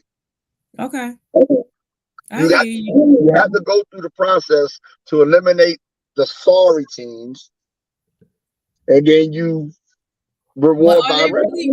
Well, are they really sorry teams? Because if you're at that point when you make, I'm just talking NBA. If you're at that point sorry. where even though they pros, they sorry. This whole play-in thing. Even though they pros, they still sorry. Okay. It is what it is. Oh, okay, Adam, you got me sold. I see it don't take much to get you sold. Yo, no, it takes a lot. It just takes a special person. Keep that in mind. It's already ringing. All right. Phil, you should call this like collaboration, like 2 and 2, foolery type of thing. You making love connections in this. Okay. Okay. Adam, I'm fucking with you. Don't take it seriously. I know. I heard you was a stand-up comedian. Yo, what's up with the Lakers though? I know we were talking about that while you were walking the dog again. Literally walking the dog. Yeah, this time walking the dog, we talking about that. Yes, Lakers are 112 and 76. Y'all don't know that there's a script in every sport. That there's a what? Script. Oh, you doing a conspiracy theory thing? Script. It's a script. But the script, what this script was is supposed to go to 7, and it's not going to 7. Oh, this script was for LeBron and AD as to get some rest. They gonna finish, and Golden State and Sacramento gonna play. So that means LeBron and them won't play till Tuesday or Wednesday. It's called rest. I get that. It's a script. I'm telling you. But you can't have every player involved in that script. But I will tell you this. You don't need every player. All you need is the referees. I mean, I hear you on that because I saw the Netflix joint with the referees. But I would tell you one thing: Wizards fucked up because they give up players. Rui Hachimura, when they picked him up, like this motherfucker is doing like 15, 20 points a game for the Lakers. Like when the Lakers went into that whole free agent frenzy or whatever it is, they came on. Like everybody was shocked. Yeah. But me personally, F the Lakers. Be a hater. You about to be a hater. Who's a hater? Why am I a hater? Just because I just hate this. I'm a Boston Celtics fan. Why the hell would I like the Lakers? He's a Boston fan. So, you're not supposed to. But I'm about to blend in with the sofa again. Already? He said he about to blend in with the sofa. Oh my God. This shit gonna turn into love collaborations if he go blend in with that sofa. I think that's Phil's way of saying he is about ready to get this podcast. Hey, yo, they got LeBron and everybody on the bench. Wouldn't you if you had 40? No bullshit. And it's 4 minutes and 24 seconds left in the fourth. They got Kenny off the sun in the game for Memphis. They probably got Tristan Thompson in the game. I think they passed him. They passed him. Wow. Yeah, yep, that's it. So we got our next set of rounds. Oh no, what's the name? Just won. Sacramento and Golden State have game 7 to go. And how about your boy Monty Williams? That would be it. Before the next round? Yeah, it wouldn't that be the last game? The Knicks, y'all, the bum ass Knicks and the sorry ass Heat play Sunday. Why you gotta do the sorry ass Heat though? Because you know I'm a fan, though, Adam. Watch yourself. I mean, I knew you was listening. Watch yourself. And the Heat are not bums. I will tell you what though, I thought Sacramento. I am shocked at Sacramento because they can't hold the phone. And I thought that was gonna be an easy game, but I guess why? Golden State ain't gonna just lay down. No, I agree with that. I do. They the defending champions. But every dog has its day, and I just thought them dogs ain't ready to roll over. Nah, they not. That is true. But I wish Draymond. It's still Team Light Skin. Remember that. I mean, yeah, exactly. That's dirty. I can see very well. That's dirty. No, it ain't. Team Light Skin, Team Couch. I mean, you tell me what's going on. That's dirty. Phil, you hear him talking? Phil, he talking about you. Nah, I don't pay attention to none of that. I don't pay attention to none of that. Look at LeBron over there. You team couch. LeBron over there sitting pretty. LeBron on team couch. You team Yeah, couch. and Jason Tatum on team light skin. And Jordan on team couch. Well, we talking something different. You now. on LeBron?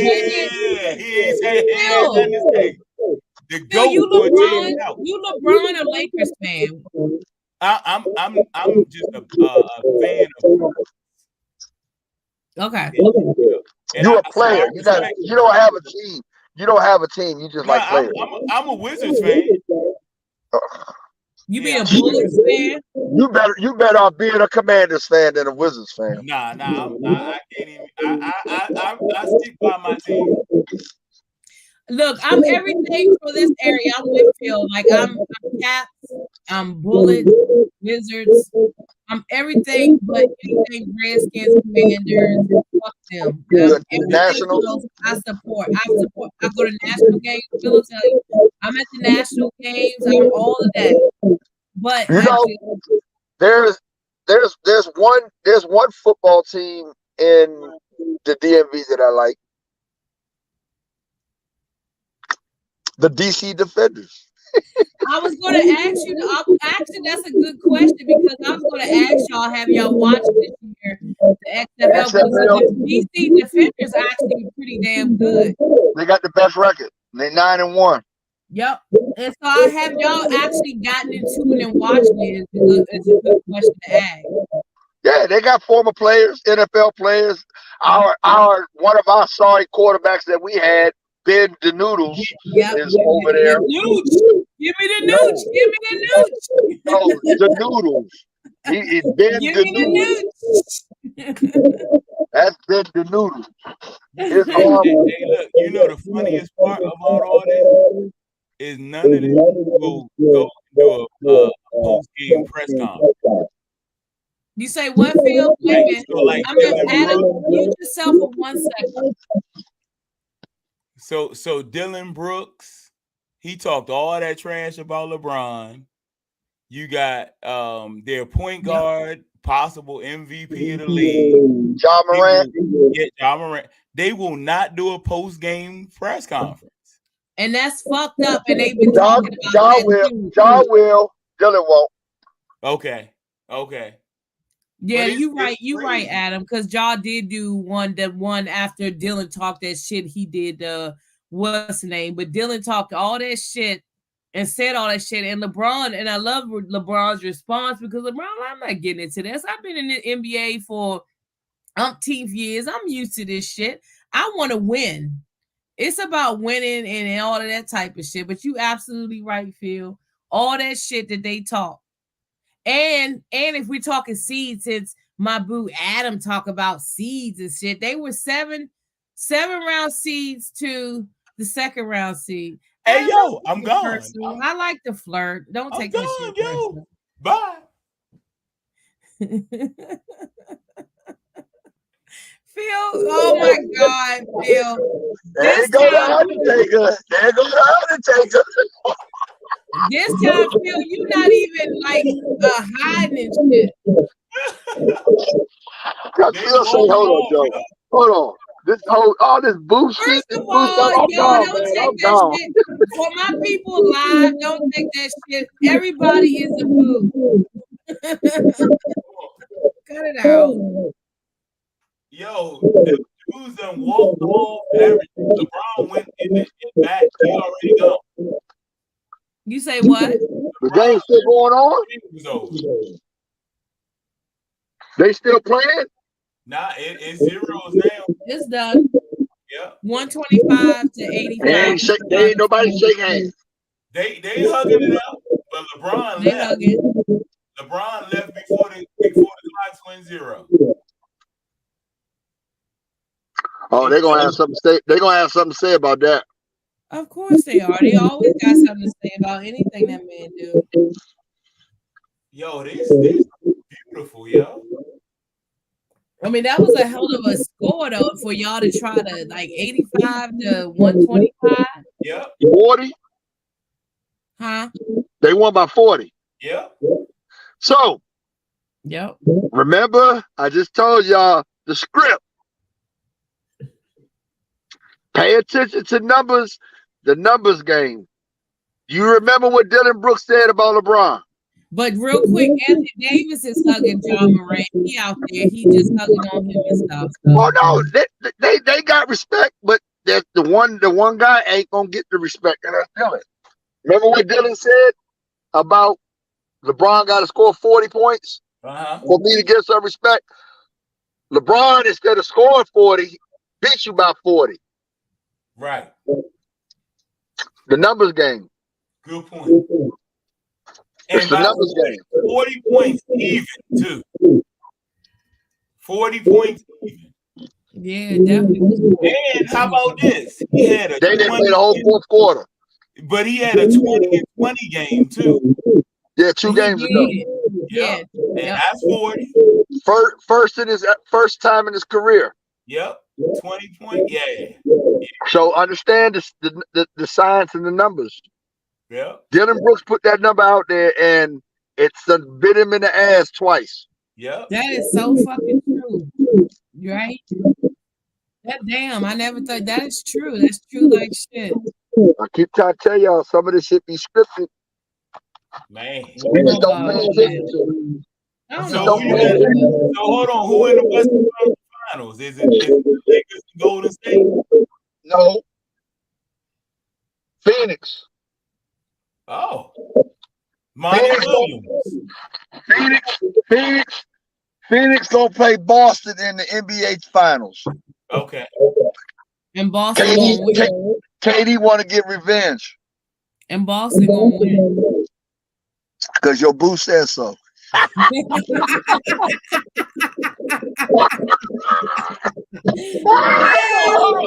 Hold on, but Phoenix is representing Potomac, though. What? Phoenix's head coach is from Potomac. I know, Phil. I didn't know that. I know that. Phil, her boo is from Boston. Y'all dumb as hell. Yes. She don't know what's going on right now. She is at a crossroads. She is Mimi at the crossroads. Hey, like both comes of Harmony too. Oh my god. Hey, yo, I'm about to go pull up some of these videos from you. What was y'all senior trip, bro? Oh, yo, I don't need you to put no videos. I will not, thank you, Ad. I will not disclose that on live of what year. That evidence, they didn't catch it. Vault. That's in the vault that we done changed the code and everybody forgot it. There you go. No, I ain't forget, but no, I'm a different person now. Yeah, we all are. We all are. Yeah, you mean? I gotta speak for myself. I'm a different person now. I found Jesus. But you found Jesus. Oh, only on Sundays. Only on Phil, Sundays. leave that vault alone, Phil. Hey, listen. Hey, Adam, Phil, you need to go back in mummy stage. Lay on the couch. Yeah. Come on, go ahead, Undertaker, lay down. Hey, yo, this is beautiful right here. Oh my God. What's beautiful? And the Kings stepping up against the Warriors. The Lakers stepping up. It's beautiful. Yeah, I'm liking it. So real talk, the only team that's left is the series is Golden State and the Kings, And the right? Kings, yeah. Okay. For the first round. For the first round, right? And I think Game 7 is Sunday. Yeah, that'll be a good one. But I actually think Sacramento gonna pull it out. They're gonna be the next upset. I don't care who wins. All this is doing is helping LeBron and the Lakers get rest. Yeah. They won't play until Tuesday or Wednesday. Okay, but there's no difference from the Sixers getting the rest that they're getting. And I would love to see what Embiid and the rest, and he come back from the knee, and what happens with them with that Boston series. I want the L for you stand for the 76ers, right? Yeah, I'm a Celtics fan. Why would I think we You a gonna Boston? lose? Okay, yes, right. I keep yes. Please, I want She y'all to done kick forgot. them motherfucking Hey, ass. she done forgot And the what a boo reason like. why, Shit. and Phil, hey Phil, the main reason why is because you know Eric Banks, EB is like every year they do the same shit.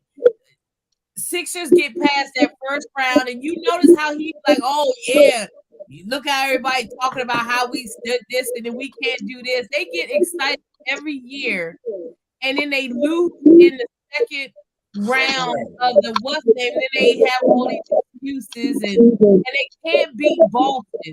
Y'all have the Sixers number, Adam. They cannot beat y'all.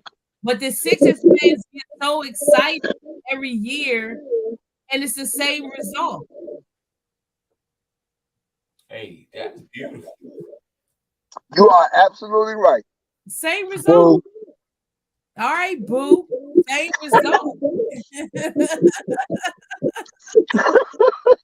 Look at Phil's Phil. so stupid. Phil, I know that's why I'm keep saying because look at Phil. Phil gets so he more blushing than we are blushing. I'm loving all of this. I'm loving this.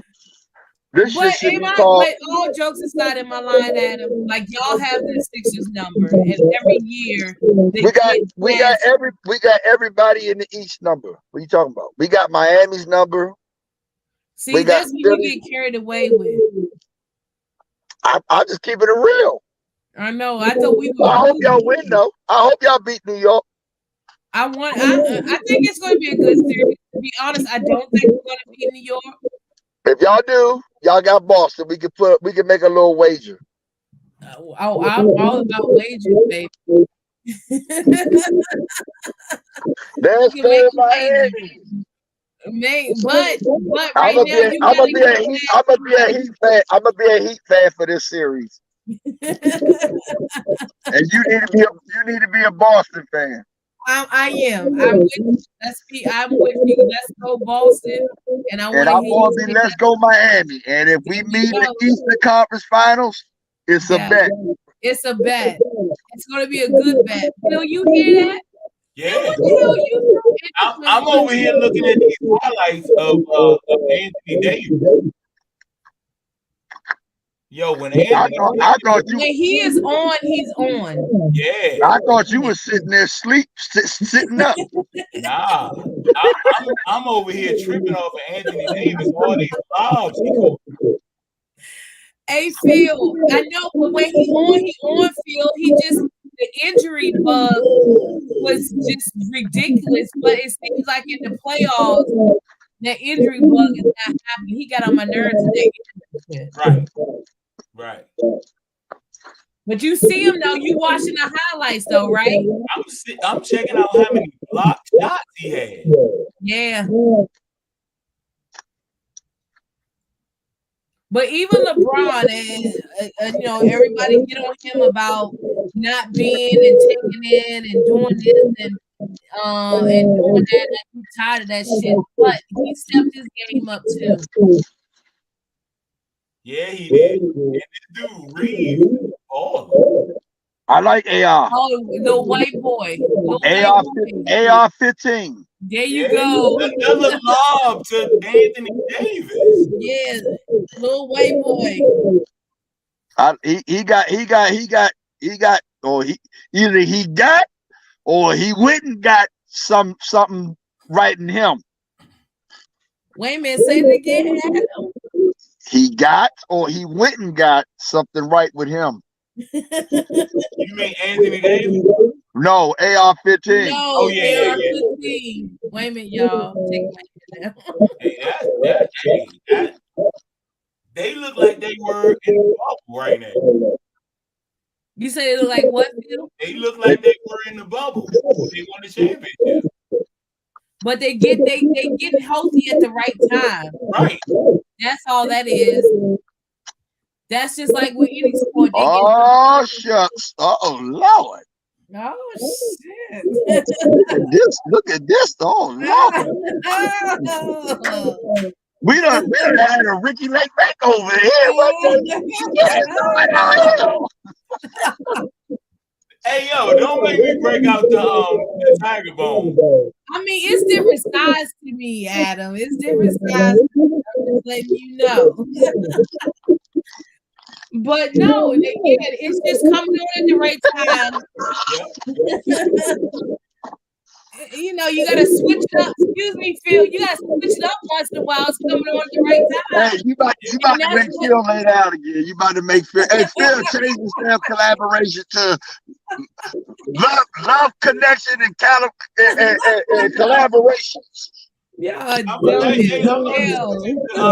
the old. That's why, and now y'all know that's why I say this should be called the collaboration something, because Phil, you collaborate, you making all types of collaborations. Yeah. Hey, I'm on the switch. Remember Jeannie Jones on 95.5? Yeah. Talking slow down. No, that wasn't. That is hilarious. Oh, you gonna have something after dark, huh? Oh shit! Oh shit! I want to see this backdrop. Let me host that podcast. I got another thing. We need to be in the studio for that podcast. Okay, up front and personal. And why not? Let's get it raunchy and right. In this bitch. Hey, it's gonna be some aroma in there. Oh my god! Y'all are terrible. This is for the grown and sexy only. There you go. What happened, Phil? I don't see one highlight of Dylan Brooks. He talking. Man, you sitting here still talking about these damn flakers. Watch yourself, though. Don't call them flakers. Who are you sticking up for? All I got to say is, if the NBA had their way, it's gonna be Boston, LA. It's gonna be the Lakers and Boston in the finals. Yeah. Y'all think so? Who gonna win 18? Who gonna win 18 first? Yeah. If the NBA had their way, that's who they won. But Adam says the script, so it's possible for it to happen. I just don't get the script though. You got plenty of scripts. Oh, I got some scripts. But we talk about basketball. No, you could you could have Denver, Philly, the battle of the big men. Okay.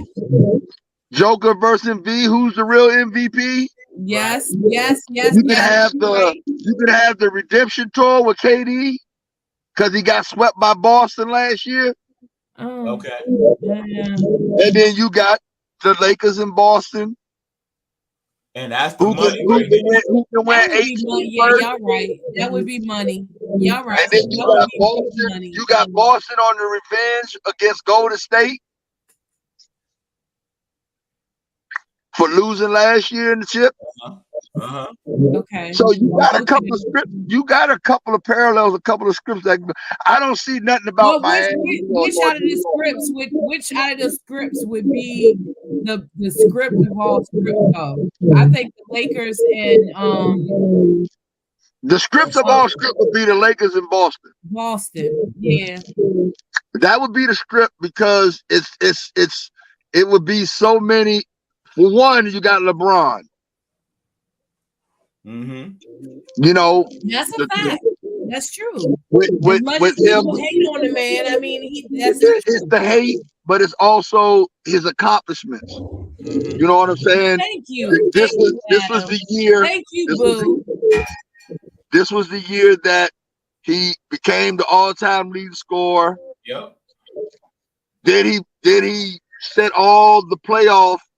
He's all time and damn near everything in playoff minutes, points, and age-wise too. You all of that, and then you got the two most. Then you end up with the two most storied franchise in basketball. Right. So, okay. Boston Boston, LA always is going to be. Damn, bro. Damn, Phil, damn. Damn. Damn. I love it. It's time to re-up. Adam, did you hear that pour? Did you hear I heard it. I heard it. Right? That sound like 2 more hours of this podcast. I'm listening. Like that stopped the whole conversation. I thought it might was 10 for a minute. Now it's like hey, look, that shit sound like running water. We don't have no podcast tomorrow at 12 o'clock, right? What? We don't have no podcast till tomorrow at 11:45. Noon. Not night. Noon. That's right.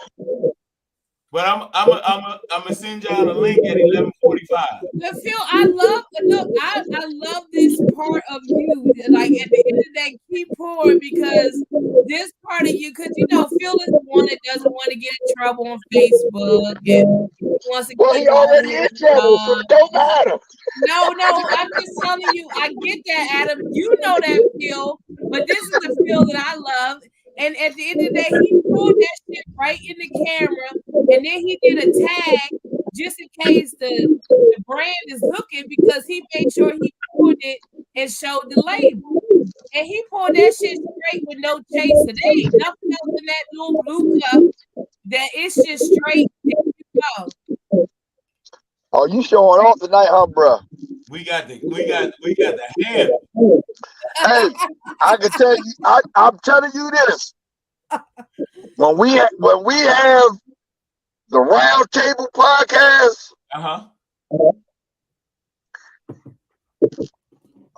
yeah, we're gonna show off there. What's a Round Table podcast? What's that? We got to introduce her to Louis, bro. See again. Round Table podcast. When we all at one place, one location. Right. 5 microphones. Everybody got their own mic. We at a table. Okay. Y'all have already done this? This is already going on? Nope. It's in the process. Just stay ready. Y'all need to add a female to that. Just stay ready. You already let me see 2 sides of you. Just stay ready. All right, boo. I will stay ready. Why you crack up every time she say that shit? Because I love it. I love all of this. You know how I am. Yep. Every time she say boo, Phil get the biggest goddamn whopper cheese smile ever. Yes. I see all 52 of your teeth every time she say that. Hey, look, I didn't even wore Dallas out. Look, Dallas knocked out. About time. Look at Dallas, yes. Dog. Wow. Dallas gonna raise up like the Undertaker in a minute. Yeah.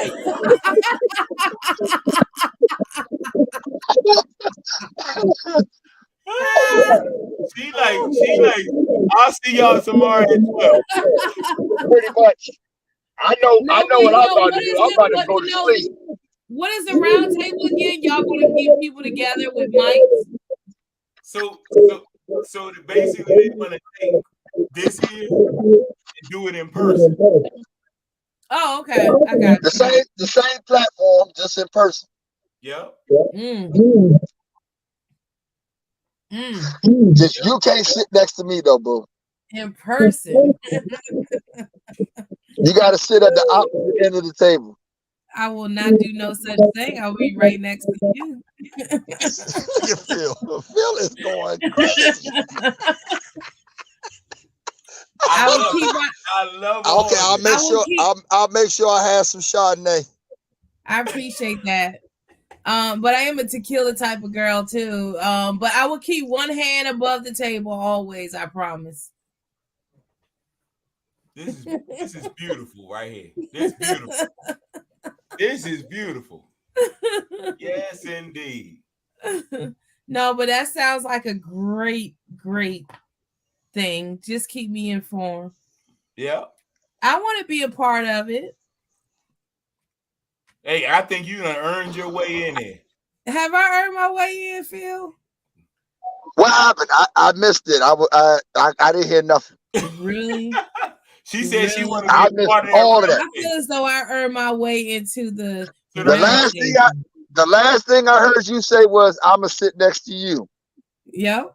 In that and I ain't hear nothing else after that. I just said I would be sitting in that round table. I think I've earned my spot. Oh no, you have definitely earned your spot. See, I told you. You have definitely earned your spot. If Phil comes to me, I will definitely sign off on you. Thank you, boo. I appreciate Look, that. there go to smile. There go to smile. Hold on, I gotta give you the mailman pose too. Thank you. Oh Lord. Yo. Oh, you really special now. Yeah. You really special now. Am I really special now? You done got the mailman. I saw. I got the whole. Yes. You get to sit next to me. I mean, hello. hey, look, we're gonna even start the party. We're gonna start that podcast off with a little bit of NEG too. Ooh. Okay, let me flip. She definitely can't sit next to me. Excuse me. Let me flip. What you say? You gonna start off with what? with some Northeast groovers. Might even have Rah on the podcast with us. Hey, she will not sit next to me with NEG going. I can tell you that now. Y'all are fucking crazy. I love it. Yeah. I got some behind the scenes stuff too with our whole DMV family too. See what I'm saying? Okay. Because I don't even know if people know that Hug, the singer from NEG, is a Cowboys fan. Yeah, I know that. Yep. No, I didn't know that. Yeah, then it's okay. You gonna get introduced to a lot of people, boo. Yep. This is gonna be fun. Oh my God. Well, I look and the forward crazy part about it is, Daddy, you're gonna blow a lot of men's mind with your intellect, right? Your knowledge. A lot of these guys, you will have their asses tongue tied. Yep. Watch, I promise you. I promise you. They not gonna expect. I ain't gonna say they ain't gonna expect because you know we're in a day and age and era where knowledge is always. But you gonna shock some people. Yeah. Because you definitely just shocked the shit out of me. Well, goddamn. Okay, now let me flip my head. All right. So see, Danny, this is why. Remember when I first started that group, I made every female. I made so you weren't in there yet, Adam, but in that group, I had every admin in the group female. Was a female. Yeah. Because I wanted everybody to see females know their cowboy stuff too. Well, they know. Well, not only do they know cowboy stuff, they know sports. They know sports, and they humble enough to ask questions if they don't know something. That's me all day long. I will ask a question. I don't know who y'all. And I always said from I don't follow college. I don't know college. So when y'all sit here and talk about these players and all that, I'm in at home because I'm like, okay, and Phil, I will write down a name quick and be like, oh, they talk about stuff. Who y'all say? So I don't have no problem with that at all. There's no. I don't know. I just don't have any problem with that. I don't need to be on the podcast. Well, I ain't got no problem with you. Thank you, Adam. I appreciate that. Because Adam, all jokes aside, I didn't know you from a hill of beans until Phil started putting us all together in these groups and things of that nature. So at the end of the day, now you my boo. But at the end of the day, I didn't know who you were. Look at Phil. Adam, I love it. I love it. I love it. Well, all jokes aside, though, I really do appreciate that because there are women out here, females that do know it, and it's okay if you don't know everything. I don't try to act like I know everything. I just know enough, and I love the sports of it all. Yeah. No problem, boo. Thank you, boo. And anything that I need, anything that I would need to know, I know who I can go to. I will go to Adam, my Android boo. Where's KJ at? Where's KJ at right now? KJ go see this shit in 3 weeks and be like, these motherfuckers is crazy. He's gonna be like, Team iPhone. Team iPhone. Team iPhone. Yes. But at the end of the day, I just want the ladies to know it's okay. We don't know it all. We don't gotta act like we know it all. I will ask a question quick in a hurry. It ain't even about just the ladies. Some of these men don't even know it all. True. I don't know it all. I'm pointing at me. I You don't. know what I'm saying? Yeah. But their ego gets in the way, and they don't wanna let, especially a female, a woman, like you know more than them. Right. So they're gonna downplay what you're saying.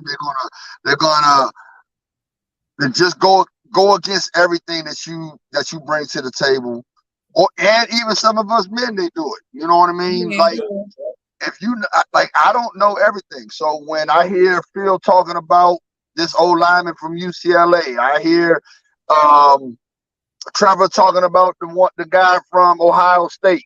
I'm listening like, okay, let me pay attention to these two because I didn't even think about them. That's true. I know they program. He was like, I don't know him. All I do is I base it off the program, and I look at the talent that's at their programs. So now your program doing pretty good. Players that are you talking about have to be doing something great. Right. You know what I'm saying? But then I look to y'all because again, y'all know college football. Y'all know some of these players to look out for.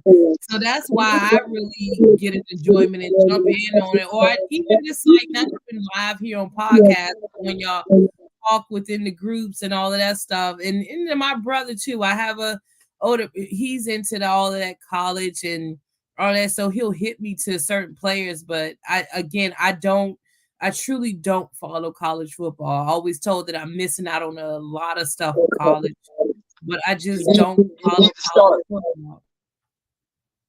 Say it again, Adam. You need to start. You need to start. Well, I need someone to get me to start. That's not a problem. I can always assist you. Okay. Much appreciated, Boo. Look at Phil.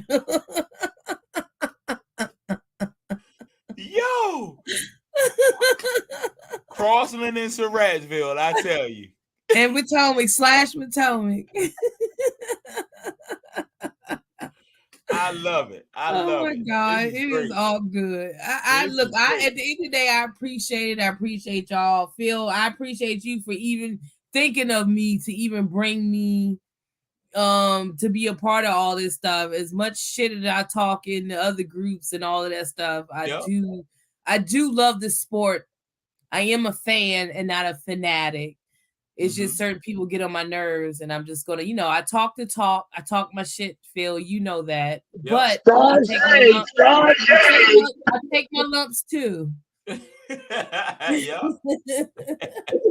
Now, on the real though, Phil, like I told you a couple of podcasts ago, I definitely appreciate you, bro. You know what I'm saying, for having this platform and getting people from all over that got different mind states and just being able to speak and express their opinions. You got a great situation going on here, and like I told you when we had our 2-hour conversation before, about everything, I'm here to support. I'm here to help. Whatever you need, whatever insight you got, you know what I'm saying? I'm all in. I'm all for it. You know, it's a great thing you got here, brother. You know what I'm saying? And I'm looking forward to bigger and better things. And my boo. Yeah, Hey yo, hey look, we were looking professional tonight too, weren't we? Yeah, exactly. We look structured.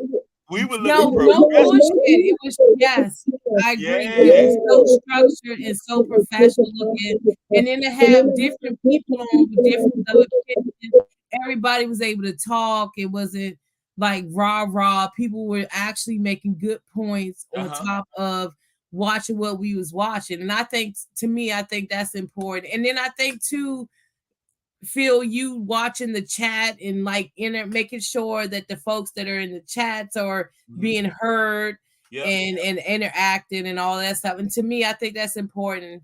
And then I think the other important thing is people nowadays, everybody wants something instant to happen. Everybody doesn't have the patience. Maybe it's that generation or whatever, but at the end of the day, you got to keep pushing to make something be successful, right? It's not going to happen overnight. You understand what I'm saying? Yep. You got to keep, I don't care if you have one person on, the end of the day, you have something good. So I just want you to keep pushing for that because you really do have something good. You have the platform, you do have the people, people know who you are. You get what I'm saying? At the end of the day, I wouldn't have been able to meet some of these fabulous people like my boo. I love it. Let me just pause. Hey, hold on. Don't forget. We're gonna take a pause when I say that. I wouldn't have gotten to know people like my boo, who at the end of the day, you know, they wouldn't have gotten to know me. My boo wouldn't have gotten to know me. That's true. He might not have had a boo. But true. At the end of the day, all I'm saying is like you're putting people together at the end of the day that have the same common interests and goals and things of that nature. So that's all I want to say. I am happy to be here. I'll tell you, I go to work, I be showing coworkers like, yo, you gotta check out. Yeah, I was on this podcast. Like, I think I'm really fucking cool now at work because I be like, oh, I can't go to happy hour. I gotta get on my podcast tonight with my folks and stuff like that. So that's the type of shit. That's the vibes I got going on right now. I love it. Love it. Do you hear this shit? It's real. And I know it is. So here's the thing. So it's good somebody shit, told me that they saw this podcast and they were like, yo, if you don't get one person on here, your grandkids, 60 years or 100 years from now will be able to say, yo, go look on YouTube. Yo, that's my grandfather right there. And you never met him, but you act just like him. Yeah. Or maybe your granddaughter, 60 years. Go look on this podcast. Yo, my mom always told my grandmother was crazy as fuck, but damn, right. Look at her ass out there. But so after I hit in this broadcast will forever be on YouTube. Yep. And then our grandkids be like, oh, that's how grandma and grandpa met because they were booing each other on this podcast of Dallas Cowboys collaboration. And that's where it all started at and shit. From the mailman post. From the mailman. I got it. It'd be like grandpa was all in the car trying to be all cool and shit. And grandma was just throwing herself at him. And he just, really didn't get it and stuff like that. I got you, Phil. I get it. Yo, grandma got cute, took her hair out the bun and shit. Yeah. Grandma was like, she cut the camera. I was like, I'm taking my hair out, y'all. Hold up for a second. Because grandma was looking at herself when Boo said boo after the third time. I was like, well, let me let this down. Let them know that this is all, yes, we got it all going on over here. Yo, y'all are funny. This is what I'm talking. So hold on.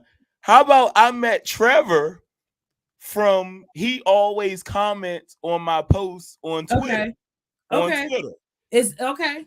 Never met the man in person at all, ever.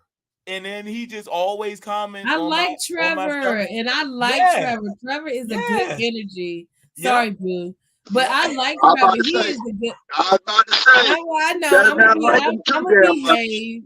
But Trevor is a good energy too. Yes. But even KJ, like I don't know how y'all far back y'all go with KJ, but y'all seem like y'all been friends as well too. Yep. For a minute. But it's just good people. Yep. I've known KJ since we were be kids. on the podcast. Now you do have to clean up that podcast inbox because they're just people that just feel real talk, and I don't watch it. I don't give a fuck, but they just don't. They don't join in. Like you can't talk what you talk and then be afraid to join in. And I say for my ladies too. For the ladies too, it's not about being. We like to be cute and we meet boos and stuff on here, but you don't have to be all like, like we got to do better, ladies. There's a bunch of us out here. We can meet a boo playing game. I mean, here we go. And I put them in the group. I put them in the messenger group. I put that group together so that you get the link. Mm-hmm. And come on. Yes. Talk your stuff. That's what I'm talking about. It's just the same thing like you say in the group, just we having a live conversations about it. Yep. And at the end of the day, it is what it is. Y'all can see me with my hair up, my hair down. I'm just saying my braids, not my braids. Look at him, yo. Look at him. You can see with my braids, not my braids. I can have a different hairstyle. Phil will tell you I will switch it up quick. I will make sure your imagination is all taken care of. But anyways, we talking about sports and all of that type of stuff. So but yes, my imagination runs wild with sports. Don't get it wrong word. Yeah, mine's too. Hut hike. Hut hike. I like quarterback sneaks. I mean, I'm always down to be a center. I would never go to shotgun. I can promise you that. Hey yo, y'all are nuts, yo. Hey yo, it's almost 2:00. Y'all gonna be ready at noon? I will. Okay. I'm always ready. So as long as my boo on here, I'll be ready. All right. Oh yes, as long as my boo on here, I will be ready. So noon sounds fantastic. That's what I'm talking about. Because I have nothing going on this weekend. It's going to be rainy this weekend. They said the rain is going to continue, and I've been traveling my ass off of work, so I am chilling and relaxing. All right. Hey, look, I might bring my boy on here that's a Giants fan, but he's a football fan, right? Like I'm talking about a football fan. Yeah, is he an Eagle? I might bring him on here tomorrow. He's not like what's his name? No, nah, he's not like the Eagles dude. This dude is. Wait a minute. So Adam was with Eric EB. Adam was on but he saw the episode. Oh, okay, he saw the episode. Yeah. Again, I love all of this because Eric can go back and tell his grandkids or whatever, yo, go look at this Dallas Cowboys collaboration on YouTube. And that's where I got my talkativeness from and don't know how to shut up. Okay, I got you. He took over everybody, didn't he? I know, yeah, I got you. This is where I get it from. Hey, that's my dog, though. That's my dog right there. No, that's my, Phil, too. That's my dog. That's my folks, too. Me and Eric have gone back and forth 50,000 times, but still don't mean that he needs to learn to shut the fuck up sometimes. And I would tell him that, too. That's what you call the mute button for, Phil. Thank you. He muted you. You see how he muted you? He be muting the shit out of me. I be looking up like, damn, this motherfucker here. I ain't even saying that I get muted. Hey, but he didn't mute that one though. So do me a favor. No, keep yourself unmuted. Are you got your because this at the end of the podcast. So can you take yourself off? You got your speaker on through your car? No. On his phone. Okay. Oh, okay. Okay. All right. That's what I want. I didn't ask you earlier. Yeah, it's through the phone. Okay. Yeah. It's through the phone. Okay. All right. It's through my boo phone. That's how we do Android.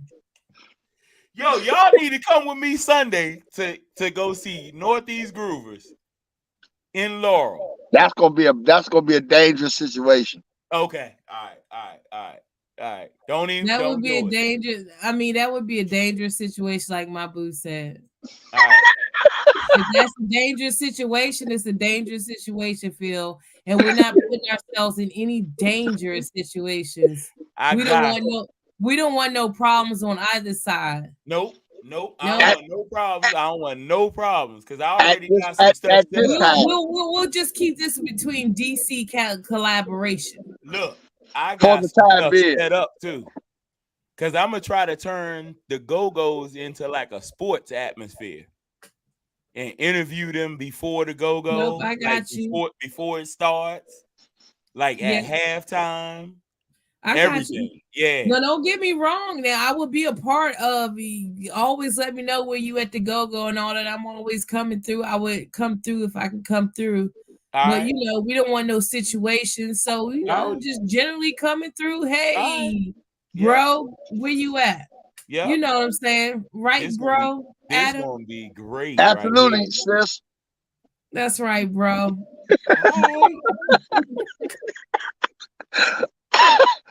Hey. See? I like it. Yeah. Exactly. It makes sense. Eye to eye. Oh, trust me, we're gonna be eye to eye, bro. Eye to eye. Yep. We are going to be eye to eye. It all makes sense. Like Nori in that Tiger Bone, right? Somebody woke up in behind the scenes. Yep. But no, we all eye to eye. I'm hip.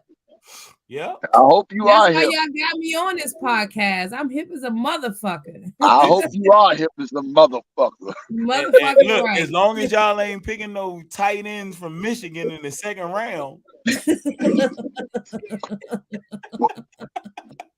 I'm not fucking with y'all no more. Okay, 12 o'clock.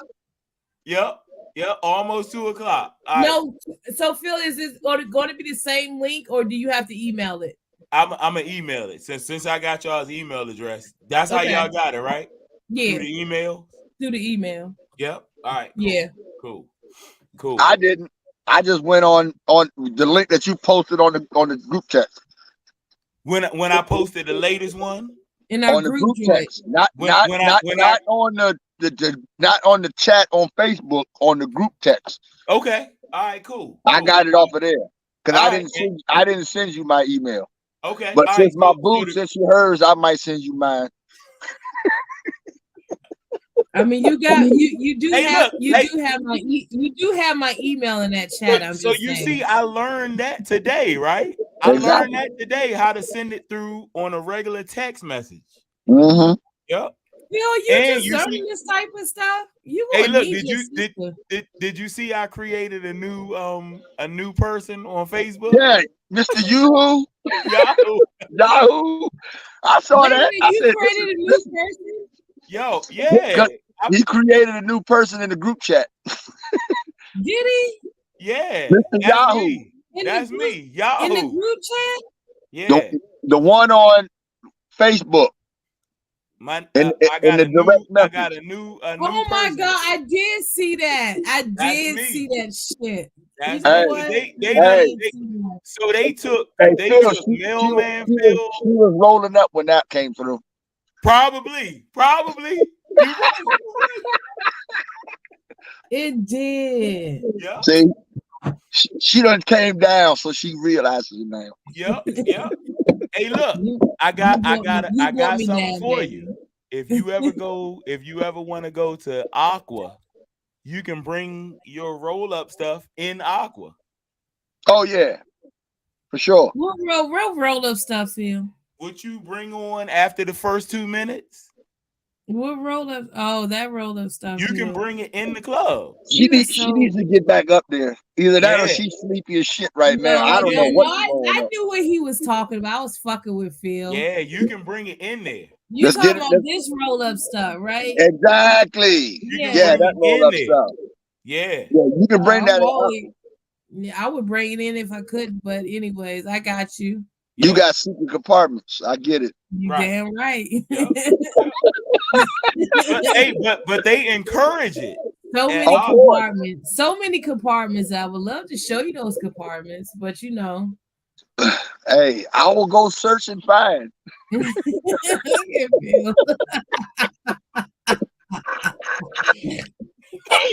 We're gonna create a new podcast. I promise you. These Dallas Cowboy people wondering what in the hell is wrong with these people. Nah, they hip. Trust me. Collaborations after dark. Enter at your own risk. I get all kind of inboxes like, yo, you gotta keep this going right here. Don't mess this up. I will definitely enter at my own risk. Yeah. And I'm not gonna use no caution. And they like the fact they love the fact that I have a whole bunch of diversity. Like they like, yo, you got people from all kinds of backgrounds on here. So yeah.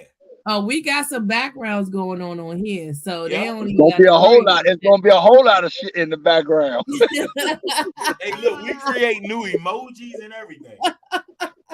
Oh my god, y'all is crazy. All right, 12 o'clock. Yep. Look, I'll send y'all the link in the group chat at like 11:45. Okay. Bet. All right. Sounds good. You get home safe, boo. I'm at work. It's raining. I know it's raining out there. Just be when you wake up, I'll still be here. Oh, okay. You just be careful. Just know that. Okay. Hey, look, I'm gonna log out. I'm gonna leave y'all on. Shut up, Phil.